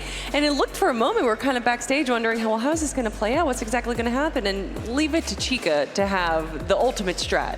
And it played out so well. She chucks the player right off into the water, winning the game. So shout out to Chica. Will do anything in her power to walk away victorious. This next game mode might be in her favor as well. This is now, again, transitioning into TDM. We're getting back into gunplay, right? This back and forth here, but there's no builds now, right? No. So we really do get to see, I'd say, closer to even playing field. Yeah, I would agree. We definitely saw that Chica's advantageous position in the Zone Wars is being able to take high ground really easily. The builds, there was definitely a few other players that were able to kind of get close to her builds right there. And if you're looking to build something up, well, guys, maybe you can join the sweepstakes to build up some of those sweet, sweet gift cards that you could be getting. That's a $20 DoorDash gift card if you type in ! Battle of the Brands sweepstakes. It's right there on the lower third. So make sure to type that into chat right now because it's not just our players winning, but it's you guys as well. Yeah, you saw the young man in the crowd there waving his little card around. Puckett is out here doing a bunch of giveaways as well. So big shout out to everyone, of course, trying to earn themselves something. Don't forget, you can also sign up to participate. Want more people to sign up for tomorrow's competition. When we jump into Battle Royale, you can earn something just for competing and for signing up. Yeah. Also, yeah, loving him giving away these bucket hats, and it's very appropriate. Puckett's Buckets hats. Yeah. I feel like he could have, his own shop. Yeah, maybe. He's got the brand, he's got the style, that's for sure. It'll all fit in. Right now, though, our competitors are, of course, gearing up. You can see them on the home screen dancing. The vibes are high here as everyone's starting to get ready. But yeah, again, TDM, fun game mode. All that matters is eliminations. What might happen, though, if I had to guess, I think we're going to randomize our players first, see how things go. Then likely coming in later, they might do a little balancing. We'll see. That's right. We got 2 maps. The first map is going to have 2 games. The second map is going to have 3 games, so that will be 5 games total. And it looks like we are jumping into the first game of TDM. Wait, I saw some builds coming out of that. It was red, so maybe there aren't able to use them. We'll find out here, but take a look here. You populate into the game sides. Blue, red, seems like it's pretty straightforward. There's nades involved as well. So again, once again, you have the option to, kind of customize your loadout just a little bit here. And it looks like a good old-fashioned standoff here. Ooh, good shot coming in there from Sylvie, but she also takes some damage herself. Oh, 88 tag. I kind of like this, actually. Now I see what's going on here. So you have the option to go ahead and push in, infiltrate the enemy's territory pretty much if you're really feeling it, and get right after it. And that's what Chica's going to go straight to it there, bringing the battle straight to the middle. Ooh, good damage already coming out right now. We already have a few eliminations. Chica herself getting down quite low, but able to run away into safety. Yeah, definitely. So again, you want to rack up as many eliminations as possible. Take a look at the blue and red tabs up above. There is going to be a point threshold, as right now it's going to be a race to earn as many points as possible. And red is in the lead by a fair bit. That's right, 8 eliminations versus 3 right now. Another elimination going to the side of red right there, having a 5 elimination lead.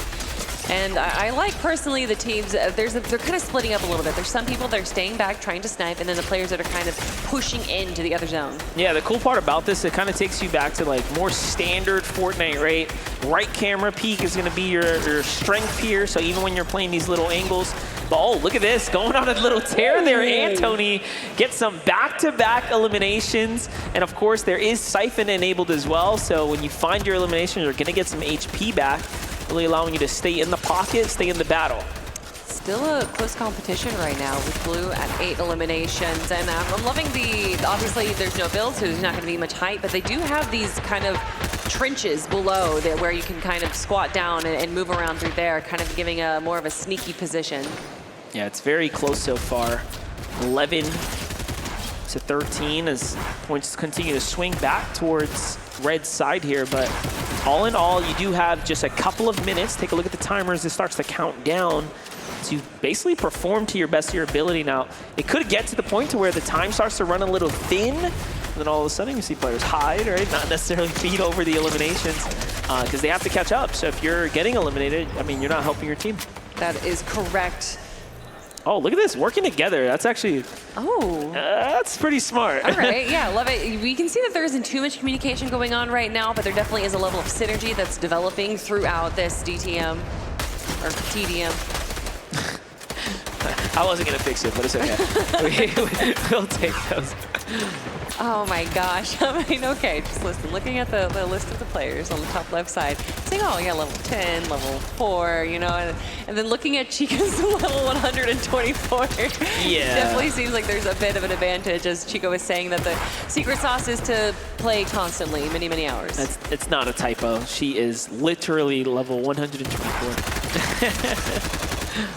Some more aggression, some more synergy going on here from Blue Team, which they are definitely in need of, as we can see that Red Team is starting to take it away with 7 eliminations now over Blue Team, but it is not over just yet. They still have 4 minutes and 20 seconds before the timer runs out. And that's what we're talking about right there. Just putting those SMGs to use is going to be one of the better things you can do. And of course, the AR, legendary AR is just incredible. Ooh, the Antony damage coming is perfect. in. Good sneak right there. Obviously, kind of listening, you can see on the screen right now that there's these little audio cues that show you where the players are shooting from and what direction they're coming from. And Antony using that to his advantage, knowing where the enemy's going to be. Choco Bars looks like she's going to be going for the sniper around here. And we can see on the other side, a lot of the players tending to stick with that as well. But we know Chica is not going to be one of those players that stays back. Yeah, she hasn't really left, or sorry, Choco hasn't really left the sniper's nest. She's pretty content with staying up there. I think her and Sylvia are more like long-range battles, and everyone else is jumping down into the pocket here. I respect it. I respect it. It's good. Play to your, play to your strength. Still pretty close. Look, just 7 eliminations separating the two, as Red has been pushed back to their spawns currently, and Blue continues to rack up. King George falls there. Honestly, I thought Zone Wars was going to be some of the more try-hard, but this seems to be the most serious mode we've seen so far. Yeah, your performance matters to your team now, right? I think it means a little more. Sylvie trying to get in there. She finds a couple tags, but not enough to get a finish. And again, this is where it gets pretty intense here. This is a DMR, so you have a bunch of shots, high damage there. And those nades, if you throw them as far as you can, they'll actually explode on impact. A lot of strategies in Fortnite. Oh yeah, especially in this mode right here, which is just a classic mode that we've seen in shooters from the beginning. It's still an 8 elimination lead for Red Team right there, which as percentages go means that Blue Team is actually doing a pretty better job. But as they say, that is now a 10 elimination lead. So with 2 minutes and 30 seconds on the board right now, it looks like this might be it for Team Red, unless we see some great teaming going on from Blue side. Yeah, that's literally what we need to see more of. If we can get them to like couple up on Team Blue side and run through the Red opponents, it'll work really, really well for them. But the more you spread out, the more you try to play for individual plays, I mean, there's just risk involved in doing that. Obviously, they don't see the opponent names above their heads, just your teammates. So you can see here, Red doing a better job sticking with one another and controlling the areas. And this is why they're able to follow up and support each of the eliminations. The gap continues to grow just a bit there, right? Kind of maintaining that 10+ lead is a good spot to be in. It's funny because I feel like this is the most that I've ever seen Chica be eliminated, because it's because she's the only one that's like pushing into the middle, if not even in their territory. She wants those eliminations. She wants to kind of distract them a bit, because if we allow them to snipe each other from afar, it's a lot more of an even playing field. But so by rushing, she's kind of creating a bit of a chaos towards their zone. And it's kind of cool because like Choco hasn't left. She's just staying up there, and whenever they spawn in, they're getting tagged as they literally run down. So they're starting at a disadvantage because she's just free firing from the spawn side. Oh, there it is. Finally, she gets sniped and taken out. Someone had to stop her. Just a minute left for these players. A 4v4 TDM. And then we will be playing this map one more time. We'll reset the points and start from square one. I do wonder now. Yeah, I assume they'll be on the same team now. Should be able to be on the same team and run it back here for the second game. I would assume so, but obviously we'll find out as the game goes on. And it looks like actually between games we're going to be switching pairs. So that'll be interesting to see how we're going to be tabulating those points. Who seems to be the... I was going to say, that kind of, redefines what you do in the game. So maybe sitting back just because your team is winning is not a great idea. Exactly. You should be getting out there, earning as much points as possible. Speaking about getting out there, it looks exactly like what we're seeing everyone doing. They are no longer staying in the sniper's nest, as you said, Monster. It looks like players are going out into the fray, and with a 10-point lead for Team Red and only 7 seconds left, it looks like it's going to be going to the way of Team Red. Yeah, so far so good for Team Red, but 9-point gap is not much, just 9 eliminations there. And they will take the kickoff game here for the TDM game mode. Very close competition all in all, though. And honestly, I thought that there was going to be kind of an exponential growth for Team Red, but Blue kept strong and kept behind them there. So I'm interested into seeing what they've learned from this game, because as we know, there isn't just a meta in Fortnite, there's a meta in tournaments, and that meta tends to evolve after you play game to game. So seeing what they prioritized after this first TDM match and how that's going to be working out for the rest of the games. Yeah, I'm more curious now that we see it's almost individual performance based, not just whether or not your team wins. Right. How the adjustment starts to turn, pretty much online here, because what we're gonna have to see is individuals go for more risky plays. Choco was pretty content with sitting back for a moment, and towards the end, I think she recognized, like, wait, there's a leaderboard here, and if we're gonna change teams, then, well, I need more points, so she has to get in the mix. It'll be interesting, yeah. I'm excited to see what game number 2 is going to look like, and also what the second map is gonna be happening there. I'm excited. Yeah, definitely. Don't forget, you can get $5 off an order of $22 plus from Taco Bell on DoorDash now. This is available all weekend long from the 2nd through the 3rd. So make sure you get out there, hit that app, and get those orders in. Yeah, go check out Taco Bell, guys. It's pretty good. Yeah, definitely. And definitely representing Chica, the player, to get so many eliminations. You just kind of gotta, give her a little bit of reward. They've found themselves a good rep for the show, that's for sure. The Battle of the Brands here is, of course, a fun, friendly competition. Right now, it's TDM game mode, though, like we talked about. If it comes down to the wire and there's, the fights involved, Chica is for sure the player you want on your team. Although I will say, because of her aggression, we did see her going down a lot more frequently than we did during Zone Wars there. And there's still a lot of opportunity, there's still a lot of unique game modes that we're going to be seeing through the rest of the day for a chance of these players to be able to crawl back up the leaderboard. We're going to have all 8 players go to tomorrow, I believe, but then it is slowly going to whittle down to the top 6, and then the final 3 that are going to be competing, of course, for that awesome prize pool and that incredible trophy that we've been showing you guys all day. Yeah, and those fights, like tomorrow, especially after the BR, depending on how you play, it is going to get very, very competitive pretty much. If you don't perform up towards the top, that's it. You're going to get dropped out of the competition, and then we move into more and more of the sweaty modes, the head-to-heads. My favorite. The box fights, right? We get pretty much back into the build territory, which, we see how that can go.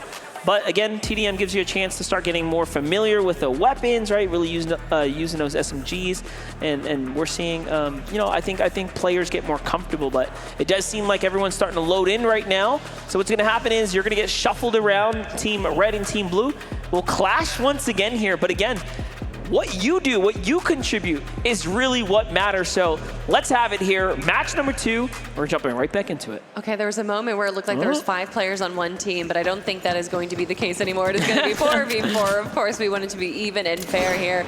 And the players jump out. We can see Janet and Sylvie on red side taking the sniper approach, but Baby Nikki immediately jumps back into the competition and throwing out some grenades. King George being a bit more passive, and Chocobar is making sure that she's following one of her teammates to try and stick together. Yeah, Chica's not having any of that though. She's jumping right into the mix here, trying to see what she can do, earn as many points as possible. Again, Siphon is completely enabled, so finding eliminations are going to eat points and, of course, heal you while you are in the battle there, because there's no other heals otherwise. It's also interesting to see that there is a limited amount of ammo. Obviously, these players are probably going to be being dropped before they're able to go through all of their ammo. But Chica right now only has 16 shotgun ammo, and she seems to be a close-range fighter. She does get eliminated there because eventually, if you're going to throw yourself to the wolves, you're going to get eaten. And Sylvie going down as well. Yeah, I think right here, Antony representing for Team Blue right now on Team McDonald's. Doing pretty well. Team Blue has 10 points here. Sylvie getting a great elimination there onto King George. And now it's Josh Heston's turn. Yeah, Josh is looking for anything here. He's going to go ahead and follow up his crewmates here on the side. Nope, gets face checked pretty much by a big team of 3 there. Now Team Del Taco, Baby Nikki. What can she do? Also on Team Blue here. I love it though. She has that 18 HP and she is not backing down. She understands how TDM works right here. BTMC, the most emotional player we have seen over the weekend. Still, after 4 hours of competing, expressing such vibrant emotions there. Chocobar is back to her sniper's nest, but we can see it looks like blue team's actually getting quite close to red team's territory. Yeah, blue team is pretty stacked though. I think they have Chica, they have Baby Nikki. Things just kind of worked out for them right now where they got a lot of hitters. So it's 20 points to 10 right now. An early gap, big lead starting to develop here, but there's still 5 minutes worth of competition regardless of what, your individual performance is what truly matters. The Team Red can still have some, some stars emerge here. That's right. Now with a 13-point lead, you can see them just slowly starting to gain more and more of a lead, and Team Red decides to take a bit of a break. There's not too much communication going on with them, but an incredible shot right there. Now we have Chica with Taco Bell leading the charge and finding one of her teammates running for their life. Unfortunately, she's not able to save them, but she is able to avenge them. I think they figured out that they can play together and play well because they push so far into Red's territory pretty much right now. They're literally sitting outside of their walls. There it is. Finally, Chica does fall, and the points start to swing back. So Blue is finally pushed out of the territory, forced to respawn here. Here comes the nades as Blue starts to push back in. Oh, it's Anthony Chen with a great follow-up and some beautiful tags there. And that's what I talked about, that AR headshot damage. Hits for 72.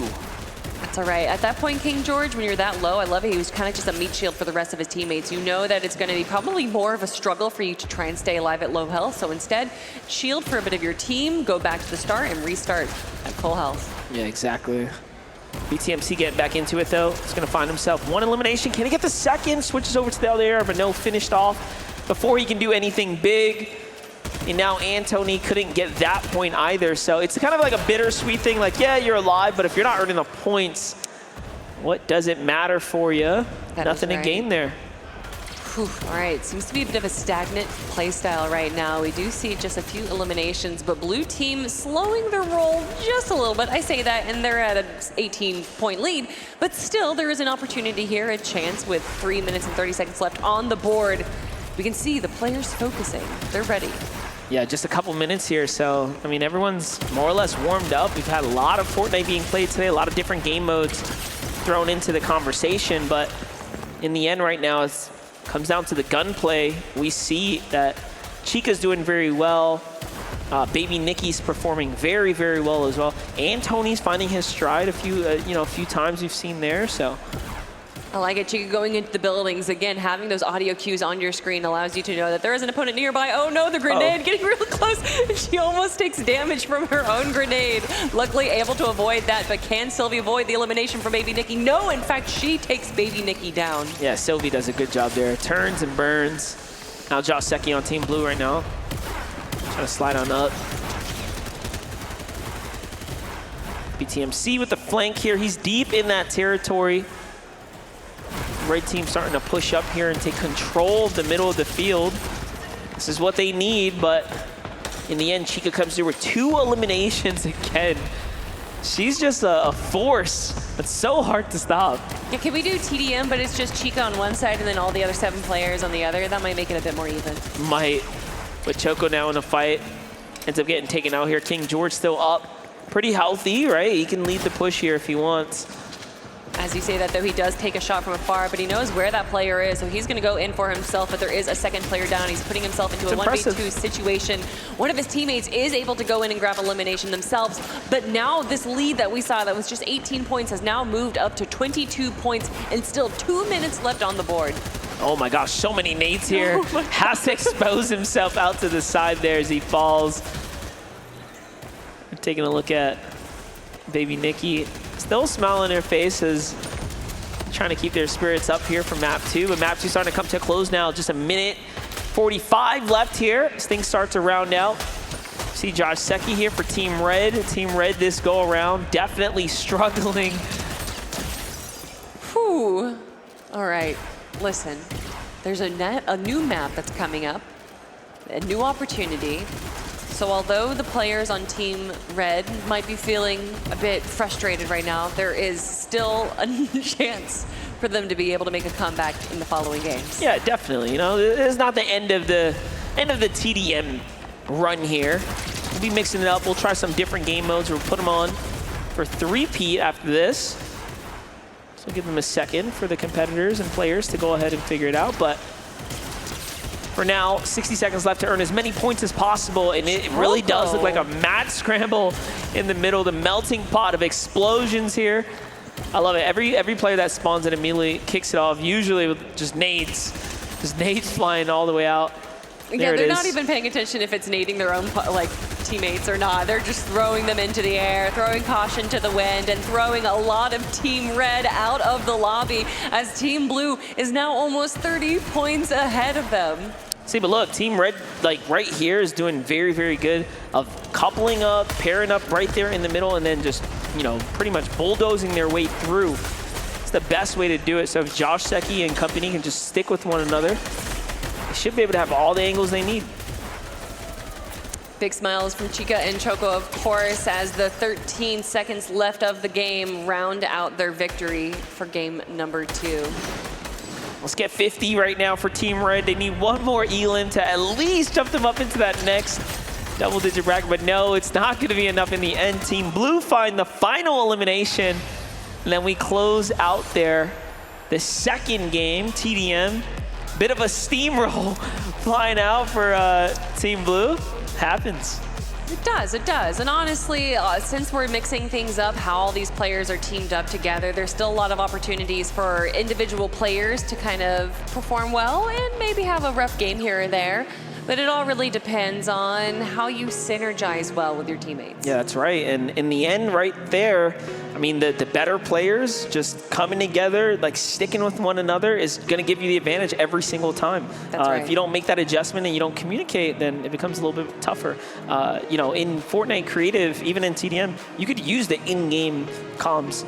Right? Like, you can totally still chat with each other. So, That's true. They didn't see much of that. Everyone's kind of just being a lone wolf. That's right. And speaking of adjustments, we're also going to be adjusting the map. It's still going to be TDM, but we do have a new map. I don't know what map it's going to be, what it's going to look like, but maybe we'll add some variety to the TDM games that we've been seeing. Yeah, we already saw things switch completely when we saw Tilted Towers earlier, and that gave us some fun highlights. But with that, we definitely got some good ones as well. We got Vivid to cover the action. Love the fact that you guys are already bringing up the fact that we're going to be playing a second map in the second round. And of course, I'm going to take a quick moment to talk about how map 1 kind of played out.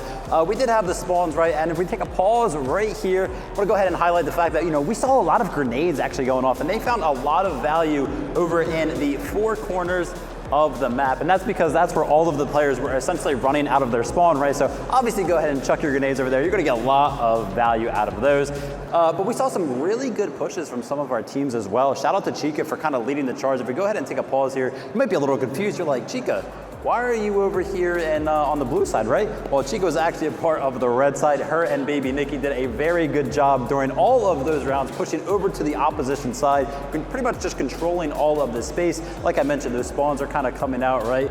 And they're just able to kind of control where all of those players are kind of coming out from. That's where a lot of those eliminations were able to come from, is some of those pushes. And MDF and Kelly broke it down the best, right? They mentioned the teamwork. Chica, every single time she made one of these pushes, she made sure that she had teamwork to back all that up, because not only did she have everybody pushing up with her, but she also made sure that she had teammates in the back. Of course, we did see some of those automatic sniper rifle shots being hit throughout the entirety of this TDM match, and the raining grenades just coming in as your teammates are up there was very, very good as well. But as we mentioned, TDM was very, very fun. I feel like whoever kind of like learned the map the best and the fastest pretty much had the advantage, which is going to play a big part coming into map number 2. Different map, you're going to have to relearn, readjust, different loadouts. All of those adjustments are going to have to be made, and I feel like that'll play a big part. As you can see here, this little tunnel here, I thought this was really, really funny. Chica realized that there were 2 players in there, caught him off guard, was like, hey, listen, I know exactly where that leads. I'm going to go over to the exit and make sure to find that elimination. So Chica, very wise, picks up on the maps very, very quickly. That being said, can't wait for map number 2.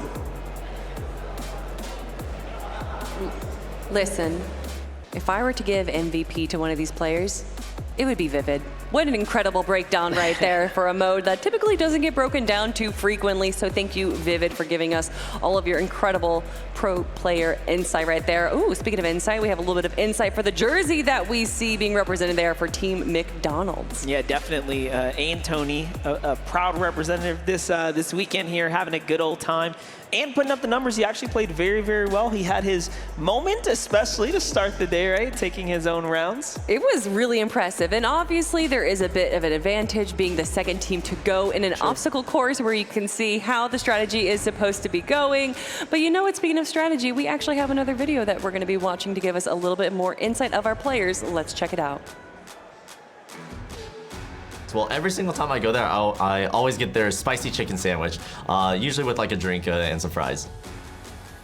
Well, so actually, before we even started going into like the qualifiers of the competition, Gamerjack, the guy who runs the Jack in the Box Twitch channel, he reached out to me and we actually started playing some Fortnite games together. And he is hilarious. His energy is unmatched. Like, I cannot believe a person like him is so awesome. So he's great to work with, great to have on stream, and the energy he brings is it's additive, you know.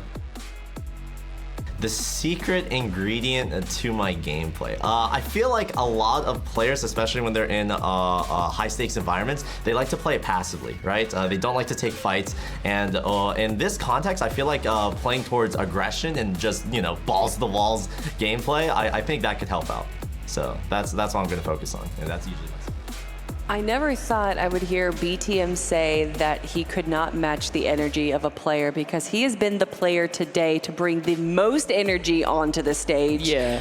And to remind you all, just once, Jack in the Box right now, we have a special deal for you guys, only through DoorDash, of course, that if you spend $20 or more, you're gonna get $4 off of your order, and that's gonna be from today until Monday, everyone. So please get that order in on DoorDash. That's right. Thank you, Jack in the Box there with the nice premium offer. All in all, though, we're gearing up right now just to get you guys caught up to the schedule here. We have up next the next set of games for Map 2, which is going to continue the TDM train. Already right there, it seems like the match has been started, so we're going to cue our players directly on in, and then we're going to start getting to it. So the way it worked out is the randomizer kicks in. You will be assigned to a team, and just depending on how that goes, I mean, that can help influence the way your games are going to go. So it seems like everything is starting to happen here. Each of the games as well, of course, have their own unique rule sets.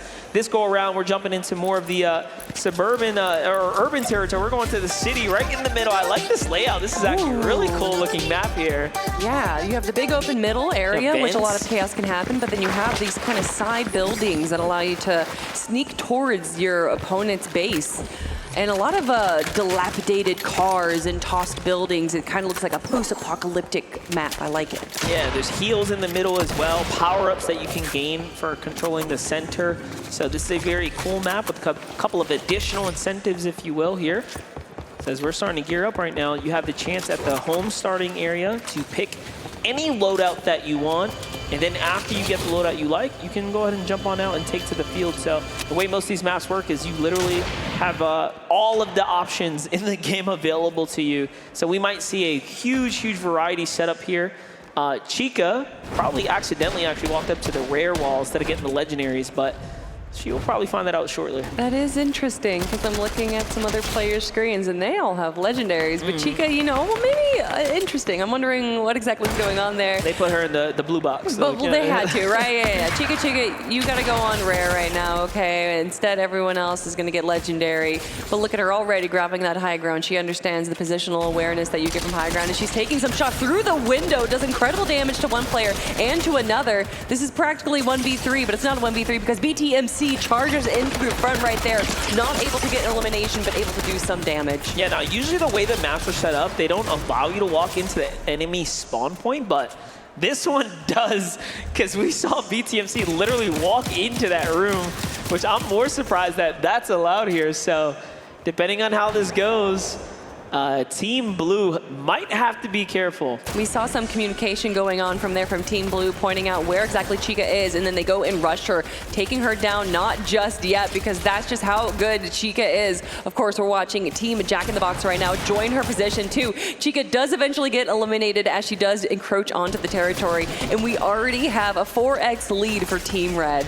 Yeah, just 5.5 minutes left pretty much on this one, so same like the last game modes. The timer is active. You can see it up in the top right there. And all in all, it is just an all-out battle here. All right, Chica, taking her time, no rush right now. She does have a substantial lead just in general from her performances today from Zone Wars and onwards. Some good shots coming in from Sylvie right here, but not able to take down her opponent. Baby Nikki also getting a little bit close, sees that, and the player goes down, but unfortunately goes down herself. Josh Secchi doing well here. Also, a lot of variety in the loadout. He's rocking that bolt action rifle here on Baby Nikki's side. She definitely loves the sniper, finds Chica with a great shot. After that, Elam now starts to take to the center of the field. Yeah, Team Blue finally coming back in and making a bit of a comeback here. It's still a 6-point difference, but no longer taking the beating that they were at the start of the game. A good shot coming from Nikki here. 100 damage onto them, but not able to clean it up. And now it is unfortunately a 1v2, and she does go down. Yeah, just looking at Baby Nikki's reaction there, she's like, so much going on the screen when you have 2 or 3 players in front of you. Oh, Chica being knocked down quite a bit here in this competition. This map, obviously, it might be a new map for a lot of these players, so they kind of have to learn the ins and outs of positions that they can take on the center map. Yeah, it's a lot different. More angles, wider field, highs and lows as far as positioning areas can go. And you can even get in this bus, all right? I didn't expect that. Seems like you're going into a trap, though. I don't know if that would be there. Yeah, she found Choco. Choco's looking the wrong way. Unfortunately, at the door instead of the back window. All right, Blue team doing okay. They're still a little bit behind right now. Team Red seems to be finding their footing once again. A 10-point difference between these 2 players, and still a few minutes left on this board right here.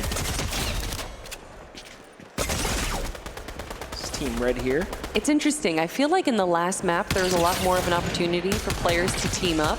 And it seems like in this, a lot of them are once again playing solo games, but on a team of 4. Yeah, and I think for this one in particular is the way the map is set up. Like it's longer, right? So it's a little bigger, and then there's a lot of room to play these long-range engagements at different angles. So we are seeing a lot of folks just actually prefer to sit back and. There it is. Chica figures it out. She's like, all right, enough of this blue weapon stuff. I'm going for legendary weapons. She wants the damage. I bet you she got shot, and she's like, wait, how are they able to take me down? Don't they have a blue weapon? And then she realized, oh, wait, no, everyone can get legendary. Okay, I'll make sure to do that too. Yeah, that is different from the other modes that we saw where before they were getting eliminated, loot would fall. In this, you just instantly respawn, so. Yeah, they also have unlimited ammo, so that's definitely a bit of a advantage. It's a change too. The other game mode did have a limit, so you had to get a little more active at certain points. Noticing though, a few players definitely have some upgrade spots available, especially BTMC in particular was also rocking an all blue loadout when he could have legendaries. Looks like Chica's gonna get tagged up a few times there by Josh Secchi. Josh has a great little spot right here. Sniper in hand for the opponent he's aiming at, but he does not care. That red dot's going to put in a lot of damage. Chica, who was going on more of the aggressive, now taking a bit more of a passive, trying to find a great position here. Unfortunately, though, she did get 1v2'd, and you can see the frustration coming out for her. Yeah, lot slower game right now. Team Red had a starting lead of 10 elims, and now it's closing pretty quickly as Team Blue has managed to get into the mix. And Anthony Chen adding to that Team Blue point threshold there. Look, they are starting to stick with one another all around these areas, and this is what I like to see here. And also taking control of the shield regeneration store points. So very, very smart. Like, you know, controlling these key checkpoints is going to be massive. Yeah, you can try and brute force your way into it, but playing with synergy is definitely going to be the key to success in this game mode right here. Here goes Chica. She's trying to play for some high ground. She's saying enough with it. Clean. Yep, very well played there. Finally, they break that formidable defense that we saw set up, and it's just 7 elims separating the two. Team Red gets the advantage once again here as they manage to hold out Blue's respawn points. That's where you want to be. I like it. He was obviously going aggressive, trying to look through the windows, but then he backed up a little bit, said that I'm not getting enough eliminations this way, so I'm going to find a different angle, and that definitely seemed to work out for them. There's still only a 4-point difference. This is the closest that Blue has ever been in this competition, or in this game, I should say, against Red. But will they be able to steal the win? What I like is that we see so much variety too in the players' loadout choices, especially in this one where you get to choose, right? So I feel like that makes a big difference because if you're not a fan of a type of shotgun, you just go swap it out, right? Exactly. Or maybe you're better with the red dot type weapons. So we are seeing a lot of that variety start to come into play, and I think that is what's attributing to the elims going either which way. Chica loses a fair fight right there. Yeah, you're talking about favored weapons. It definitely seems like Baby Nikki loves that bolt action sniper. So close. So close indeed. Anthony Chen unfortunately going down once again on our feed here. 30 seconds remain, and there is now a 7-point lead for Red. Unless Blue comes out with an incredible strategy, it looks like this might go to the way of Red Team. Baby Nikki with another headshot snipe right there onto Chica. Chica was shocked, like what? As she was standing still on that edge there. Play the same spots and you'll be outed, so it's kind of what we're seeing here. 10 seconds remaining. Can Team KFC grab a final elimination before going down? Jack in the Box also going to be going for elimination and does indeed grab the final elimination of the game. You can see that big smile coming out from BTMC. Yeah, very nicely done for him. He finds the last elim of that one there, really jumping him on up, keeping him in the conversation. And we didn't get the full glance of this scoreboard there, but like we said before, those individual scores are going to matter as our team is going to be adding those up and then seeing how you did overall. So I feel really silly because obviously it's RNGM who gets on with team, and I keep saying, why isn't there synergy? Why aren't they communicating? Well, it's because you don't, if you communicate, hey, let's all go over here, everyone is going to hear it because I think they're all on the same comms. I don't know. How are they going to? How are it they might going to work like that? You might also feed the enemy an idea. Like, what if your team doesn't play ball and they're like, oh, that's great. Yeah, let's go and party up too. Right. Definitely, anything is possible. So that was the first game on that map. We're going to run that back 2 more times here. And then in the end, determine who is our best for the TDM game modes. And that'll be the last sweaty game of the day, I would say. Yeah. I would say between, Zone Wars and TDM, those are definitely the 2 most sweaty games that we're going to be seeing here. But we got Demo Derby, which is going to be kind of a rocket cars attacking each other style game. And then after that, it is going to be an all-time favorite prop hunt. That's right, but don't forget, you can get a free 10-piece McNuggets when you spend $15 ordering McDonald's on DoorDash here from the 2nd to the 3rd. That is this weekend, happening right now. So get involved. The action is down there. Take a read for yourself. Go ahead and open up that DoorDash. Ooh, yes. And make sure to get that Dash Pass because we have so many deals going on right now, and that Dash Pass just gives you so much more. Definitely. It absolutely will. But yeah, you talked about some of the other game modes we have on the agenda today. It's going to be some Demo Derby. That's going to be what's happening next, followed by the prop hunt, where we'll return to close things out in very fun fashion. Little, basically hide and seek. Yeah. Right? You get to transform into different objects around the map, and the better you can hide, you know, the more points you earn. So and that's also, pretty tough. it's like, you know, I think it's like a 1v7 where the 7 players are the props and there's one person trying to seek. But once that one individual finds a person that is a prop, it now becomes 2 seekers until essentially the last person is found. Right. My favorite of those, though, is someone turns into, who knows, a barrel, anything. And you see that barrel just sliding across, running away once someone passes them. It's such a silly game mode. Yeah, it's a fun one. Definitely one that all of you guys can participate in. All of these games, actually, that you're watching here are available to play in. You can find them in your creative feed. Just browse around. That discovery feed is definitely available to you. As again, we're all hanging out here. Young man on screen trying to hide himself behind the bag. You can't hide from the camera. It flies around. It can do all types of stuff. Yeah, you see that, Jim? You can see it actually in the corner right now. That is a crazy camera. It can move everywhere. Yeah. It's like Spider-Man, but in a camera form. We have so much going on. We're just getting our players set up and ready to go for the second game of second map, of course, for TDM right here. And just like you were saying, that there's a lot of ways to participate in the game modes that you guys are watching, but also if you want to participate in this competition, well, we have signups going on for tomorrow if you guys want to play with or against some of your favorite creators. Of course, that's not to you online because you're probably not here at PAX, but if you are here at PAX and you would like, here on this beautiful stage, if you want to compete, make sure to go check out the back of this DoorDash PAX Arena area because there is some sweet opportunities for you. That's right. You get a chance to take down any one of our featured merchants here and players on screen. The big banner showing you who is in. I love that banner. Presence is awesome. I mean, whoever the photographer was, shout outs to you because you got some great shots. I'm loving the outfits that each of these players have that represent each of the merchants. And look at that. You know, we have the beautiful trophy that is on the stage, or not on stage, but in the middle of everything, showcasing what you can win. And then, of course, you know, not just the money, which I believe is $15,000. For first. Just for first. But also a year's worth of DoorDash. That's what I like. That's what I want too, right? That's the icing on the cake. I think I could spend $15,000 worth of DoorDash in a year. Oh yeah, easily. Definitely. Well, have you seen some of the receipts people put online, especially the gamers? Oh, yeah. They run through it. So it's definitely a very nice prize on the line here. Very fun event to be a part of. So lots to celebrate here, especially towards the end when we start gearing up to crown our champion, if you will. So yeah, you know, second and third will get one of those also really cool medals. Yeah, look at that. Look at that trophy. That's a nice trophy. Oh yeah. Sit nice in that gamer background. Oh yeah. I mean, everyone has that now, right? Everyone has like the bookshelf with all their winnings or things that they've like acquired over the years as being streamers and everything. And of course, everyone competing here today is an incredible streamer in their own right, regardless of if they're a Fortnite streamer, a generic gaming streamer, or variety streamers, what they call it. Not generic gaming. I was gonna say, dang, generic. No, okay. I mean generic. Kelly has officially downgraded all of you streamers down to generic. I meant variety. Hey, I love it. The audience participating as well, hanging out, having a good time here at the PAX Arena at PAX West 2023. But enough chit chat, everyone. It's time to get back into the game. Yeah, it's the Battle of the Brands here. Let's get into it.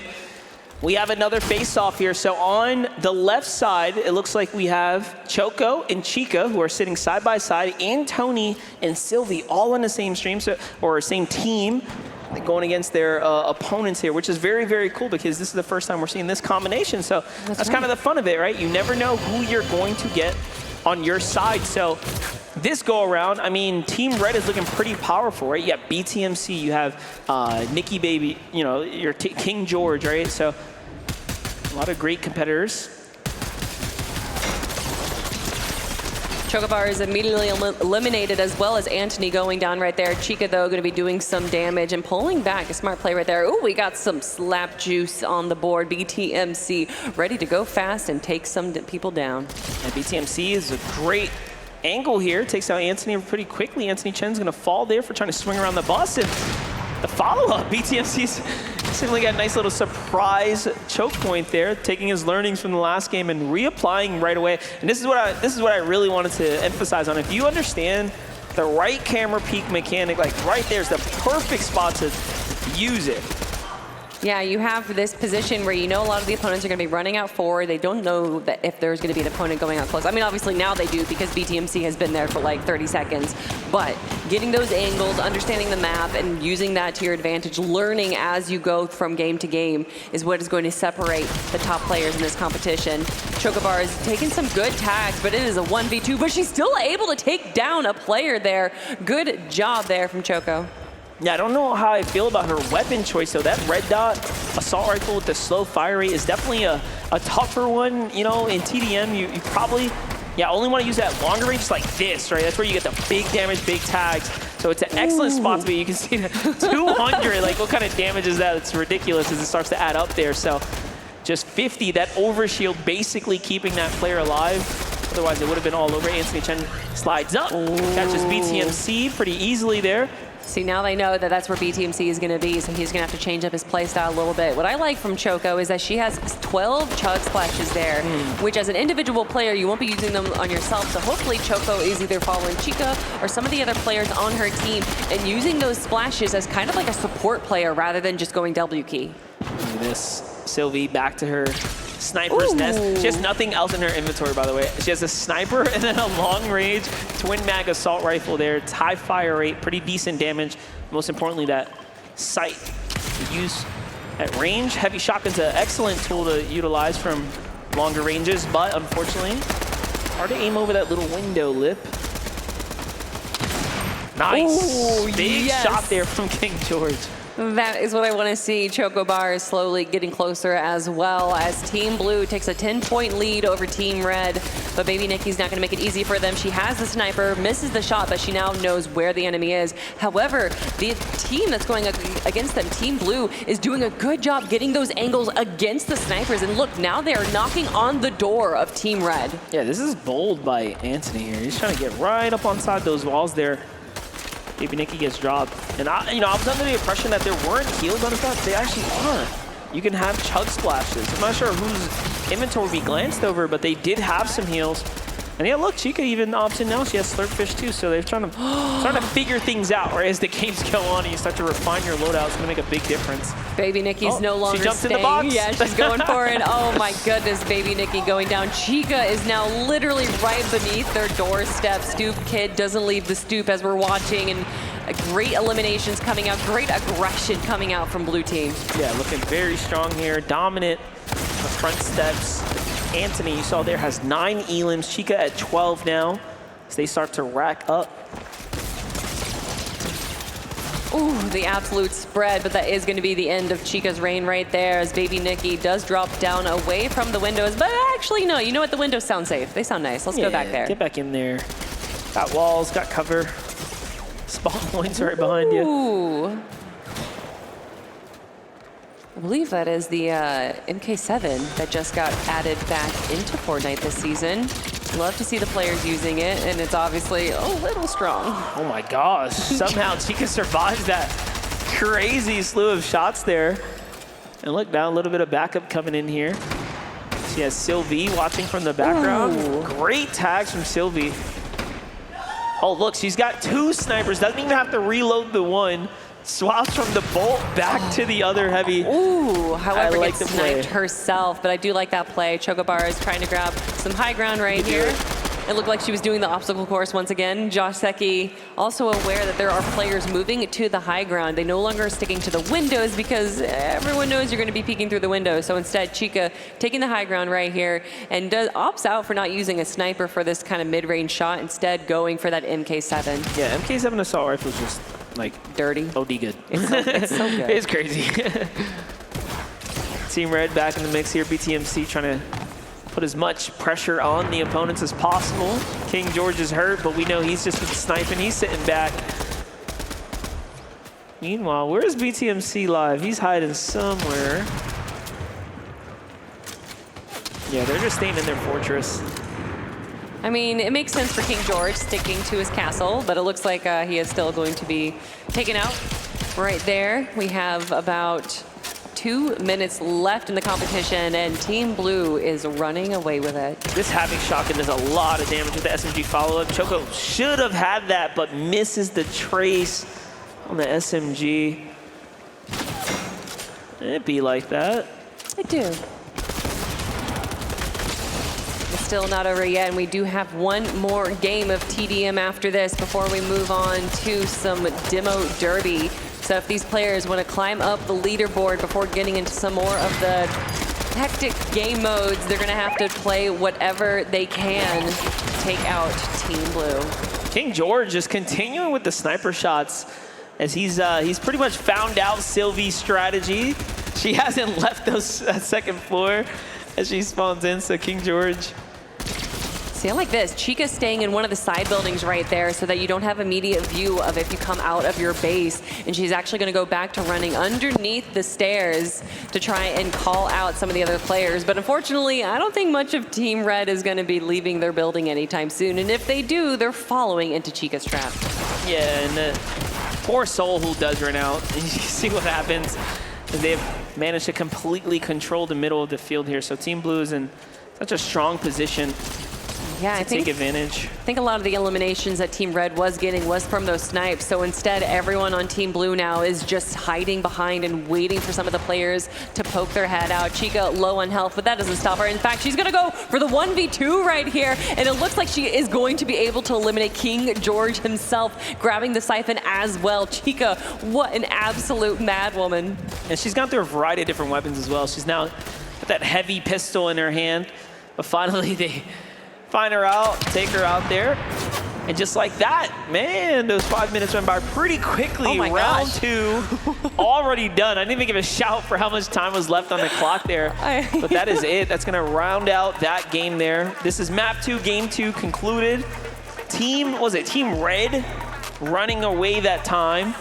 And it seems like, again, the trend continues, these gun modes, and Team Chica is just popping off. Yeah, I mean, when you have Chica and Choco on one team right there, and I love the positioning of both of them. They weren't just, hey, let's go get eliminations. They were like, let's dominate the other team. And just having this positional awareness that they had is definitely what gave them the upper end of that competition. Yeah, definitely had a small advantage there leading into it, and they put up the numbers, right? That matter most. But again, it comes down to your individual performances. So I don't know how the points are going to get rewarded at the end. If it's just if you did like first overall, maybe you get a couple points, or if it's based off of your actual eliminations and closer to your raw performance. But we'll see as the leaderboards continue to get updated overall.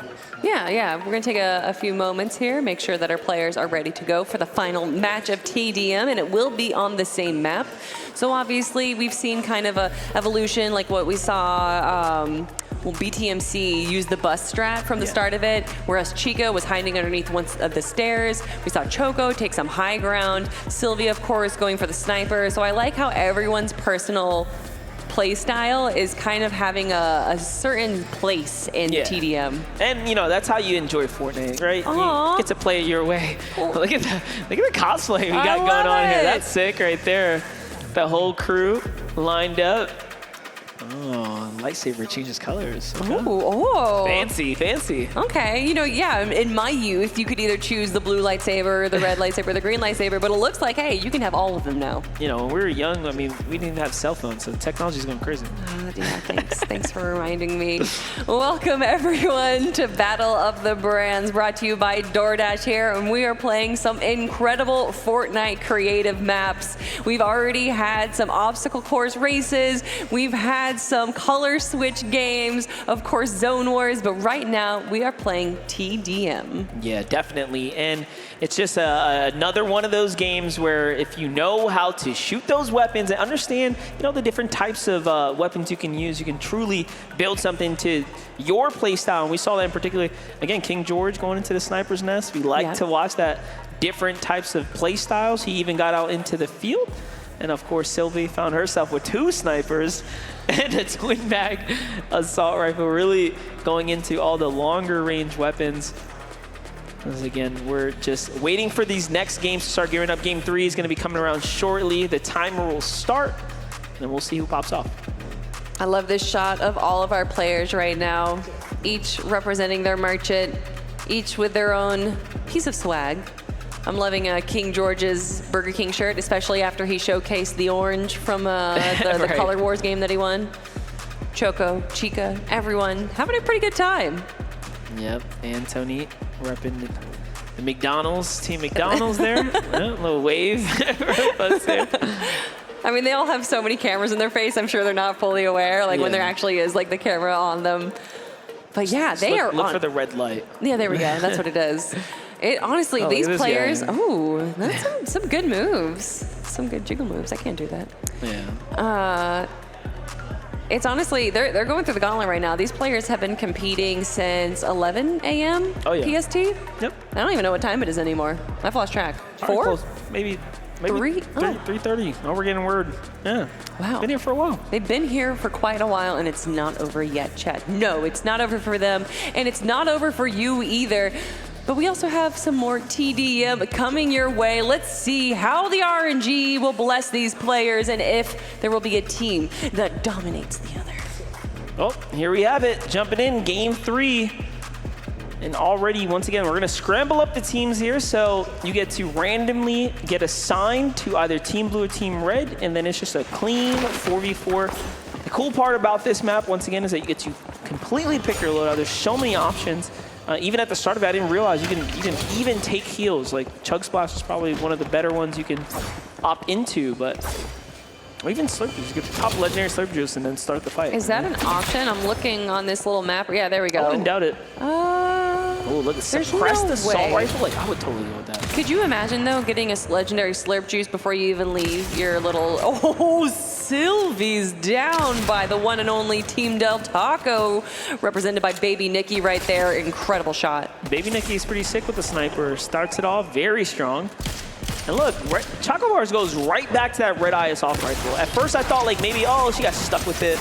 No, she literally has chosen that weapon. She wants it 3 times already. She really enjoys the red eye assault rifle. Like I said, it's the big numbers, you know, the big damage. So we got Baby Nikki, Chica, King George, and Choco on one team. And they're going to be representing Team Red. It's very close right now, though. It's Team Blue. Keeps the competition close as things start off. It's back and forth exchanges. Sniper in hand for Chica this time around. She finds Sylvie, and she's here to put a stop to that sniper's nest. It's a little payback, though. We haven't seen her with a sniper just yet on this mode. We saw what she was doing with it in Zone Wars, though. Ooh, nice little turn and burn from the low ground. But of course, the heal's coming out from Chica right now, because it seems like for a lot of these players that once they start taking damage, they're going to be going down, but that does not seem to be the case for Chica. It's not going to stop her. No. Not at Ooh, all. great spray right there from Baby Nikki as she pulls out 2 SMGs. She wants to make sure that if you get close, you're going to be going down. She's figured out the cheat sheet, I think. Run 2 or 3 SMGs. You don't have to reload. It's got some of the highest damage output. Don't have to worry about aiming a shotgun, which would be pretty difficult on a in-person setup. What do we have here? BTMC. It's got a little sniper, big shotgun striker here. Oh, good shot coming out, but is it going to be enough? He is able to take down Choco there, but allowing himself to be out in the open just a little bit. And Chica actually looked like she was knocked out too, but she immediately runs back into the action. Jumps in and she snipes that Elim up too. Remember, at the end of the day, you want the points, as many points as possible. Speaking of points, 12 versus 10 right now. This is the closest that we have seen the competition, and there are still 5 minutes left. Like Chica going back, a little shopping here. She mixes up her loadout once again. Oh, good sniper attempt here. King George continues to stay in the pocket. Every time we jump in, he's finding Sylvie because Sylvie continues to just snipe, so. Well, she's also sniping from the same position. If you kind of move what window you're shooting from, you might have a little bit more of a mix-up against your opponent.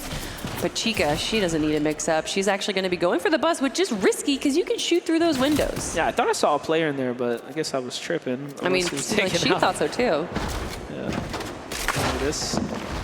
Seki mixing it up and finds Chica here lurking around as she controls this eastern side of the map right now. Oh, look at this cheeky little spot. That's a great little spot to hide in right there underneath the truck. Ooh, plays the bus here. Beautifully done. Oh, and it became a 1v2. Chica getting a little bit of an assist right there and going to be moving behind the semi right now. Choco Bars going to be just dominating behind that bus as well, going against the players that are in the window, not able to eliminate them though. I don't know what that power-up gives her. Maybe speed. speed or something. Power. More power. Just hit harder. All right, King George, he wants more of those snipes. Let's see. Oh, but a return snipe, unfortunately, not able to get the headshot, so he isn't eliminated. Another shot onto King George right there, and it looks like he is going to be taking a little bit of a break. I thought it was King George, like, weaving his head, but it looked like the cameraman was moving as the shots were happening. Sometimes you just get immersed like that. Sylvie now going for more snipes right here. I love it. People have found their positions. You have King George, you have Sylvie staying on their respective positions. You have Choco and Chica going into the aggressive, just like BTMC is with Anthony. Team Blue having a time right now to slip away a bit, but I like that. I like how they're playing. Team Blue's playing the balcony right now, the little fire escape. Chica gets caught out there, cleanly taken down. That was good. The support from BTMC from high ground there. Very nice. Ooh, let's go. Look at the smile coming from Team Popeyes right there. You got to smile once you get that snipe. Especially when it's someone that's been sniping you all game. Oh, yeah. That's just payback. Pure bliss. She still only has 2 snipers, by the way, so. Yeah, why not just load up on 5? She's literally not playing the SMG game. She's like, yeah, we're not doing that. Chica going on this side position that has worked out for her really well. She can tell that some of her teammates are having issues with the sniper, so she says, don't worry, guys, I got you. I can take them out for you. Baby Nikki with a smile on her face as well. Looks like she's going to take some of the closer action too. But Chica, we warned you, she has such a view on where everyone is. Oh, and takes down Anthony. That's probably one of her favorite spots right here. You can see the amount of damage she's able to do is ridiculous. Oh, look at that tracking there. We got to chat with Choco, you know, in between one of the games. She's like, dude, Fortnite's like, the kick on the weapons, I just didn't expect it, but then you watch Chica just control that assault rifle like that. Oh, yeah, especially when you have the MK7, but hey, we actually see Team McDonald's right here take down Chica, and it looks like he's able to stop the player before they're able to grab the power-up, but they themselves go down. Choco, though, is not down just yet, using the red eye for a mid-range fight. Bit of a risk. Back with King George on the hunt for Sylvie. Oh, the trade! They both hit each other though too. You know, Fortnite's one of the few games, like, as far as shooters go, that you can actually double eliminate yourselves, depending if you time it. So Sylvie was just a smidge off of the headshot trade there. That's fun. Lots of action going on here in the middle of the map while we still do have our 2 snipers in their respective nests. We got Team Taco Bell taking a quick look at anyone that is trying to make it past that midway point. And of course the fire hydrant creating some distraction as well, but that's not going to distract Chica. She's going to take down BTMC and then go straight for the player that is behind that green, I don't know, what is that? Container? Thank you, oh my gosh. It's been a long day, it's been a long day. Kelly lives in the box, guys. You know, the real life world and objects just don't happen. I mean, it was funny, you heard Choco, she said the viewers in the crowd. Instead of the people, I was like, yeah, that's that streamer disconnect. They are viewing. The viewers. They are viewing. Just the pedestrian civilian. Oh, man. All right, we have about 40 seconds left on the board, and there's only 5-point difference. If we see some aggression coming out from Team Blue right here and some synchronization, there might be a chance for them to tie up the game. Yeah, BTMC trying to really exploit that right camera angle there while his overshield recharges. Meanwhile, Baby Nikki hitting the respawn, trying to come back out to the battlefield now. Chica switching it. If she's not on the left side balcony, she's playing this truck area. Both go very, very well. I think she's really recognized too, you know, I can't stick to one spot, I gotta mix it up. And she does. No, that's so smart, because that's when you can see that the players, I mean, look at King George versus Sylvie. They keep pointing exactly to where they know that they're going to be in the window. And eventually you're going to learn that. But Chica constantly changes up her position. And it looks like we are going to have the final game of TDM wrapped up. So you saw the quick glance there. Anthony actually had 16 eliminations. Chica had 19 that game. So it was that close to him potentially being the most, you know, I guess, rewarding player to the squad that he was a part of. So he really was putting up the bulk of the points there for Team Blue. And of course, Chica representing for Team Red that go around. So very well played. Stay hydrated amongst all other things. Of course. No, I'm sure after, you know, trying that hard, playing some 5 rounds of TDM, you're going to be a little thirsty. Yeah, definitely. Well, that was a good game there. That was map 2, TDM. 3 games on that map there. Allows us to start to see who's going to separate themselves away from the competition. But look at that, we have a Popeyes too. Oh my goodness, we could be separating ourselves from the competition, but you won't be separating yourself from some Popeyes, everyone. You're going to get 15% off of orders 20 or more, and that is going to be available today and tomorrow only through DoorDash, everyone. So please go order yourself some Popeyes. Do yourself a favor. Yeah, definitely. Get on that DoorDash all weekend long. Plenty of offers, promotional deals. Y'all seeing them pop up all throughout the show. Plenty of giveaways and things here as well. But with that, we have more coming at you. It's not just Popeyes. It's Vivid. Thank you so much, MDF. Map number 2 is now done of TDM, which means that we are wrapped up in that category. I wanted to break down how map number 2 kind of played out real quick. Of course, a lot of the fights this map actually happened to take course in the middle of the map. We'll go ahead and pause here. I mean, we had a bunch of power-ups just scattered all around this bridge. So we saw a lot of the players kind of going for them, and we saw a lot of the fights actually happen over there in that regard as we watched some of these highlights go through some of this map. And I really, really like this one because as MDF and Kelly mentioned multiple times, I mean, you can pick your loadout. So we saw a lot of different play styles. Some people like to play towards that bridge, towards some of those power-ups and kind of play into that with some of the closer range weapons. But teamwork was also a big part of that. If we go ahead and slow this down, I mean, Chica under fire here from Anthony BTMC. He found the flank, actually uses the truck right there, and that's how they ended up finding that elimination. TDM was really, really fun, all the different loadouts and everything like that, but it was just Chica domination again, and shout out to her, right, because she was so good at controlling the position, as we can see here, jumping up on top of the rooftops, and she's so smart, right? There's only one way to actually get up on this rooftop, and it's actually gonna be the vent. The vent was a pivotal part on how that map actually ended up playing out, right? Using that vent to actually jump up on top of these ledges, allowed her to kind of stay on top of this high ground throughout the entirety of that TDM, which is really, really good. And if we go ahead and actually play this out, I mean, Chica takes you 1v2'd from this position as well against Anthony as he comes up and he's like, hey, listen, I want to get up there. No, Chica, I mean, I feel like we saw this in pretty much every single game mode that's had gunplay in it, right? We saw it in the zone where she was going for higher ground, and both of the maps of TDM, she was just like always trying to control the map. She did a great job in map number 2 doing that as well. And of course, we had some fun moments. Not even a box can save you from Chica's domination, as Baby Nikki was like, oh no, Chica's around me. Let me try to see if I can go ahead and hide in this.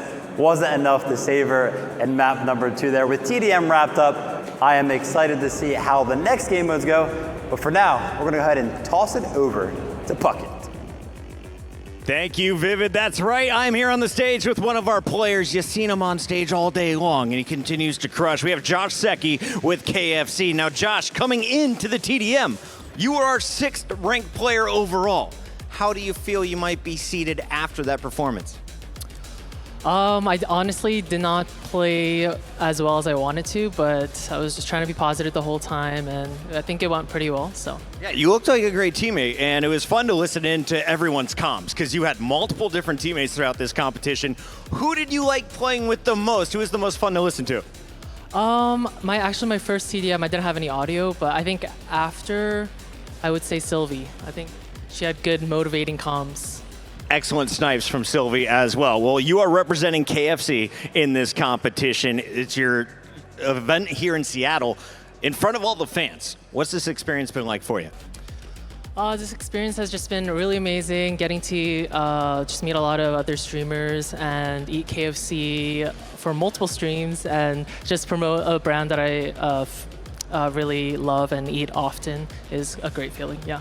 It's great to see your community. They have been in the chat. They've been cheering you on this whole time. Before you go, though, I got to ask, what is the secret ingredient to Josh Secchi's game? I would say being a little rat, going with ratty plays, just like in the TDM earlier. Hiding in corners, trying to get some snipes in. The secret rat sauce, that is going to be the key. We have Josh Secchi taking on everybody in Demolition Derby. Give him a round of applause and make some noise for yourselves. We got to go to a quick break. When we come back, I got more giveaways and we got more action here live from PAX. Killing it and get right after, and that's what Chica's going to go. It's already coming out right now.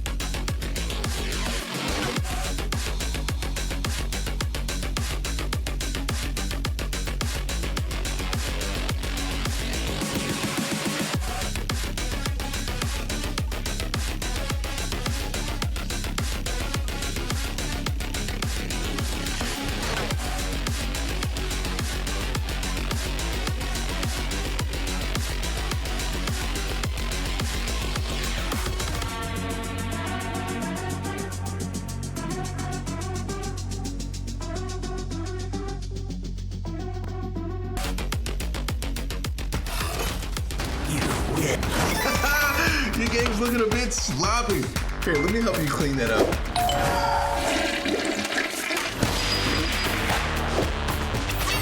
Stay in your game with DoorDash.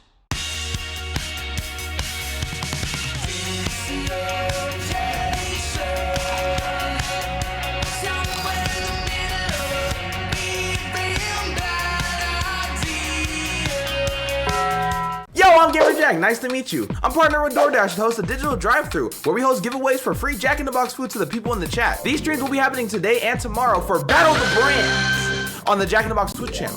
Come check it out for some free food. I hope to see you there. I'm gonna catch you. Peace. Get extra napkins when you order a hot and juicy quarter pounder. A normal amount of napkins just won't do. Ba-da-ba-ba-ba. New Orleans don't make a lick of sense to most people. And our chicken is no different. A fast food restaurant selling fried chicken that takes 12 hours to marinate? That makes no sense. We don't make sense. We make chicken. Love that chicken from Popeyes.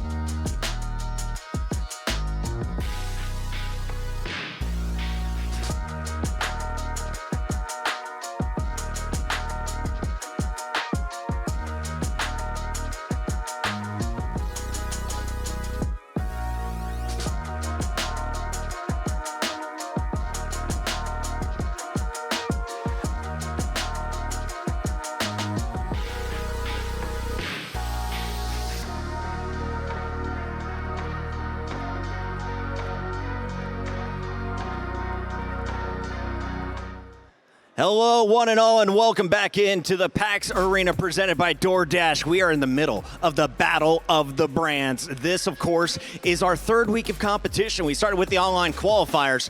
Now we're going in to live action, and the game has been Fortnite since the get-go. We've seen our ups and downs across all the different game modes for our different competitors, but at the end of it all, I think right now we got Taco Bell and Jack in the Box in our top 2 spots. But the show's not over. We still have 2 more game modes to go, and this next one is about to get rowdy. It's time for some bumper cars as we send it over to your casters for this one. We got Roman Dream. How's this all gonna work? Thank you very much, Puckett. We are back yet again, and this time we are going to be going through some Demolition Derby, and this one is going to be so much fun. Yes, so much fun indeed as well. Players do need to take each other out, and there's going to be interesting items that are going to be into play too as well.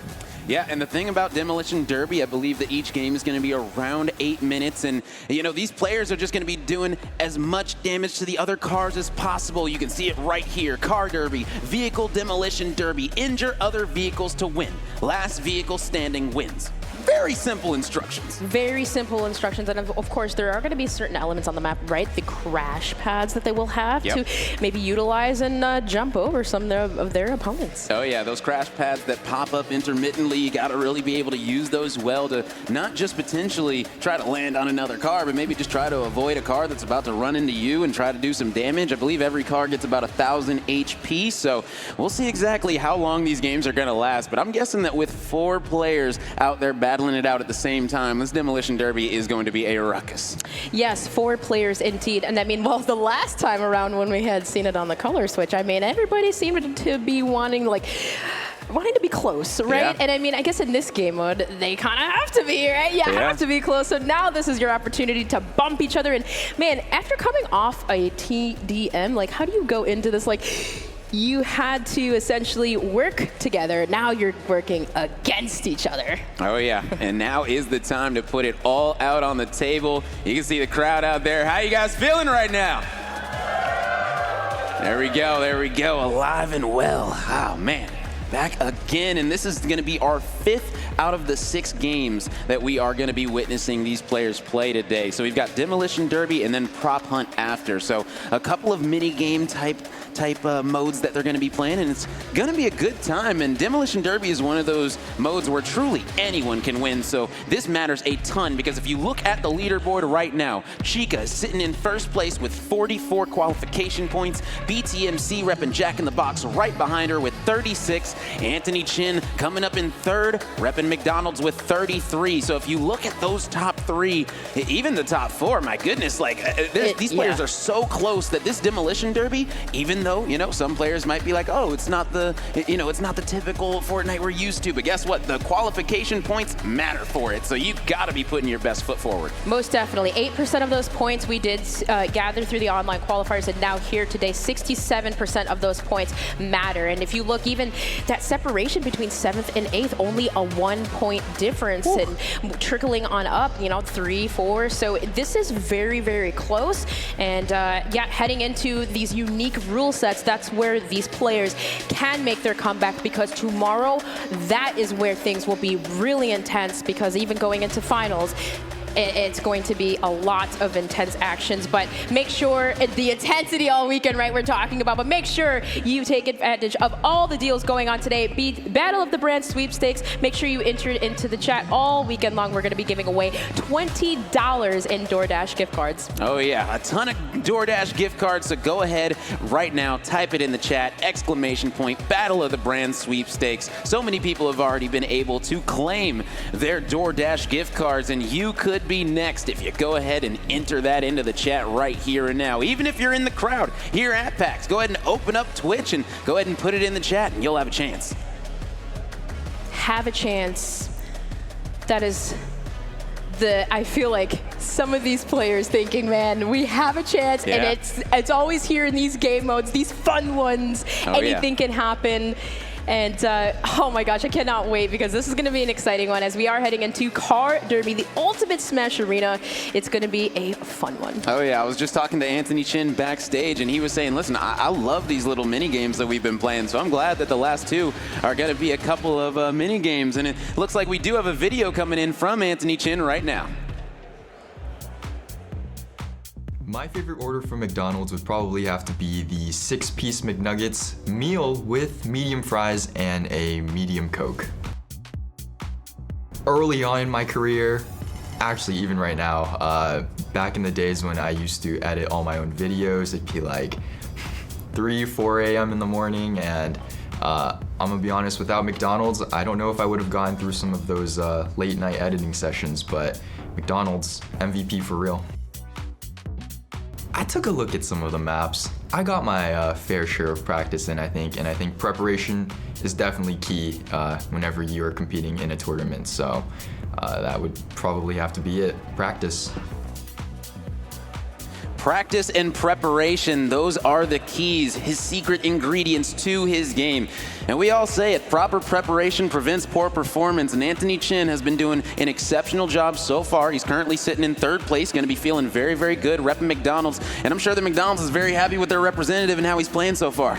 Yeah, most definitely. That was one of my things for Anthony, is like he had such a strong start on the week 1 qualifiers where, yeah, that first game, number 1, he had like obviously a team of community backing him up, but he was able to put up some pretty good numbers and then kind of had a little bit of a fall off throughout the tournament. But here today, he has been shining. He's been pretty much consistent throughout. Yeah. And yeah, being able to be in 3rd place is looking really good for Team McDonald's. Oh yeah, and the thing is, Anthony Chin, he is going to have a little bit of a rest period right now because he is going to be in the 2nd heat of Demolition Derby. So like I said, we're going to be doing 4 players at a time. And the first 4 players we are going to be having is BTMC, Choco Bars, Josh Secchi, and Sylvie. So it is going to be a really, really interesting game. And it seems like we're ready to go and hop right into the action. PAX Arena, let me hear you make some noise. All right, heading into action indeed. And you know what's awesome about this is this big arena, everyone comes in from opposite sides of the map. They ride the ramp down and you see on the screen, it will just say Smash. So as we head into this, Josh Secchi, he's revving up that boost. He missed his opponent, but nonetheless, you got to imagine these guys are going to be having some fun. Oh yeah, went for it and a little bit of a whiff there, but it's all good. Plenty of time, because the thing is you know, about this is if you're just able to avoid everyone for a while and kind of let everyone take each other out, you know, get their car's HP kind of low, then you're going to be sitting pretty to come in and start cleaning these players up. Yeah, most definitely. Maybe like in a position to where you can just hide, maybe rev up right behind them, because technically you can't necessarily see exactly if you're not looking what's behind you, but as you see, Sylvie runs right into BTMC, takes a little bit of ramping up there, but the crash pads have been deployed for a limited time. Oh yeah, you're going to be able to use those to get a little bit of air right now under your tires. As I haven't seen anybody use the middle yet, which is kind of interesting. There's a gigantic fan in the middle that can send you way up high and over all of your opponents. So you can kind of choose who you want to land on. So it's going to be interesting to see if anyone's going to take advantage of that one. I was looking to see like maybe if some of these side crash pads will be utilized. You saw Sylvie kind of run into one, but not really necessarily getting too much. Oh, Josh, wait, a little bit of drift there. Oh, you gotta get back in or you will be eliminated. You have 10 seconds if you do exit your vehicle to get back in. So Josh taking a little bit of damage, but look at this. Got a 3-way pileup. So hitting someone else's car does damage to your car as well, which is very, very interesting.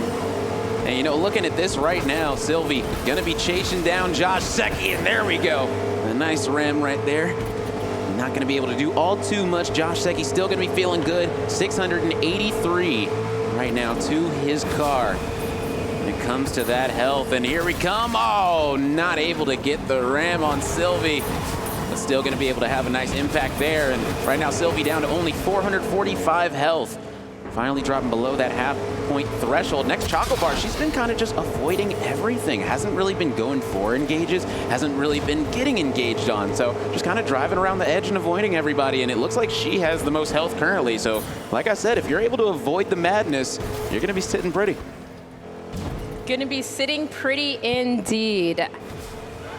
The madness is just everywhere, right? 500 health for BTMC here. Looks like he's trying to ram Janet off the road, but 263 for Team Popeyes. Still, he's got to be careful. Yeah, and once you start seeing that smoke coming out of the car, everyone's going to understand that, you know, Sylvie's going to be a little bit of a target out here. But Choco Bars is playing the safe game, just playing the edge, trying to avoid everyone, and that's what you potentially need to do. Maybe that's going to be the strat that we see coming out from these players. This is only game 1, so there's still going to be a learning curve to Demolition Derby right now, as Josh Secchi getting pretty low as well. Sylvie is down to 114 though, so she's going to need to not engage anyone or get engaged on for quite some time, because Choco Bars is still going to be in the lead currently with over 800 HP. 800 HP in a dream. And I mean, Rome, when you're looking at this, I mean, what exactly is being done like right? Honestly, Choco Bars is playing kind of perfect. Like, she's avoiding as much contact as possible, and contact, whether you're, you know, attacking or defending, it's gonna hurt your car's health. So just avoiding as many collisions as possible could end up being one of the amazing strats. As you can see, BMTC having a great time out there, just flying around the map. And only 68 HP left to Sylvie's name, and everyone's going to be trying to tag her up and take her out and get that first elimination of this round. Yeah, whether it's the crash pads on the side, everyone's just being flung everywhere into the center. No. Team KFC being thrown around, that's unfortunate. Yeah, that's very unfortunate, because now Josh Secchi is almost at the same HP that Sylvie is. He's down to 100, and if you do go in the middle, you have to have control of your car, because if you just get thrown around on those edges, that's just more and more damage to your car. I believe that Josh took about 200 damage right there just by going into those fans in the middle, so you got to have control of your car if you're going to be able to come out of the top part once you hit that fan in the middle. As Josh Secchi with 20 health right now, my goodness, just really trying to skate around all the competition. He can't even run into a wall. He can't run into any obstacles, or this is probably going to be over for him. Yeah, he's just got to get out of there. At that point, just like you said, kind of just exactly how Choco Bars was doing it. Just avoid everyone, keep as much health as you can, and I mean, BTMC's kind of doing just the same. Oh yeah, it seems like everybody is going for these avoidances. BTMC down to 110. And right now, Choco Bars is sitting, chilling, over 300 health right now. Definitely going to be in first place for now, as everyone else is kind of avoiding. So Choco is going to need to get on the offensive pretty soon, because everyone else is very low. She has more HP than everyone in the lobby combined. So Choco Bars could definitely use that car. And there we go, as BTMC is the first one eliminated in game 1 out of 2 of these 4 players. They are going to be playing 2 games against each other at Demolition Derby.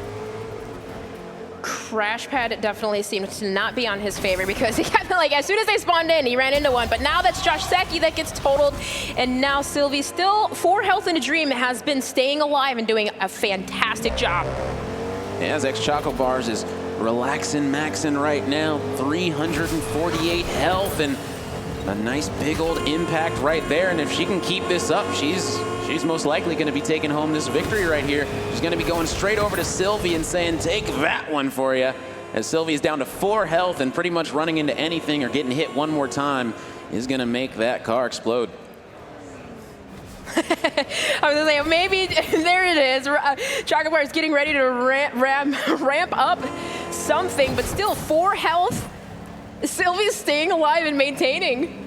Yeah, and I'm not sure how exactly Sylvie isn't going to be getting eliminated right there. I was almost sure that, you know, if she's going to be getting hit, that she's going to be taking at least 4 damage. But my goodness, Choco Bars, a little bit of a face-off right here, as crash pads have been deployed yet again, and they're just staring each other down right now. You can see the laughing coming out from Sylvie. They're having a good time. Most definitely. I mean, I think at one point, Choco Bars was like, whoa, how did she not explode on that one? But there you go. There you have it. Being able to take the first round goes to Team Little Caesars. Oh, yeah. Big shout out to Choco Bars. Once she had more HP than the entire lobby combined, like I said, you just got to go for it at that point.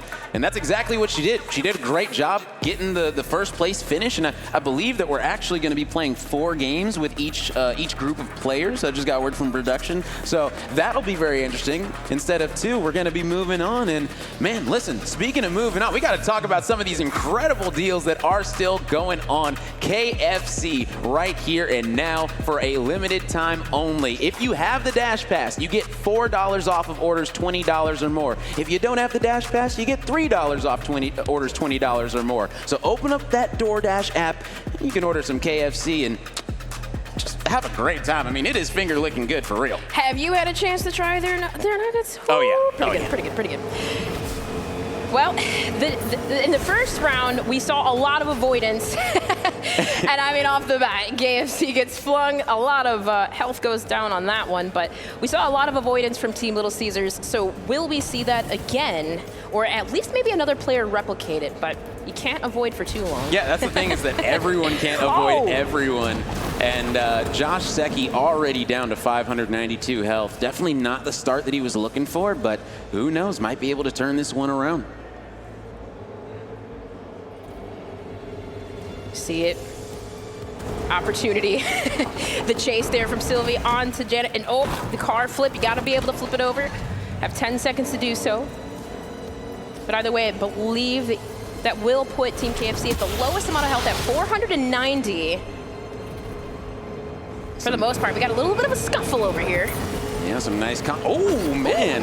Choco Bars almost able to land directly onto Josh Secchi there as he's currently at 486. So once you pass that halfway mark, your car's going to be smoking a little bit.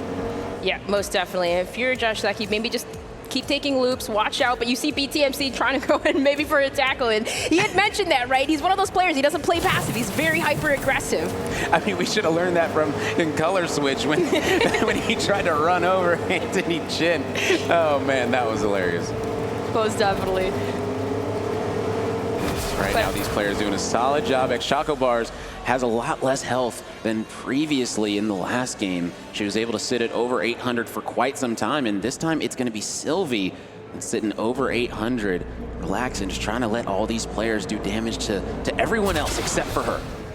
Yeah, and at this point, yep, avoid the crash pad. Sometimes you don't necessarily benefit from that, but still can provide escapability options here. But for Choco Bars, she's like, I'm out. See you later. Oh yeah.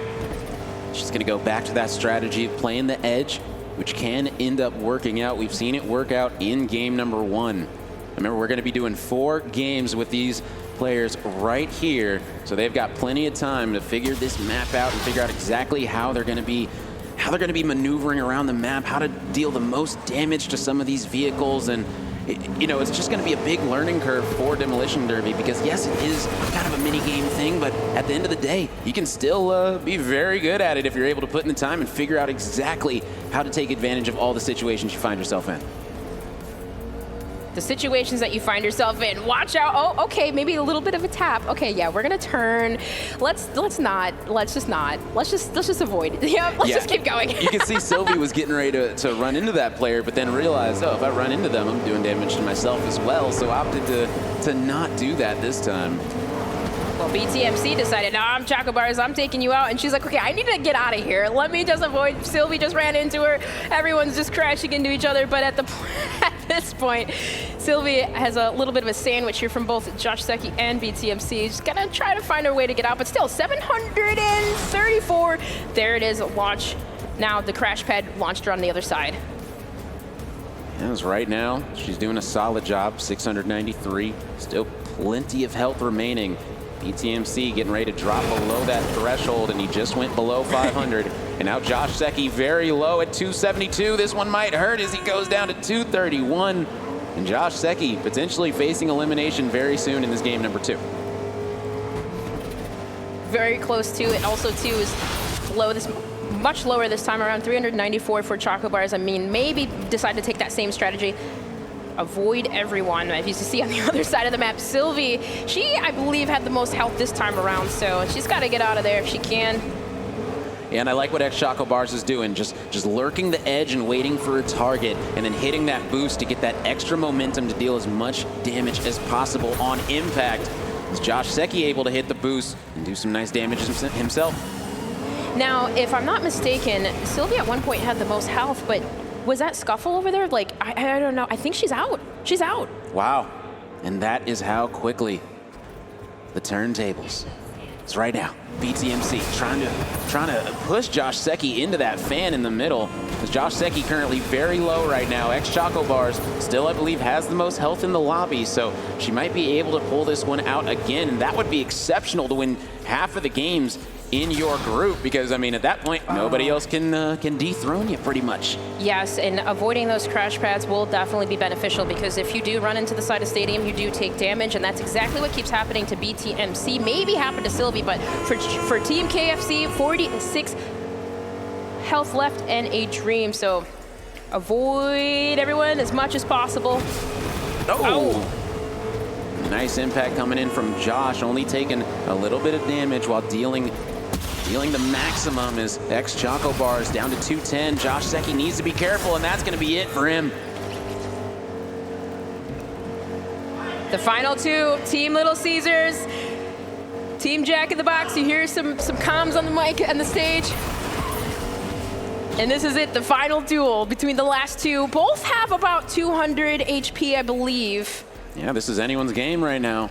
Very close. It's going to be all about who gets the best hits on each other, but that right there is unfortunate. If you run into an obstacle, you're not dealing damage and you're just taking damage, and a lot of it, because that object is not going to be moving the same way a car would if you took that head on. Not more obstacles, what? That's like some of these players' nightmare, but 91 health in a dream. I was gonna say, Choco Bar is just able to speed on out of there, but not before she ran into some tires. Now bringing her down to 74 health, I believe that was. Yeah, solid boost, but gonna be going directly into, man, 208. How much is he gonna go down off of this? Another launch. He's still at 208, another pad. Can he do it again? This would be massive. And no, he lands smoothly. There we go, BTMC, but just like that, Choco Bar is gonna be coming in with a monster hit, but she goes down to 23 health. She's so low that potentially one more hit, one more elevation for Choco Bars could be all she wrote. Yeah, this might be it. Yeah. She's got to avoid everything. But I don't know if BTMC knows how much health she actually has, and that could play into Choco Bar's favor if BTMC thinks he's the one with the lowest. Right now, BTMC is trying to avoid those walls. He does not want to go flying up in the air yet again. These players barely missing each other right now as Choco Bars is down to 14 health. Solo coming in right now and down to 3 now, and that's 0. And that means just like that, BTMC is going to be coming out on top. Oh man, and how fun was that? I mean, it seems like for when the crash pads spawn in, that is when like things just completely change. You get launched on sides of the stadium, and for BTMC, I feel like in that game number 1, that was like his worst nightmare. This game number 2, he was avoiding them. Oh yeah, BTMC did a great job, especially there at the end, to be able to take out Choco Bars, making sure that Choco Bars doesn't get 2 games back-to-back out of these 4 that they're going to be playing against each other. And now we're going into game number 3. We've got BTMC with 1 game under his belt. We've got Choco Bars with 1 game under her belt. And now we get to see exactly which squad is potentially going to try to get that second win first.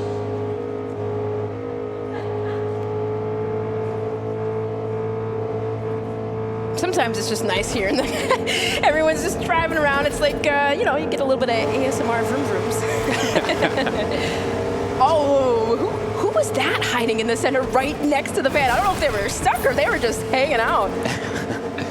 I'm not sure, but Josh Secchi right now is going to be hunting down players left and right, looking to deal as much damage as possible. Right now, BTMC doing a solid job of keeping his card nice and healthy. 989 health. Going to be coming out. 943 for Choco Bars, who is going to be looking to stay in that lead. Choco Bars definitely going to be looking to pick up that second win first here. The question is she going to do it though? What strat is she going to use? Is she going to go back to her game 1 strat and play the edge, or are things going to be changing up? It's going to be big questions. I think at that point, it's like it's almost as if, yes, the objective is you have to take down each other's health, but it almost seems like it's worse if you do that, or if at least you try to. Maybe the strategy is going into this just play around everybody and just let everybody crash into each other. Yeah, pretty much just let everyone take each other out while you just play the edge. It is a good strat, but the thing is that you got to be able to focus up when it matters the most at these end moments. And man, looking at this right now, everyone is trying to avoid everyone right now, but Sylvie going to be going right underneath of another car, and you can see players are getting a little bit timid, not wanting to full throttle into other players because they understand it does damage to their own cars as well. And there's Team KFC. Josh Secchi's just driving right into BTMC. I mean, at this point, they are trying to... I was going to say, I thought he was going to ram right into her, but no, there's the crash pad that has just spawned in and launched Team Little Caesars on the side. Yeah, center flying there. Josh Secchi currently 685 health remaining, potentially the lowest remaining in the lobby right now. Josh Secchi doing as much as he can to try and stay in this one, looking to pick up that first Demolition Derby win. And potentially everyone in this group could be picking up a win if they keep on trading out wins, and that would be a very interesting situation if everyone was able to get one win under their belt. Gotta hear some comms from the stage. What are you doing? What's going on? I love the banter, like, because everyone, the vibes are good, the vibes are high, everyone's enjoying themselves, but at the same time, they're being very, very competitive, and definitely you gotta love the banter and the synergies, even in the just all over the whole entire tournament, bro. Oh yeah, I mean the energy has been incredible from the players to the crowd. Like everything's been absolutely exceptional here. So shout out to everyone tuning in to Battle of the Brands, excuse me, presented by DoorDash. And big hit going to be coming in from X Chaco, currently sitting around 750 health. Josh Secchi dropping below that 500 mark, and once you got that smoke coming out your car, everyone's going to understand you're pretty low and you're going to become a target very, very quickly as BTMC is going to be looking to potentially do some more damage, just going to be lurking. And there he goes flying. Oh my goodness. Oh my goodness. But wow, only losing a little bit of health, not too bad. I mean, not too bad, but that definitely could have been worse. Either way, bringing him down into that 700-point mark, he was at 810, so I feel like that was quite a bit. Either way, still, players just circling around each other, avoiding the crash pads. Not the avoidance there. Chocolate Bars running right into BTMC, but yet again, 270 now for Team KFC.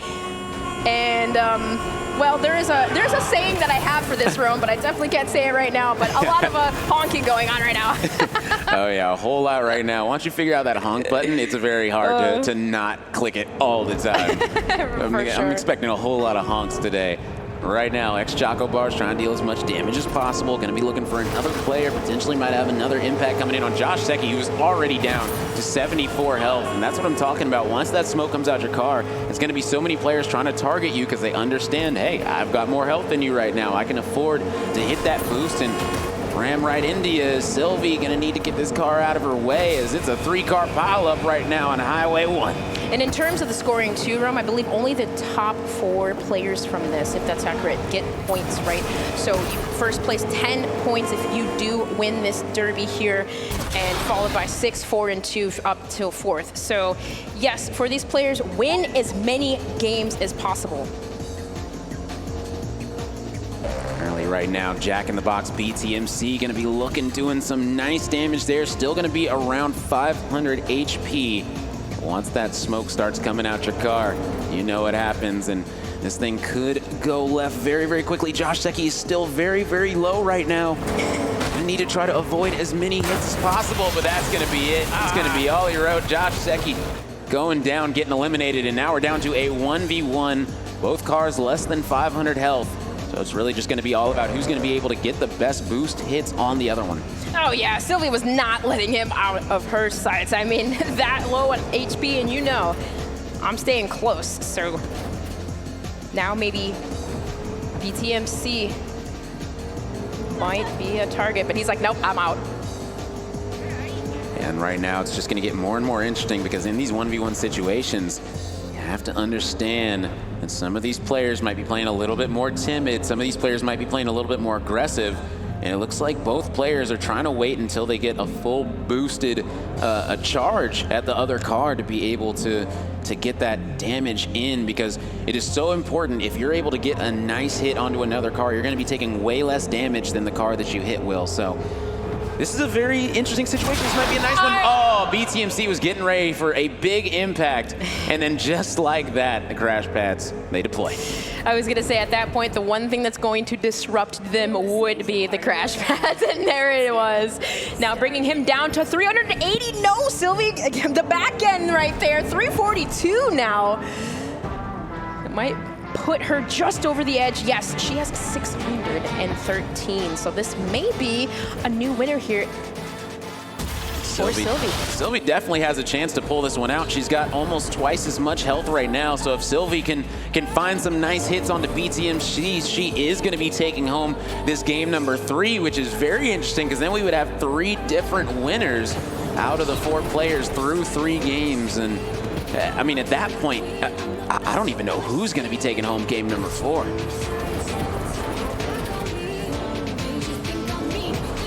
I think it's going to be another moment again where those crash pads spawn in, but now Sylvia is brought down to 590. Still, you have to wonder BTMC maybe taking more damage than he is sustaining. Either way, 157 left. Yeah, BTMC. And a little bit of bumper cars coming in there from Sylvia, forcing him against the wall. This might be devastating if he gets trapped, but he does get out. Yeah, but he ended up taking a lot of damage, and now BTMC drops below 100 health, so Sylvie's able to get a couple of good connections in, just like that one. That one's gonna hurt a lot. As BTMC goes down to 64, he's gonna need to avoid these crash pads. He does not want to go flying again. Most definitely not, and oh my gosh, 42 now.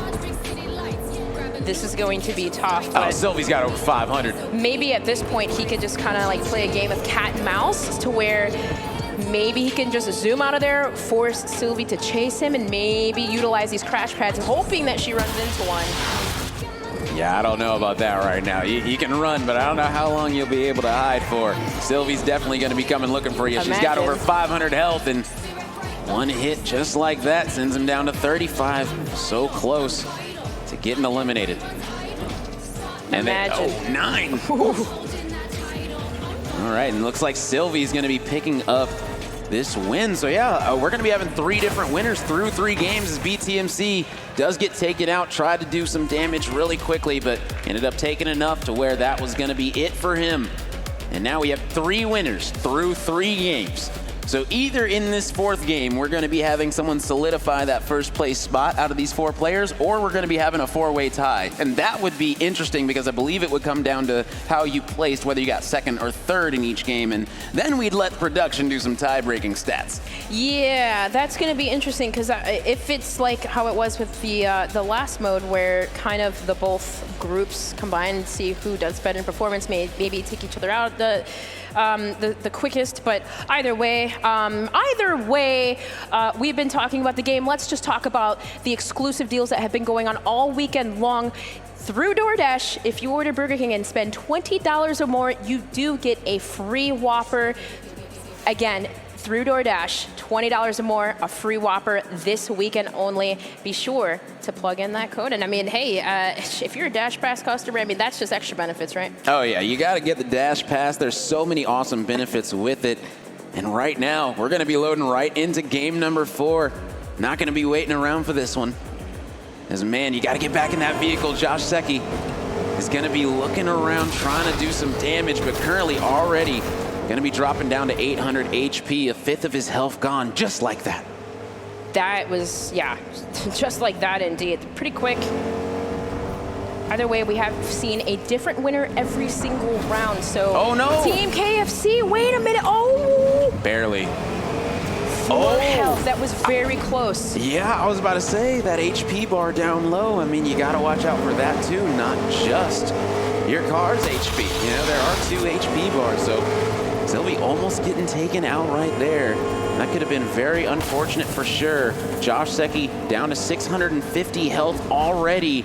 as he is taking a little bit of a beating right now out here. I was hoping that maybe he would take this one, right? Everyone won once. Yeah. Give Team KFC one now. Right? But yeah, he's the crash pads are just so unfortunate. It's like you're cruising, you're thinking you're good, and then boom, it just comes out of the ground out of nowhere. Yeah, the notification doesn't say crash pads are about to deploy. They say crash pads deployed right as they pop up. So you don't really know when they're going to be popping up, and they could be sending you flying. And that's exactly what we've seen so many times already throughout this. Sylvie currently 846 health, doing a solid job of avoiding as much damage as possible. She's very locked in, very focused right now. You got to be focused when you're driving. Both hands on the wheel, mouse and keyboard if you will.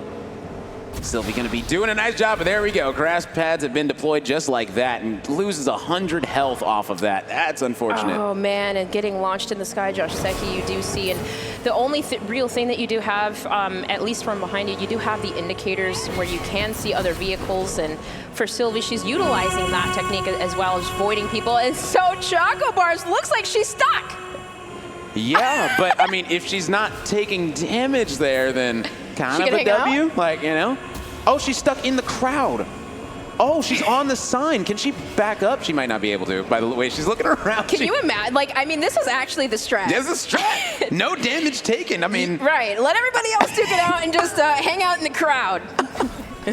Yeah, I have no idea how this one is going to play out, but man, these creative modes have been so entertaining to watch. So hopefully she'll be able to get out of that sticky situation pretty soon.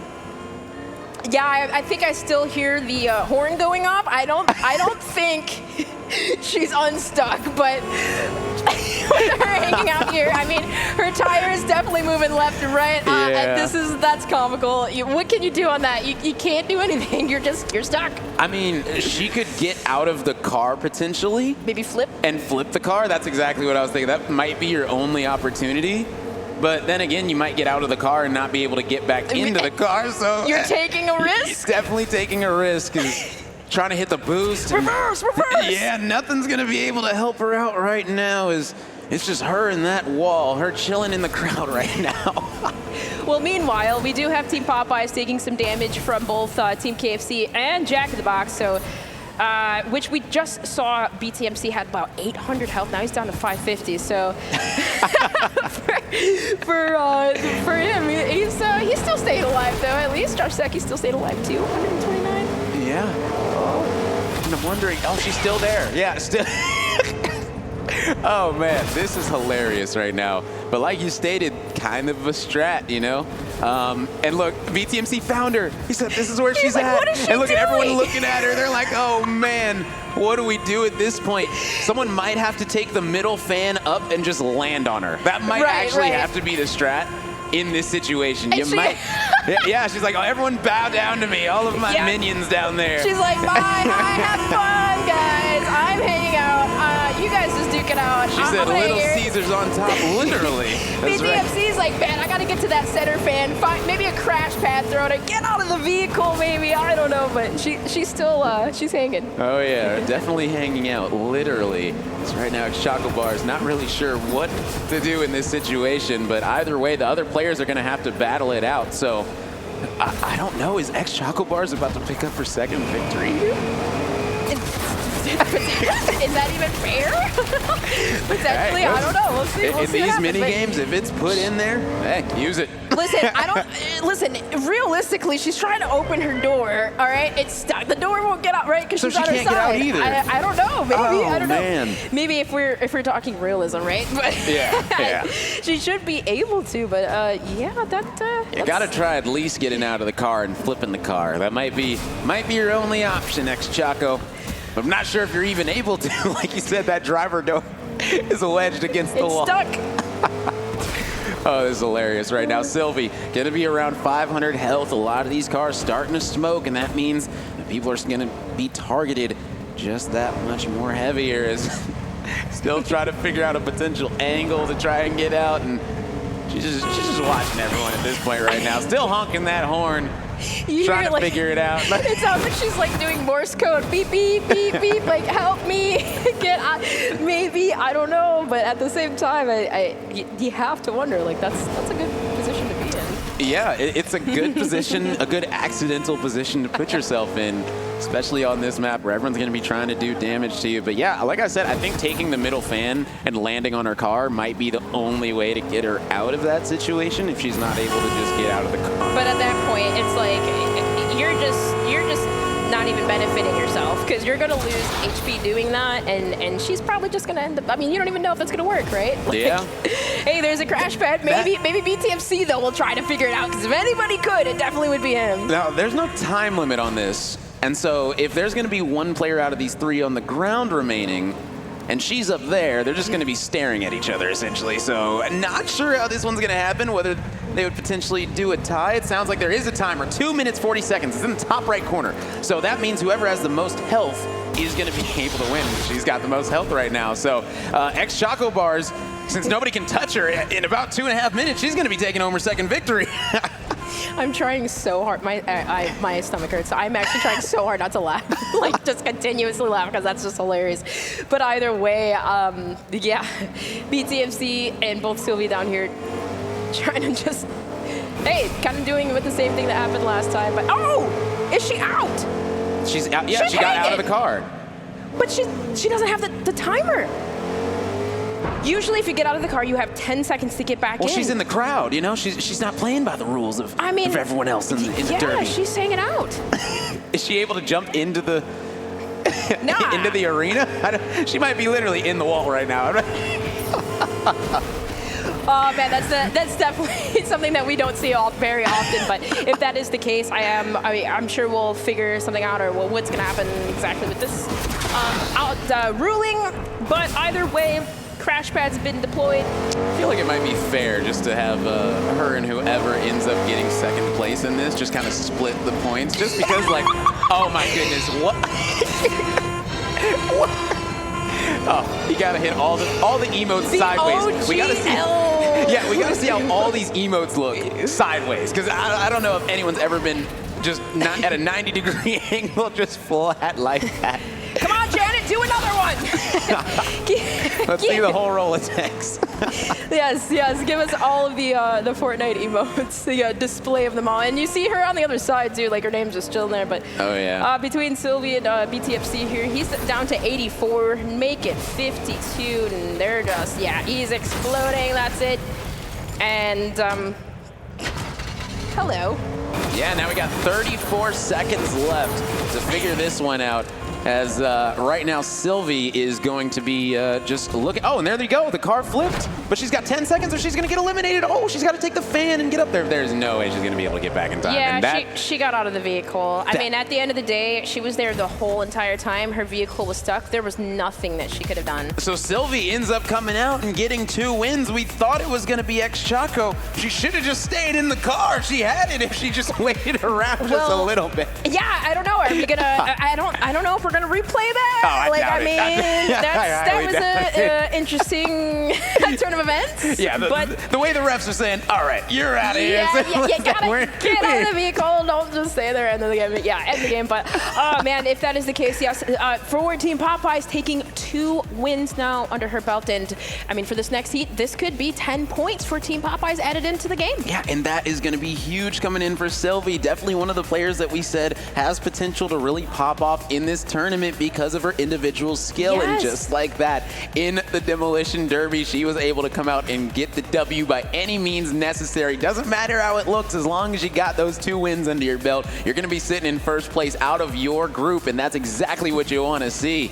Yeah, exactly. And what's crazy is because 1 point separates both Team Popeyes and Team Burger King as well. So if you think about that 13-14, if she was able to take a win, that'll be 10 points that will put her up to at least 24 points. Oh yeah, and now we're going to be getting ready for this next set of Demolition Derby, where the 4 players that we are going to have this time are going to be Chica repping Taco Bell. We're going to have Baby Nikki repping Del Taco, Anthony Chin repping McDonald's, and King George repping Burger King. So this heat right here has a whole lot of fireworks in it, so I'm going to be expecting a whole lot of demolition going really, really quickly. Who knows, maybe someone might try to get into that spot again that ex-Choco was able to find.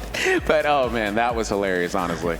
It was just funny that, I mean, yes, obviously we don't see that happen very often. And I mean, of course, all the honking going on and like confusion. It's always a good time when that happens. But either way, huge for Team Popeyes. And yes, I believe for both players, for both heats, we're going to be tallying who gets the most wins. Who gets the most wins? I believe it goes by total placement. So your combined placement out of all of the games. That's what I believe. Consistency's key. Yeah, consistency's key. We'll get confirmation from production on that, but I believe you are correct. I believe that is how things are going to be playing out in Demolition Derby. And remember, we're not done after Demolition Derby. We've got Prop Hunt that is still going to be coming up. Who is the best hider as an inanimate object? That is going to be comical, to say the least. If you thought Demolition Derby was funny, you're going to be in for a treat in just a little bit. But we've still got 4 games going to be going down between these 4 players right here and now, repping their merchants. And I gotta be honest, if I'm looking at this one, I don't know how to do a prediction for Demolition Derby. I have no idea what to predict for this one because I don't know how these players are gonna be playing, whether they're gonna be aggressive or passive. It's really interesting to see what they're gonna do. Yeah, and I think the passive play seems to be, at least in my eyes, beneficial, because if you let everybody duke it out, keep as much health as possible. That's exactly what you want to do, staying alive the longest. But the crash pads, that has been the enemy for these players here. And as we head into this next set, yes, I'm curious to see how this group handles those situations. Yeah, and you know, Chica, she has stated multiple times throughout the day, fall damage is her worst enemy. And in Demolition Derby, there's a lot of fall damage because you get air a whole lot and you got to be hitting the ground eventually. What goes up must come down. So Chica, I hope you're going to be ready for this one because gravity is going to need to be your best friend in Demolition Derby. Yes, definitely. I mean, a little bit of a difference there in fall damage. At least it doesn't involve, building or nothing else. It's a little untraditional, right? But currently, as it stands, though, for Team Taco Bell, yes, in that first place spot, second place will be Jack in the Box, and then third place, those top 3 players, it is Team McDonald's, which for some may be surprised, but for others, he has been playing phenomenal. In terms of predictions, I mean, is this kind of how you saw the standings turning out so far? I mean, I kind of saw it this way. I did have BTMC potentially, doing really well in this tournament. So him currently being in second, it's not really that big of a surprise to me right now. So, I mean, things are kind of playing out a little bit how I expected, which is nice. And let me tell you what's unexpected is how this one's going to be played out. Who knows how these players in this first game of Demolition Derby in this heat is going to play out. But I'm excited to see if anyone's going to be taking charge, if anyone's going to be really coming out the gates. Is this a strat right here? Just not going out. I mean, you got to at least go out, You got to at least give yourself a chance, as Chica might be figuring things out real quick. I was going to say, maybe taking the Chocolate strat and just hanging out in the crowd. But no, she has to enter the arena or she'll have 10 seconds. Yes. There you go. Yeah. But hey, she waited as long as possible before getting that message, and now she's in. So another Team Del Taco was in my top 3 too as well. So in that top spot, still doing pretty good, consistently posting throughout the tournament. Yeah, solid job so far. Anthony Chin doing a solid job. And you saw, oh my goodness, he turned his car and hit the boost slightly so that he wouldn't get hit by the other car. Anthony Chin is playing the avoidance game. He's not going to be looking for these big hits off the rip. He's really just going to be trying to make sure that he avoids any damage possible and taking as little as possible. Because right now, they got to watch out. Baby Nikki is going to be dropping 70 health right there to 930. Right now, it seems like a lot of players are playing very passive right now as Chica is just chilling out by an obstacle and going to be hitting some emotes, having a good time. Yes, as long as they're having a good time, that's all that matters, right? Oh, man, but you hear the horns, you see everyone circling around each other, and then zooming right away. King George is like, nope, I'm out, see ya, and she is just hanging out while everyone makes contact. I mean, she's hiding behind a very thin wall. I mean, they see her. They're just not really worried. Oh, maybe King George said, you know what? Let me hit a U-turn real quick. Run right into her. Get her. 3-point turn, and he's going right at her right now. And he didn't hit the boost, but he was able to still do some nice damage. Yeah, it's like everyone's going towards it. I'm like, what are you letting her do? But Anthony's like, okay, I'm going to hang out, see what's up. Didn't even do any damage. All right. There we go. And that's going to be a big, big hit right there.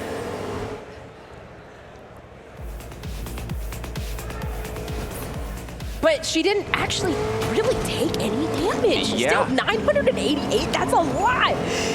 This whole entire time. That's almost like she took no damage because she was at 988 when she fell out of the start. So I don't know how she didn't take damage right there. That doesn't make sense to me. Hey, Demolition Derby is unpredictable. We talked about it. We don't know what's going to happen. We got people going in walls, people invincible for a little bit. Who knows, right, man? that's what I'm saying. It might be a buff here because, I mean, Baby Nikki ran right into her in the other way. Baby Nikki took about 80 health. But that's going to be a big hit, getting her out of there. And yeah, Chica's going to be taking some damage, but not a lot yet again. She only took I think, what was that, like 46? Not much from that, but still they got her out of that position here. And for King George, he took a little bit.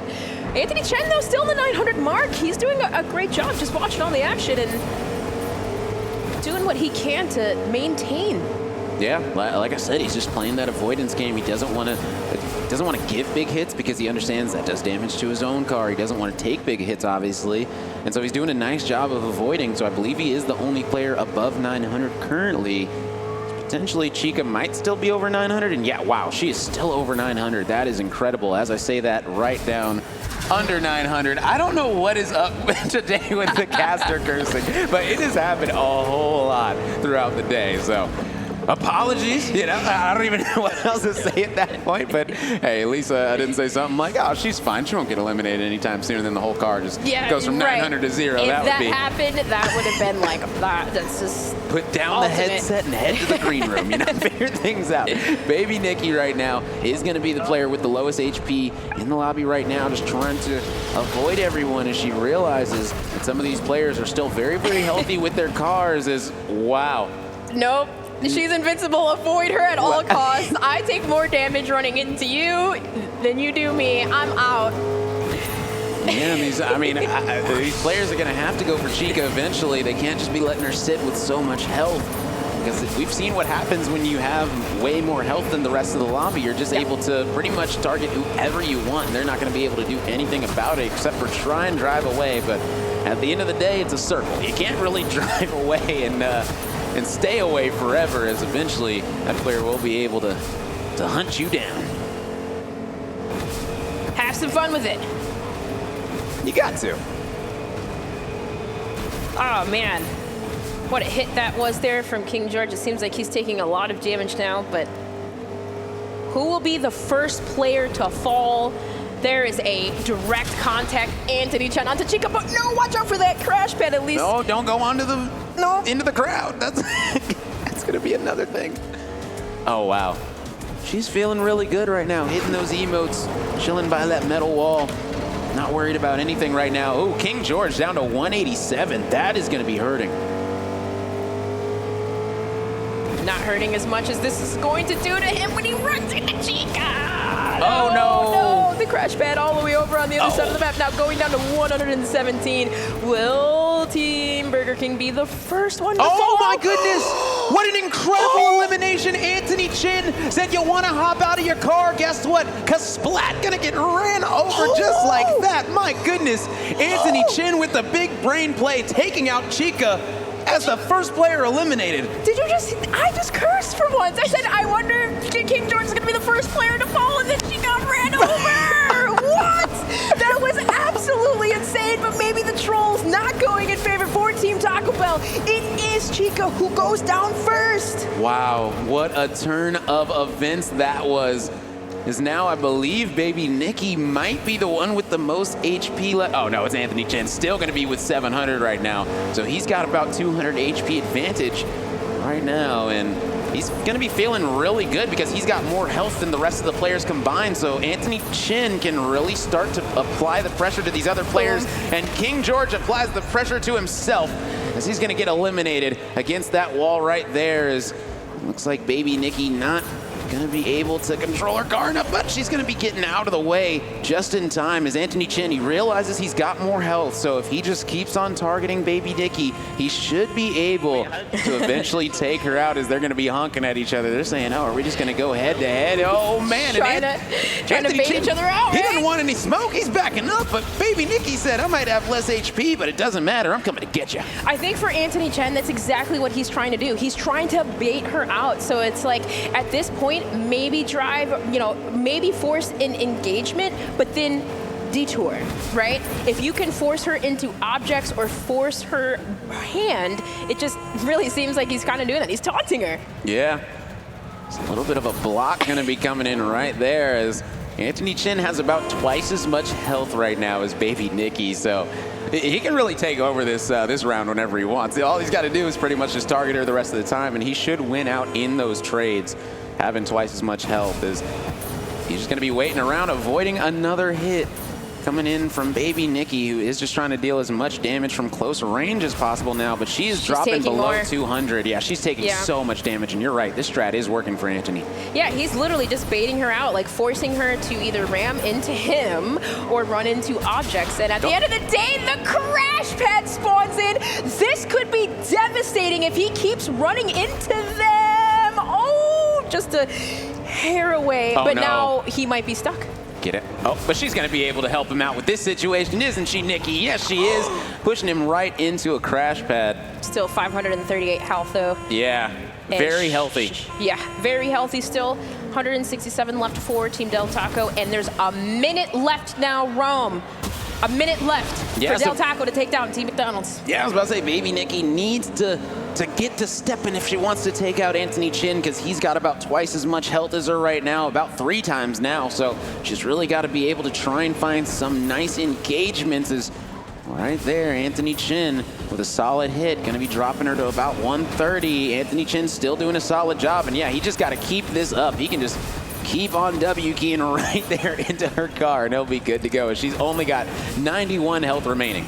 Yep, and at that point, just keep doing it now. And down to 84, 72. We have 23 seconds left of this game, and now going down to 66. This looking like it's going to be a Team McDonald's game #1 win.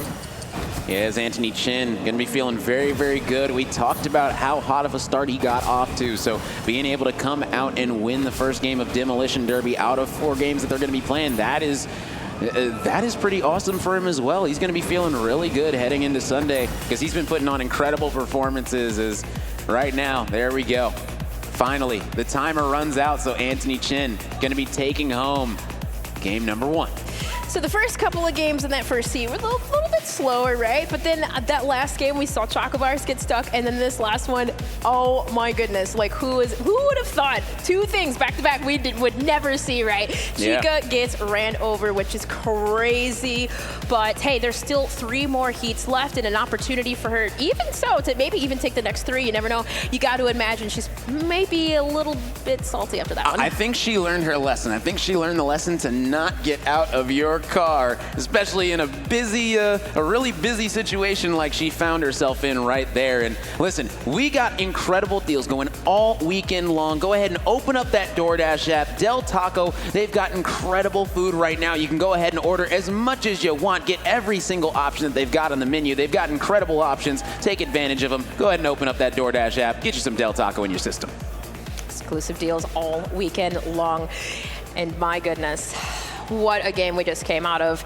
Going to shake up the standings definitely for a little bit, but for Team McDonald's and that 3rd place spot, that game #1 win, definitely feeling good about that now. And well, we're already in. And Sylvie's flipped, and she goes down to 720. Wow. Yeah, must have hit a crash pad, and it went really left, because right now she is going to need to get right on the map. Someone's going to need to hit her with a pretty sizable impact to get her off of that wall. So right now, King George down to 838 already. There's a lot of damage being outputted so far in this game #2. Is Baby Nikki a little bit caught, but she doesn't want to get out of that vehicle, because if she gets out at the wrong time and someone ends up hitting her, it's going to be problems. But she ended up being able to get out of that situation. Yeah, and of course, credits to King George, who bumped her out. Still cooling on the other side of the arena. Chica's hanging out. Baby Nikki, though, 911. Yeah, doing a solid job of staying nice and healthy in this one. Anthony Chin, 851. Going to be looking to potentially pick up back-to-back wins right here. Should be absolutely huge for him with those qualifier points and how they work. Because tomorrow, when we start eliminating these players, those points are going to matter so much because, man, we're going to be eliminating 2 out of the 8 players, going down to 6. Then we're going to be playing some more games, and we're going to be eliminating 3 more, going down to 3. And then the finals, the grand finals, it's just going to be 3 players. So you really got to get those qualifier points to try and be in that top 3 by the time that we go from 6 to 3 players because, oh, man, the competition is stiff between these players out here today. Yeah, most definitely. I mean, I feel like this game mode, even right here, is most important. We're on the second to the last mode. We saw the standings, and I mean, in terms of the points, for each and every single team, it's like 1 point, 2 points, 4, 3. Like, this is very close. So just thinking about some of these wins and how close each game has been, it's the biggest of differences, but I feel like right now, right here, Rome, this is most important. Yeah, it looks like Chica found a little bit of a hiding spot on the other side of that ramp as people aren't really going to be messing with her right now. But as I say that, Anthony Chin said, I'm not worried about anything. Going to go ahead and clip her as that was a nice impact coming in from Anthony. You know, especially, you know, just speaking of importance, tomorrow, how much it's going to change in terms of the competition. So it's like these fun game modes, if you're not as good, you know, at the game in terms of like the box fights or just these limited situations where you're like, oh man, I'm not the best at it. You have to be able to win in prop hunt, in the derby, and of course, Anthony Chen is doing a great job of keeping that consistency. I mean, not everyone really is. I mean, had their fair share of wins and man. Oh, he lined it up nice. He was ready to go for that impact. I was like, hold on. He was like, nope. And then the crash pads came in. Stay away from those. Oh yeah, those crash pads. It almost feels like they hurt you more than help you. Is almost every time that you touch one, you're going to be taking some damage. Now I like this. Chica's hiding right by one. It's like, hey, you can try to go for me, but I don't know. Could maybe push you into something, but. Speaking of being stuck in the middle, King George is having such a good time, man. Oh, yeah. And these players are having a great time out here. Demolition Derby, it's all fun and games until you realize there's qualifier points on the line. And, I mean, that's where these players are really going to try to step things up. I'm expecting the intensity to keep on getting higher and higher, even as the day is going to be finishing out with prop hunt. I'm expecting prop hunt to be interestingly competitive. I feel like it is going to be very hilarious, and I feel like the players are going to get into it very quickly. And I'm excited to see exactly if players are going to be, you know, going in obvious hiding spots in prop hunt or how they're going to be playing it. That's going to be very fun to watch. As Monster and Kelly are going to be casting that one for you all today after Demolition Derby wraps up. This is our 5th game mode out of the 6 that we are going to be going through today. Currently, as it stands, I believe Baby Nikki is in the lead of this game, number 2, with the most HP, most health points. King George is just having the time of his life. I love the smiles on all these players, man. It's such a good time. Baby trying to get stuck there. I feel like he was low-key going for it, but, you know, to each their own. Oh, going to be taking some damage instead and going right back into the arena. So right now, these players are still trying to avoid people. I mean, Anthony Chin doing a solid job right now.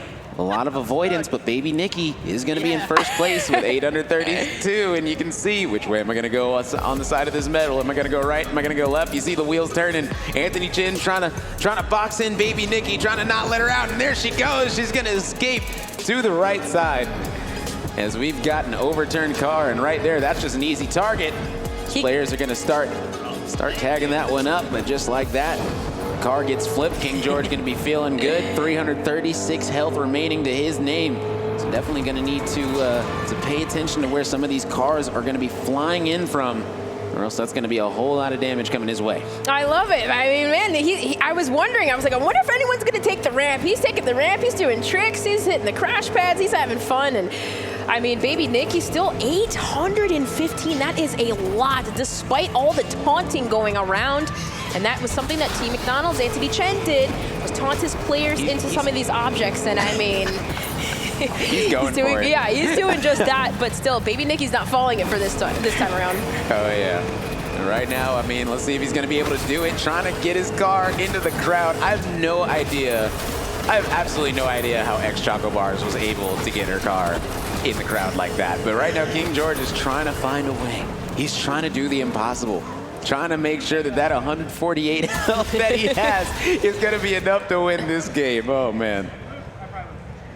Oh, man, I don't know where Anthony Chen just came from, but did you just see him? He just landed right in front of King George, flipped out, and he zoomed out. He must have taken the fan in the middle. I don't see any other way he would have landed just like that out of nowhere, it seems. As Chica still going to have over 600 health. Going to be relaxing and maxing in a corner, trying to avoid everyone and try to not get noticed. That might be the big thing, because if you don't get noticed, nobody's going to be going for you. Yeah, and that's exactly what baby Nikki did. She's like, okay, maybe if they don't notice, I'm going to turn around and I'm going to go out of here. And Anthony Chen's like, nah, I see you. Where are you at? Where are you at? Yeah, King George, though, only 146 health remaining, and these players are going to probably start targeting him pretty soon, already down to 121. You see Chica, no hands on the keyboard, relaxing. Oh, and then there you have it, the crash pads. The plan of attack for Team Del Taco right there, right? Ready to ram right into Chica, but then the crash pads spawn in. Your worst nightmare, which we've been seeing players get launched all around. And keep in mind for our first, currently as it stands right now, Chica is in first place representing Team Taco Bell. So sitting pretties, chilling out. Hopefully she doesn't get out of her car again. Yeah, I was going to say, could have potentially taken that game number 1, but this game number 2 definitely has learned not to get out of the vehicle.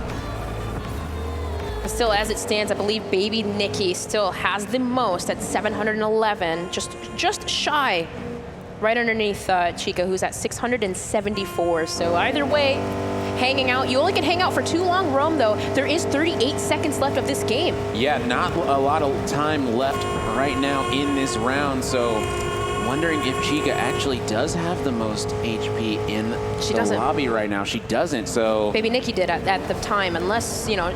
Oh, she just ran right into Chica, so maybe... Oh, 670, they're very close. Wait a second, there's only 15 seconds left. There's 15 seconds left? 672? Oh, wait, they are actually 2 health apart. They're 2 health apart, but baby Nikki was just in the lead, and she rammed into Chica, which brought her down lower. So I think like 5 seconds this left. is going to be a Team Taco Bell win. There's only 3 seconds left. Now Team Del Taco's down to 666, and that's it. Did she end up winning? She won. Wow, what a play. Coming from Chica right there, and I mean, I guess changing up the game. Her hands were off of the mouse and keyboard for over half of that lobby right there, but it ended up making sure she was avoiding everyone and nobody was really noticing her, and they were going for other players, and that ended up paying off for her in a huge way as game number 2 wraps up with a victory for Chica. That's crazy though, because it was at 34 seconds. Baby Nikki had the most health points. She was at 711, and you saw she rammed right into her and then was able to take her out. I just saw her keyboard and mouse. I have seen players turn their keyboard and mouse slightly at an angle. Hers is straight vertical. I don't think I've ever seen a keyboard and mouse vertical. That is a wild angle right there. That is awesome to see. So many different players coming in with so many different play styles. Yeah. And Chica right now, she knows her play style. She said, hands off. I'm gonna take some sips of water and just relax and have a good time. You know, King George might say, hey, you know what, I'm gonna get out with you. Yeah, I'm gonna just hang out and get me and get away. Oh, look at that. They're double teaming it right now. Baby Nikki is gonna be taking turns with Anthony Chen ramming into Chica. Oh, man. This is comical. Now Chica says, okay, I got to get out of here. I'm probably taking too much damage at this point.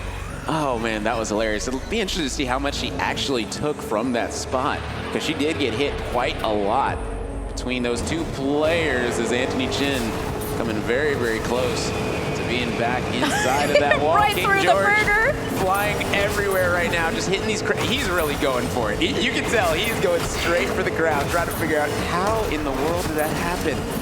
But he's just taking a lot of damage doing it. I mean, at that point, like maybe hit the crash pads and then maybe plan for an attack right onto your enemy, right? But that was pretty funny, though. He soared right through a burger, coincidentally, right over on top of the map. And right through a Whopper. right. And oh my goodness, oh man, baby Nikki, she's definitely not fearful to run into anybody, but you just have to wonder, Rome, is it doing her more damage than good? I mean, at this point, Chica already got one win. You don't want to let her get a second right here. So even if, baby Nikki isn't able to win this one, keeping another player that's already got a win under their belt down could end up meaning that you take that spot and you end up coming out on top. And she says, wow, here we go again. Chica is just going to be sitting there. Not sure how much HP Chica has right now, but all these other cars are starting to smoke. And once that smoke comes out, those players are going to realize you're weaker than me. This one right now is 7:20 remaining on the clock, as everyone's trying to make sure that they keep as much health as possible. A nice jump going to be coming in from baby Nikki, but Chica did read that one like a book and was able to back up to make sure that she avoided all that damage, as King George is still trying to get into the crowd. He's still trying to go for it. Now, I mean, honestly, I don't blame him. Yeah, for sure here, and still a lot to work with for Team Taco Bell, and yeah, it's unfortunate. Wow. Yeah, that's very unfortunate, but Anthony Chin still has 735, a lot of HP, very, very healthy right now, so if he's able to find some good hits, and he backed off. I thought he was going to do it and get a nice connection onto Chica, but no, Anthony Chin ended up backing off of that one. It's currently 770, it looks like 770 right now for Chica, as she's very close to Anthony Chin. Yeah. So right now, Anthony Chin, I feel like he understands the situation, and he's really going for damage right now onto Chica. He's focusing her. He understands, listen, if you're going to be in first place and I'm in second, I got to bring you down a peg, and that's exactly what he's going to be trying to do right here, getting as much damage in as possible as King George. He is going for it right now, trying to use these crash pads to his advantage. Yeah, most definitely, and I was going to say it's unfortunate that Chica didn't win that first game, but either way, it could have been a back-to-back. Could have been a triple win, you never know. I mean, it's not like we haven't been seeing that all day, but either way, she's doing a very good job at avoiding these crash pads, and I mean, she took a hit though, Rome. She was almost at 900 health, now she's down to 500. Still, I believe, in the lead, and as well as Team McDonald's Anthony's Chen, he went down to 384, so these players are definitely getting more aggressive here. Can you imagine if they ran out of gas? Oh man, that would be comical for sure. But man, those fuel gauges are maxed out for sure. Baby Nikki currently 231 when it comes to that health bar. Just got to be patient. Got to be careful. But yeah, Chica clearly has the lead right now when it comes to that HP. I got word from production, this will actually be the last game for these players. So this game right here will end up deciding the ranking for these players and how they end up ranking out 1 through 4. So if you haven't gotten a win yet, you might want to get a little bit more aggressive because you got 5 minutes remaining in this one. 5 minutes remaining. Not much left to work with. I feel like this game definitely has been a little bit more aggressive than the others here. So each player, I believe, is less than 300 health points, except for Chica, which took a couple of hits from everybody, but either way, she got out. And then Chica, if she can pick up 2 out of the 3 potential victories here, that would be very, very big, as she's already been putting on a show in all these other incredible modes and now going to be coming into Demolition Derby, which is something where you feel like almost everyone has a chance. So if she's able to get 2 out of 3, I mean, that's just going to be huge. She's going to be feeling great about that. And King George currently 40 health going to be remaining to his car. Not sure exactly what the game plan is going to be for him. Anthony Chin needs to get into the car fast before he gets ran over. We've seen how that story goes. King George, I was going to say, maybe might opt to try to take the side. Yeah, Anthony Chin, I don't know if he knows that King George is that low right now. So you can see these players, are they trying to do something a little wonky off of that crash pad? Who knows? Maybe going to try to hit it at the same time. Not sure exactly what the game plan is, but King George is staring at that crash pad right now. Yeah, like realistically all of them, because like, hey, we're low. Maybe at this point they're, again, talking in Morse code. Hey, do we maybe just take out Team Taco Bell? She's on the other side. I mean, they're not actively going to look for her. So, I mean, it seems like maybe they're more hiding, because Chica could definitely come and just take out these players immediately almost, just because of how low they actually are. And Chica probably at this point has more health than everyone else in the lobby combined. So, Chica, if you hear me, you can go win the game. You just got to start running into people. So you got a little over 4 minutes left to do it, as this one is going to be going slowly but surely. 3 minutes left now. We are hitting that mark, and there is Baby Nikki does get taken out. So 3 remaining. Team Burger King, Team McDonald's, and Team Taco Bell. Team Taco Bell currently with the most health points. Team Burger King still fighting to stay alive. 22 health in a dream, and yeah, so only 220 health combined between Anthony Chin and King George. And I believe Chica, if we could go look at her POV real quick and see how much health Chica actually has, we might be able to see if she's gonna, yeah, she's got way more health than everyone. Yeah, Chica could end this game 100% whenever she wants. But also at the same time, she does have the most health in the lobby. So she's pretty much gonna default win if nobody else goes for her. So that's a little bit of a dilemma. You want to get aggressive and take out these players, but at the same time, you got to understand that, you have the lead, and if you just avoid everyone, you're good to go. And it looks like Anthony Chin is not wanting to take out King George, as King George only has 22 HP, and potentially going to be taking him out right here and now, as King George, I believe, is trying to use that crash pad to his advantage. But I don't know, Anthony Chin, I don't think he realizes exactly how low King George really is. All these players are just trying to do their best to stay in this one, as we've only got 1:40 remaining on the clock for these players to try to take each other out. And this is the last game of Demolition Derby for these players, if they can hear that. This is the last game of Demolition Derby. So it's time to take each other out. You got about 1:30 remaining. This is where you gotta really put the pedal to the metal, quite literally, and take out some of these players, as King George has a nice angle onto Anthony, but the thing is, he might take some damage by trying to do some damage. Exactly. Yeah, he might actually explode if he attempts to do anything here. So yeah, you already know Chica's, she's good, she's hanging out, she's watching what's going on, and King George is like, man, I really want to just knock him in, but either way, 57 seconds left remain.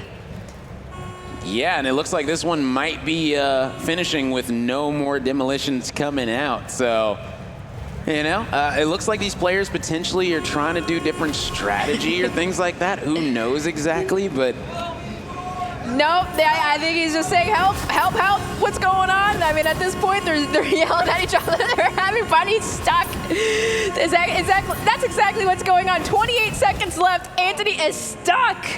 Oh, man, but with this little time left on the clock, Chica just couldn't watch.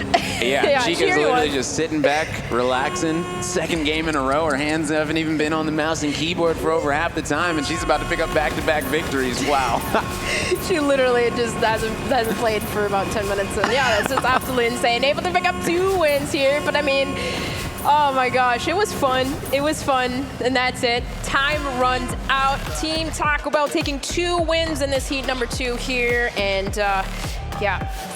Very, very easy. Yeah, don't even know what else to say. I mean, Chica's going to be feeling really good about that one because, hey, qualifier points are qualifier points. If you can get those points by any means necessary, you'll take them. So she got to sit back, relax, and enjoy the Demolition show this time. And she took home 2 out of the 3 victories for this group. And like I stated, that's going to be the last game. We're not doing 4 for this group, and I got to be honest, that right there was a very interesting game mode. I had no idea how it was going to play out, but that was entertaining to say the least. First 1 to 2, she was able to do it, so now that is another 10 points to her name. But hey, get $5 off Little Caesars when you order $25 or more exclusively through DoorDash all weekend long. We have deals going on. Be sure to check them out because you never know, okay? Anything that you want, you save. You got deals all weekend long, Rome. Oh yeah, ex-Choco Bars repping Little Caesars. She found her way into a wall, and you just got to find your way to a Little Caesars, man. That's all you got to do. Just order that DoorDash and get that Little Caesars. And now,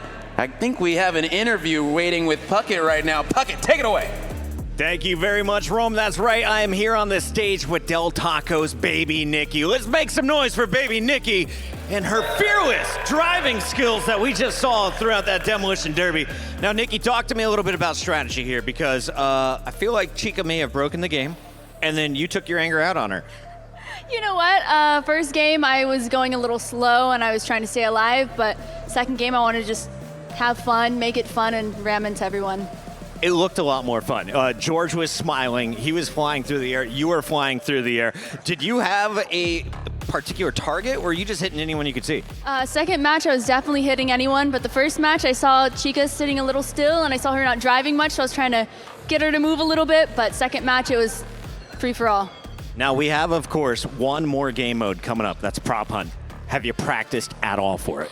Not at all. So you feel like you're going to win? Absolutely. 100% confidence. Before you go, Baby Nikki, first of all, what am I ordering at Del Taco?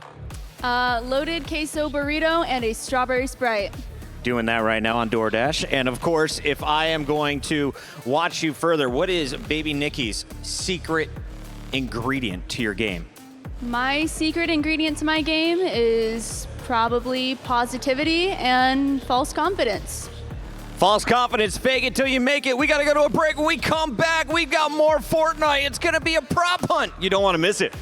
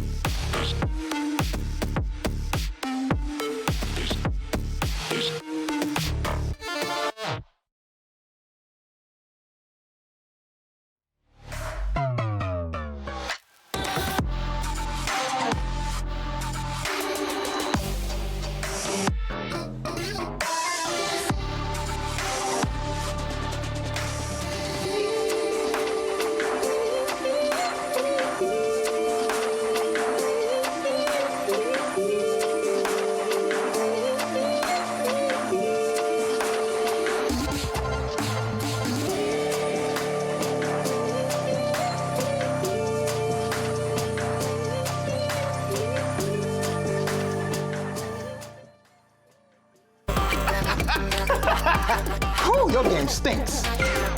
You're gonna need these.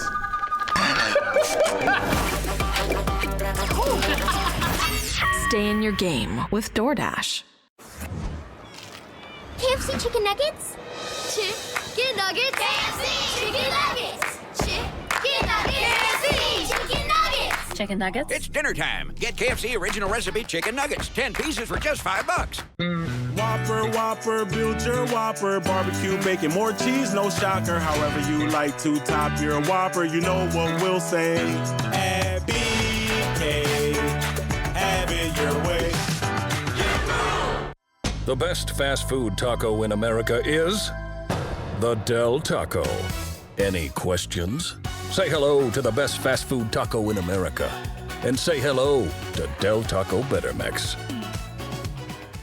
Popeye's new sweet and spicy wings don't make sense. Marinated and tossed in a blend of chili, garlic, and ginger, as sweet as they are spicy. Nice catch. Butterfingers. Just like my Nana. We don't make sense. We make chicken. Love that chicken from Popeyes.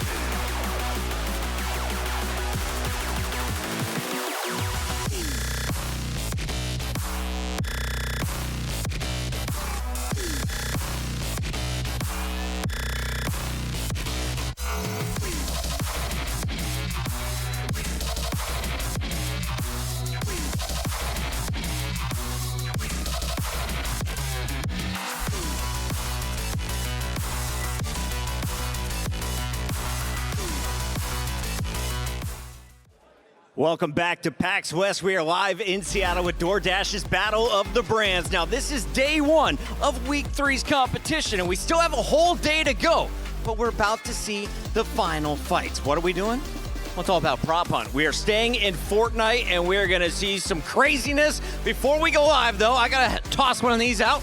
We got plenty of gear coming out from our DoorDash crew. Stay here all weekend long here at the PAX Arena, and make sure you lock in, because this next game mode is about to be nutty. Big shout out before we get going to DWD, the map creator for this mode is here in the audience today, and you of course can play his map DWDFN if you're looking for the search. With that said, let's throw it over to our casters for this one. We got Monster D-Face and Kelly Link. Take it away. DWD, the map creator here himself. I love to see it. We're kind of getting all ends of the spectrum of Fortnite creation, whether you're a content creator, a pro player, or one of us, whatever we do. True. Everyone is here to celebrate some Fortnite and some of our favorite merchants at Battle of the Brands. It's been an exciting day so far. Yeah, definitely fun. And just to kind of harp on the creative point, you can absolutely download the builder yourself from the Epic Games, completely free from the store, and you can kill it. But something else you can do is definitely check out this exclamation point Battle of the Brands sweepstakes here in the PAX Arena Twitch chat. That's you all watching from home for your chance to win $20, a $20 DoorDash gift card. Ooh. It's pretty sick. Yeah, that's awesome. Guys, try that out. We're doing some giveaways all throughout the day, whether you are here in the PAX Arena, like we just got rid of one of Puckett's Buckets hats. Or Puckett's Buckets. I know, it's my favorite. Or the gift cards here. Also, lots of incredible deals through DoorDash and the DoorDash Pass. But we need to focus on this leaderboard because my goodness, oh my gosh, Chica is running away with it right now. 55 points right now for Team Taco Bell. And then we jump down to BTMC, who has 39 at the moment. Anthony Chen, who is currently vibing at also 39, so a little tie plays for second and third. And then we jump into Baby Nikki with 33, Choco Bars, and the following. So next up is Prop Hunt, Kelly. My favorite mode in many, many games, and Fortnite does it so well. You have to disguise yourself to match inanimate objects that are set throughout the maps. There's going to be 1 player and 7 props being hid throughout the map. If they are discovered, they become the seekers themselves. Seekers earn points by finding props. Props earn more points the longer that they are undiscovered. This is a very fun, extremely fun game mode. It can go any which way. Oh yeah. If you've never been in the map that you're loading into, that's part of, I'd say, the excitement as well, because you're not quite sure, like, if this, I don't know, trash can is out of place or something like that. I would love to see pro players drop on their own drop spot, because then they would know it to a T, right? They would literally know, like, that lamppost can't be there. That's never been there before. Bam, you must be a prop. But I think the playing field is a little even here with these players, because I'm not too certain how experienced they are on the nit and gritty of every single map that we're going to be seeing, especially in one like Prop Hunt. You know what I would do? I would open a door, become the door, and then like get behind it in a weird way. You know what I mean? I like that. I think that's like cheat code. That's pretty good. That's pretty good. Don't give it away too much, though. We don't want to be biased and let one of our players get some hints and tricks from Monster D-Face right here. Oh, but everyone, I do want to get some hints and tricks from one of our players, and it's going to be from Choco Bars. Let's hear what she has to say. My favorite order from Little Caesars is their crazy bread with the marinara sauce.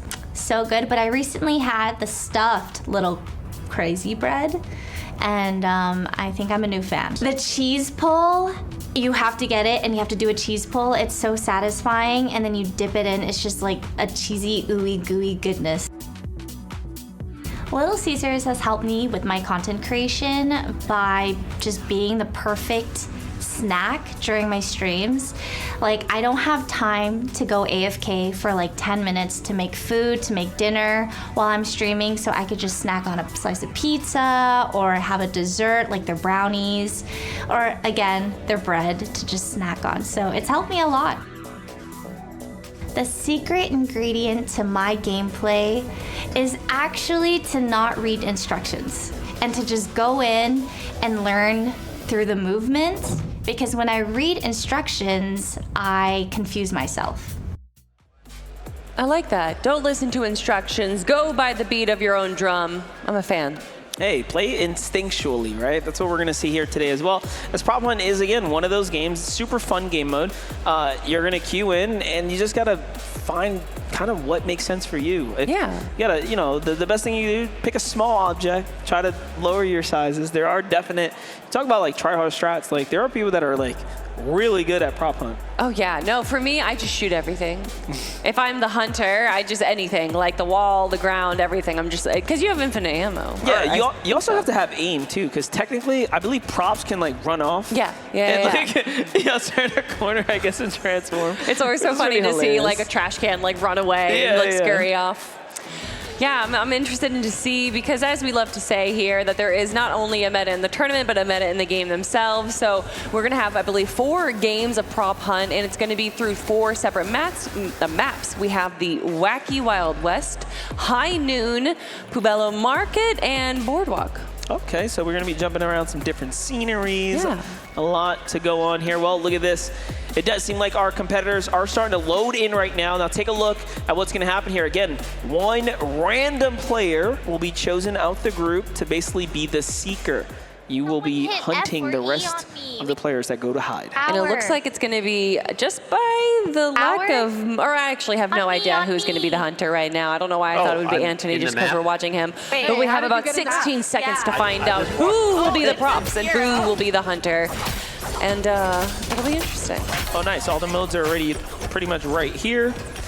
So they're going to be jumping into the mines. They voted for the mines. Oh, okay. They could have chose. You saw that? Interesting. Okay. Couple options. And we are... So I've seen a fair amount of Prop Hunt, but I've never actually queued in myself, so I really don't know the functionality other than what I feel like is the basic common sense stuff. You shoot the object, you turn into it. But like, I don't know how much time there's going to be to find your object. Right. There's a countdown, right? We're gonna feel it out right now. All right, preparing round in 12 seconds. They're going to be going into the mines, so I'm guessing we're going to be seeing lots of TNT barrels, maybe a mine cart like we're looking at right now. Prop high time, 41 seconds. Oh, okay, so that means King George is the seeker. He's going to be the seeker right now. He was left behind.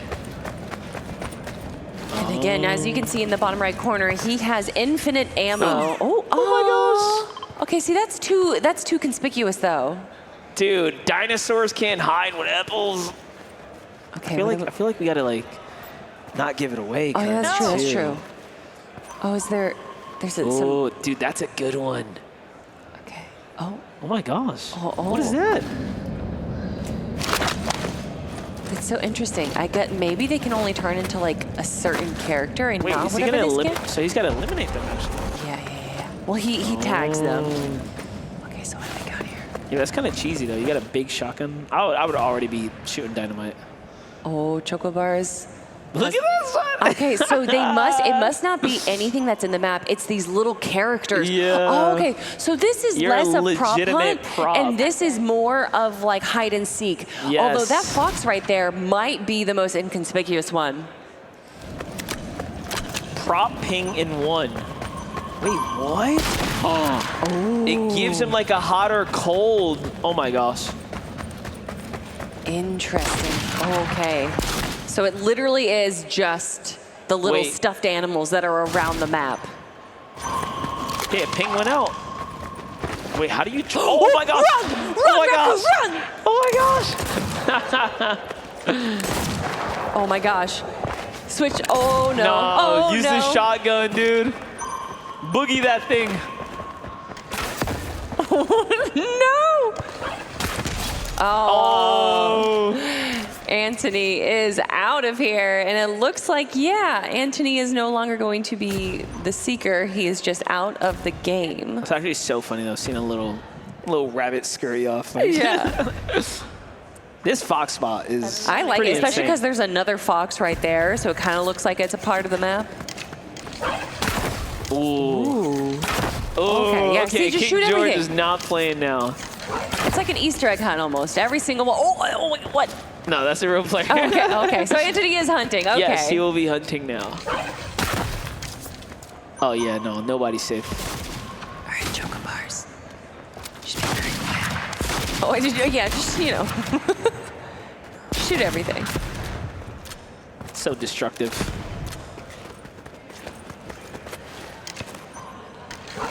Is that it? No. Is that it?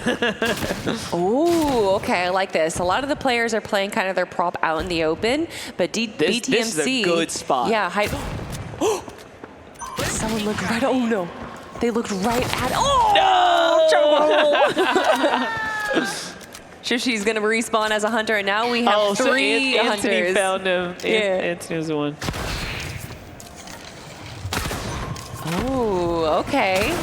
I like what King George is doing. Wait, he just hit something in the distance? It did some damage. He broke somebody's shield. Oh, Chica is out now. It is now 4v4. What does Ping drop? Wait, who's left then? Definitely a few folks left. I wonder, like, where could they be hiding? Sylvie's left. Josh Secchi is left. Yeah, where Nikki could they be is hiding? left. And who am I missing? Choco Bars. How did Choco not... Didn't she get eliminated? Am I crazy? Wait, but look, think about it like this. You find a spot, like, you might as well go back to that. Is he a rock? Oh. Wait, is he under the rock or is he the rock? Oh! He was definitely the rock. What a crazy Why would anyone prop. be anything besides the rock? Yeah, who chose a fox? Right? Wait Oh a my second. gosh. Look. Now Choco's like, hold on, I'm shooting rocks, bro. Okay, so Choco is a hunter. We just can't see her on the top left side. So there must only be two. Oh no, there's 3 players hiding. Yeah, that makes sense. Okay, so we got baby Nikki. She's like in a full-on panic. Players everywhere. She's doing a good job though. Look, oh no! The fox. BTMC, it's the, I Dude. like it. A lot of the other players are just out in the open, but he's actually hiding behind an already set prop, so it looks like the wood is what is present. All right, for the record, Kelly snitched, not me. But Oh yeah, I snitched everyone. I don't care. Oh, Sylvie is still, dude. Yeah, I don't know why anyone would choose a dinosaur. Yeah, right? On a Western map. I'm turning into like a cactus or something. Okay, everyone, we best be quiet. No, if I'm being honest, there's 3. Wait, oh, they're gonna get pinged right now. See, I didn't know what happens when things ping. Yeah, me either. What happens? Oh, maybe it gives you this sound and you move towards the sound. Yeah. All right, Sylvie and BTMC. That has to be it. And we've seen Sylvie climb up the leaderboard. I believe she entered the day in last place and has jumped up into 6th. We hear the screams coming out. BTMC goes down. Sylvie is the last player remaining, but will any of the players find her? There is still 2 minutes and 45 seconds left of the prop hunt, and she's rocks. That's the pro strat. Dude. Look at that, looking right past her. Nobody knows. I mean, how could you? Well, well, to be fair, yes, in theory, we could just end it and start again, but the longer you stay alive, the more points you earn. They're running right on top of her. They don't know. She's basically, a part of the environment. This is what top tier prop hunting I looks refuse to believe that there was any other option. Like, it had to have been RNG. It had to have been RNG what you could pick. Because like you said, run, Sylvie, run! Oh my gosh. No. Good job, though, from Sylvie being the last remaining prop there. That was amazing. The boogie bomb comes out and the rock is like, the sign comes out. That's really smart. I don't know who was the one that threw down that boogie bomb, but that was some pro strats right there. That was an excellent play. That was actually hilarious. All right, clip-worthy. Sylvie comes in first place for the first prop hunt. 3 more of those on different maps, so we get to switch up the environment soon. That's right. That one was the mine. I believe we're going into high noon next, but it might just be random. I might be incorrect. And actually, we already got to see Sylvie do some pro strats. Let's see what she has to say in this awesome video. My favorite order from Popeyes is the chicken sandwich. It's the best thing at Popeyes. It's the best chicken sandwich ever. It's my favorite thing. Popeyes has helped me in my content creation because I love Popeyes, and whenever I get hungry, I can just eat a nice chicken sandwich and keep streaming. Sometimes when you stream for a long time, you get really hungry, and all you need is just to eat something, and then you can stream for like 5 hours longer. The secret ingredient to my gameplay is that I've been playing for a long time, so I think naturally I am better than the average person. All right, that's the secret sauce, being better than the average person. Who knew? I like it. I like it. But like she said, sometimes all you need is a good meal, and then all of a sudden, bam, new energy hours unlocked. Yeah. Unless you're me. Meals is calories, calories is energy, right? I get tired. But anyways, we got more to come at you. Get 15% off $20 plus orders from Popeyes on DoorDash. Check a look down below for the second and the third. That's pretty much this weekend here. All active right now. Check out the DoorDash app. Get your orders in. Get those orders in and get your seekers hiding, because we are ready to go with round 2 of Prop Hunt. And it looks like we are in, oh, that's a new room. Oh, but look, the strats come out. The Boogie Bomb is the way to go. However, I think that there is a limited amount of Boogie Bombs that players are able to get. I'm not gonna lie. I thought Sylvie got away with that. It looked like she the almost hit marker did. happened, and it wasn't a full elim.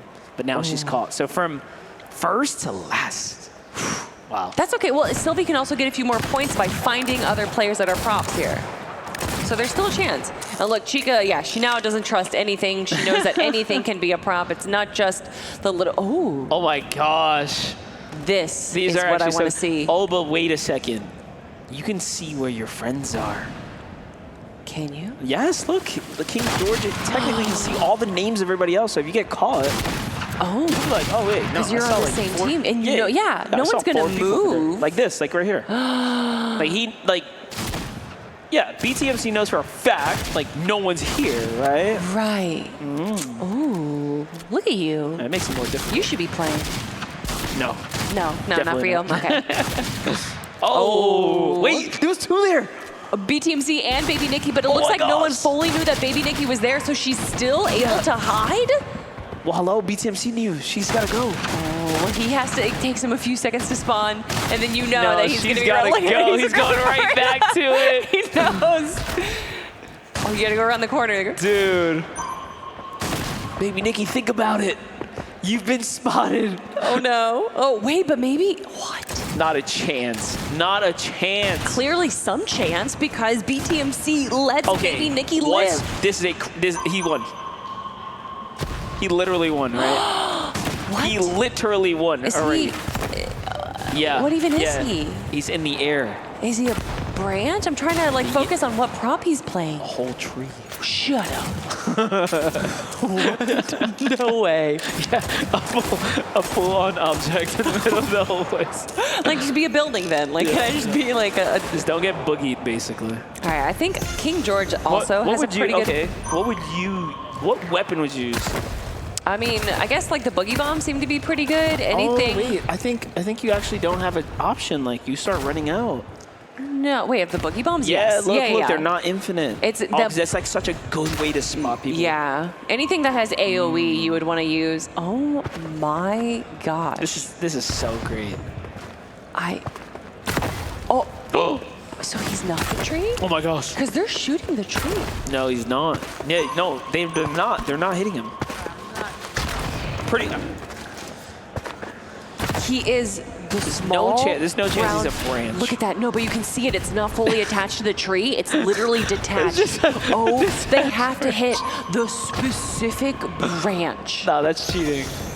This is a good one, too. Look at this. Oh, my God. Yeah, Josh Secchi's kind of good at this. Oh, King George finally found out. So if I had to guess, Josh Secchi is on his way to being in the lead because he did really well. Like, he made it far in the first game. And now he's still in basically the end game for this one. And then Choco Bars, what do you do? She's just hiding. She's just hoping. Like, what if you choose to be? I think it's more so that she chose the smallest thing so that she could hide behind a big object. Oh, totally not sus. Look at Choco's face. Oh my gosh. She's been spotted. Okay, 2 left, I think. There's no way anyone is going to shoot the random branch that Josh Secchi has to be the one to go down next. Also, just like, how do you get up here? Like, what about that? Oh, there you go. That could be how. Never mind. Oh, but then, yeah, Baby Nikki's like, yeah, this looks all normal. Yeah, totally. A toilet up here, totally fine. Oh, one down. Another. Oh, they started checking everything. Look at she's shocked. She's like, wait, he was in front of me this whole time. Oh, snap. Okay, Josh Secchi might have all the details he needs now, right? He saw the nameplate, so he kind of knows. But look at it. You can see, if you're at the right angle, you can see that it is a floating branch. No, but that doesn't mean... It's impossible. It is, yeah. I don't even see the floating branch. Yes, you can. Right Okay, here. look. You see how it's not attached to the actual tree? No. Oh, okay, well, I see it. Look at that, look at that. What is, oh my gosh. It is literally detached from the tree. That is crazy, okay. But that also means that the geometry from the actual tree branches is probably gonna block the shots. Everyone's coming to the corner. Everyone knows that he has to be over here, but how long can he last out? Does anyone have a boogie bomb? Grenade is like the most OP thing. But it was just, okay, a boogie bomb comes out, but it's not the right shot. They're boogieing each other. This is incredible. This is it's actually not fair. I feel like Anthony should get, I don't know, an extra point or something for this incredible play. I think he Googled how to, what are the best prop hunt spots. I think he searched it out. All right. Look at this. Boogie's coming out. Yeah. BTMC, he knows chance. where to aim. What happened? Did it bounce off? But he's trying to figure it out. He threw the boogie bomb right at him, but it bounced off. No, it wasn't at him. He just missed. Pretty sure he missed. I think Anthony even doesn't believe what's happening right now. If I was Anthony, I would know be why they're all hiding. here. Like, because they can hear the ping. Oh, they can hear the ping, of course. If I was Anthony, I would be doing this. I would be covering my monitor right now. I would not trust anyone. Here's the real question. He needs to go back to the spot. That's what he needs to do. He can't believe it. Look at this. No one can find him. Everyone is shooting everything. We have so many shots going out. I don't even know how much time do we have left on the clock. Gotta be like 2 minutes, maybe a minute. Last I saw was like 4 minutes. That was a little bit ago, so. And I think they used their last boogie bomb because I feel like we would be seeing more. Everyone is legitimately confused. Like, this guy's under the map. It's the best spot in the game. It is so chaotic right now. It doesn't get any better than this. Oh, someone is thinking now. You saw that? Yeah. Explosion starting to, move around. No one's even checking the cactus. Like, I'd be lighting that cactus up. Yeah, that's true. That's true. At least. Okay, it pinged again. Everyone stops for a moment. Look, someone just shot the tree. Oh! They finally find Anthony. Look at Chica's like, what? She found him. Oh my gosh, and she's just bewildered. Like, how did I miss him? How were we not able to see him? How was he able to turn into a branch? Well, we had to turn into a dinosaur plushie. Oh my goodness. We need a Vivid breakdown of that one. Yeah, Vivid, where are you? 100%. Vivid, start working on the package. If you can, show us the journey up to the top. That was a crazy spot to find. Yeah, can we get an instant replay of just the start of that game? Because that was incredible. Game number 2 of Prop Hunt. But that's not it for you guys, because we have some sweet deals for you. You're going to be getting $4 off of a purchase of $20 or more at Jack in the Box for 2nd through the 4th, everyone. Make sure to do that through DoorDash, of course, because the best place to get it. Jack in the Box, guys. That's right. Get your orders in, guys. But again, we're here to celebrate also some gaming. That was a very fun prop hunt. That is now 2 games knocked out of the 3 that we're going to run. So we have one more. Oh my gosh. Just one more prop hunt, everyone. One more opportunity for our players. No, wait, they're already in? To hide and or to seek. Okay, I think there's gonna be like inspiration now. Like after what you just saw happen, you have to be inspired to try to find some obscure object. Yeah. You hide, Sylvie. I mean, in the first game, we saw some rocks, some players playing rocks. Which and was excellent. That was pretty good, but it still was found a lot faster than a singular branch on a tree with like 30. King George's like, what do I turn into? A huge table. Okay, no, he's a rack of ribs. Oh my gosh. No, okay. but you got to be on the table. People are going to see who dropped this rack of ribs back there. I don't think so. No, you have to be a part of the environment. I think he's hiding well.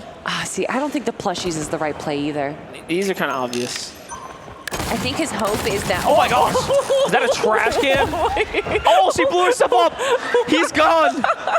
Whoever that is actually gone. And look how low he is. Anthony was down to a sliver of health, but he's going to be taking his cup elsewhere and hopefully finding a place to rehide. Oh. But Choco Bars does eventually find him. What if on Anthony's screen he was a little cup? On Choco's screen he was a massive cup. I'm kind of confused like, too. He was like a 10-foot cup. I think something went wrong there. I'm not gonna lie. Maybe. I'm not gonna lie. But you know what? He had such a good game last game. What does he deserve? Choco, don't waste those. That's true. You should really wait towards the end of the game. You should wait till you have when you're completely stumped. You know. Was that a massive book? Yeah. No way. Choco has like God mode on. I think everything on her screen is massive. Anyone that is a prop looks massive. Oh no, BTMC. I believe he got found out too. Stay on Choco's screen. I need to see this one more time. I think I'm convinced. Yeah. Objects are huge for her. Yeah. Like that pumpkin might be too big. No, they were cartoonishly gigantic. Yeah. Oh. Baby Nikki. She's thinking about it. Okay, we saw one of the plushies. I like it. Just shoot everything. Oh, that's one. That for sure. Okay, so that on her screen was normal size. Yes. Chica, staying strong. Oh, that's a cute spot. Little baby dog. Yeah. On the box. King George, I judged him for his rack of ribs, but look at this. There's only three alive, I think. There's Chica, King George. It's also hard to just see where he is. This is such a smooth spot. Look, he blends into the floor so well. What? No, it's a great spot. All right. No, granted, he does have shadows on. So if you're a seeker with shadows on, you're griefing yourself. Right, yeah, that's true, that's true. See, Sylvie's got the right idea. Shadows completely off. Oh, no. Run, Sylvie. Oh. But I think, was she able to? Stop moving. Right there, stop. Oh my gosh, it's so good. No way. That's so good. Okay, but she has to fix herself because clearly clipping into the environment is too much of a give. I would turn into a human and find a new thing to transform into. Just move yourself. Just shimmy a little. There you go. That's a lot better. King George. Oh. Sylvie is the last hider now. It is down to a 7v1, but she has 4 minutes and 30 seconds to remain. She's about to get pinged as a massive boss. And she's already low health, so. Yeah. Oh, true. This is going to be interesting. Uh-oh. Interesting. I think someone heard us. Maybe? 2 seconds, stop. Okay, oh shoot. It wasn't me. I'm sorry. Oh, and there she goes. Sylvie, the last one out for our final prop hunt of the day. And I believe our final game of the day as well. Yeah, very well played. Sylvie walks away with 2 of the prop hunt rounds. Job. A late comeback for Sylvie here today. I know. Like I said, she started off coming into the competition after the qualifiers in last place. But then after the last game we just saw, the Derby, she jumped up all the way to 6. I'm interested to see how she's going to be performing now. That's right. A lot more action here, of course. But don't forget, you can get a free 10-piece McNuggets if and when you spend $15 ordering McDonald's on DoorDash this weekend. So pick up a 10-piece free McNuggets added to your order. That's my favorite. Good. It's crazy. Oh my gosh. What a deal. I know, what a deal and what a day it has been here. We have seen everything from racing to color switching to TDM, Demo Derby, of course Zone Wars, which was my favorite, and Prop Hunt. And guys, we have even more going on tomorrow. Yeah, absolutely. And we could break some more stuff down right now. The content doesn't end, so let's send it on to Vivid to give us his expert analysis on prop hunt. Listen, I knew it, right? I called it at the start of the day. I said that prop hunt was going to be one of my favorites, and it delivered for sure. I mean, shout out to these maps. There's so many great places to hide. Shout out to the competitors. They found so many great places to hide. Of course, we had map 1. It was over towards the mines, and as we watched some of these hiding spots, I mean, some of them were like, how would you ever actually find some of them? Got to give a big shout out to BTMC. I feel like he was finding some of the most creative spots, being a little duck behind the logs. Who would think of that? Sylvie, of course, ended up taking home game number 1. I mean, the rock in the middle of the map. Who would have thought? Ends up getting pinged out, and the boogie bomb is the one that closes out on map number 1. That was absolutely phenomenal stuff. I wanted to highlight this right here. If we run that back real quick and play it in slow-mo, Chica, she gets a hit on BTMC, takes him out, also hits Baby Nikki in the process, but doesn't realize it because she had already taken out BTMC. So Baby Nikki kind of getting away with a little bit of a sneaky hiding spot. And then this was a highlight of all the maps for me. I mean, Anthony, what a great hiding spot. We tuned in and I was like, is he like the tree? Is he like in midair? Like what exactly is going on here? No, he's gonna be the branch in this tree. And it's like almost impossible to see. So shout out to him. This, again, like I said, definitely the highlight of prop hunt for me by far. And the funniest thing for me, as you can see here, I mean, the hiding spot was actually great. If we pause right here, during these prop hunts, I mean, all of these players, every single one of them, right, they're obviously all hunters and everything like that. They're all getting these pings, right? Wherever the hiders are hiding, they're like, oh, they're getting little pings of where the props are at. So they're all gathered around this one tree. They just keep shooting as we watch for this. They're trying to find them. Finally, he gets found out. I think Chica was the one that actually ended up hitting him with the boom bow. So shout out to him, though. He lived for way longer than he probably should have. Great hiding spot. And of course, map number 3, we closed it out in good fashion. I think Sylvie took away the dub again. So she got back-to-back wins in prop hunt. Great little hiding spot of the box right there behind the other boxes. Prop hunt had to be my favorite of the day. Back to you guys on the desk. Thank you so much, Vivid, for breaking down what we got to see in our 3 games of prop hunt here at Battle of the Brands, brought to you by DoorDash. It's been an exciting 6 sets of games. It's been a long day. It really has. We saw a lot. The demo derby, the color switch, the mind games, zone wars, right? One of the highlights, of course, watching everything go down there. But it's been fun, and of course, it's been a lot of cool stuff for you guys at home as well. That's right. Don't forget, you can get $5 off an order of $22+ at Taco Bell on DoorDash as well. All available this weekend as we continue to just roll through here for the Battle of the Brands. Yeah, not just some cool games with some cool players, but some cool deals for you as well. And not just for the people watching at home, not just for the people on DoorDash, but also for the people here at the PAX Arena at PAX West 2023.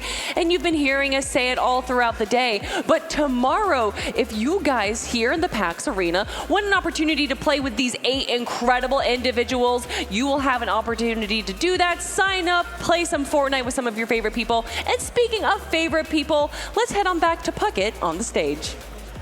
I'm a favorite person. Thank you so much, Kelly Link. And I am here with my favorite twig. And I'm not talking about your stature, because you're jacked, bro. I got Anthony up here, and I have to say, that prop hunt was definitely the highlight of the day. And I thought when we saw the rocks in the first round, that had to be the ultimate item. But then you found a twig. Did you practice this game mode? Did you get a tip? How did you find the stick? I mean, I've never played this map before, but just on the second map, I was running around looking for something to hide as, and I thought, hey, there's a tree and there's a twig, and if I can get in this tree, then this is the ideal hiding spot. No one ever looks up, so. Was it hard to climb up? I literally, it was like just one jump, and then that was pretty much it, so I don't think so. One jump prop king. Well, tomorrow we're going back to the classics here in the Fortnite world, and you get a chance to play against all of these folks here at PAX West. All they got to do is sign up with the admins tonight. Are there any fans you're worried about, or you think you can take care of all this business? Please don't shoot me. Thank you. There you go. Leave Anthony alone. And finally, I have to ask you, before we let you go and join the rest of the competitors, what is the secret ingredient to Anthony Chen's game? 6-piece McNuggets. I'm going to make sure I get some tomorrow.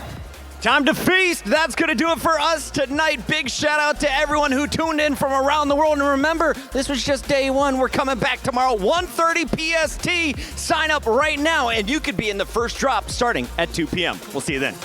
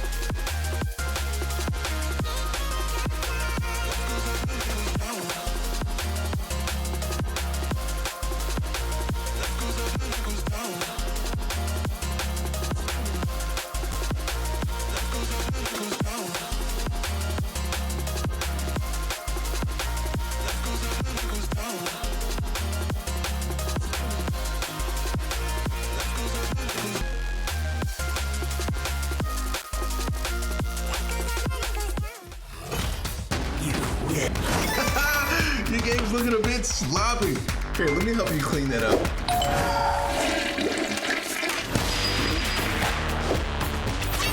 Stay in your game with DoorDash.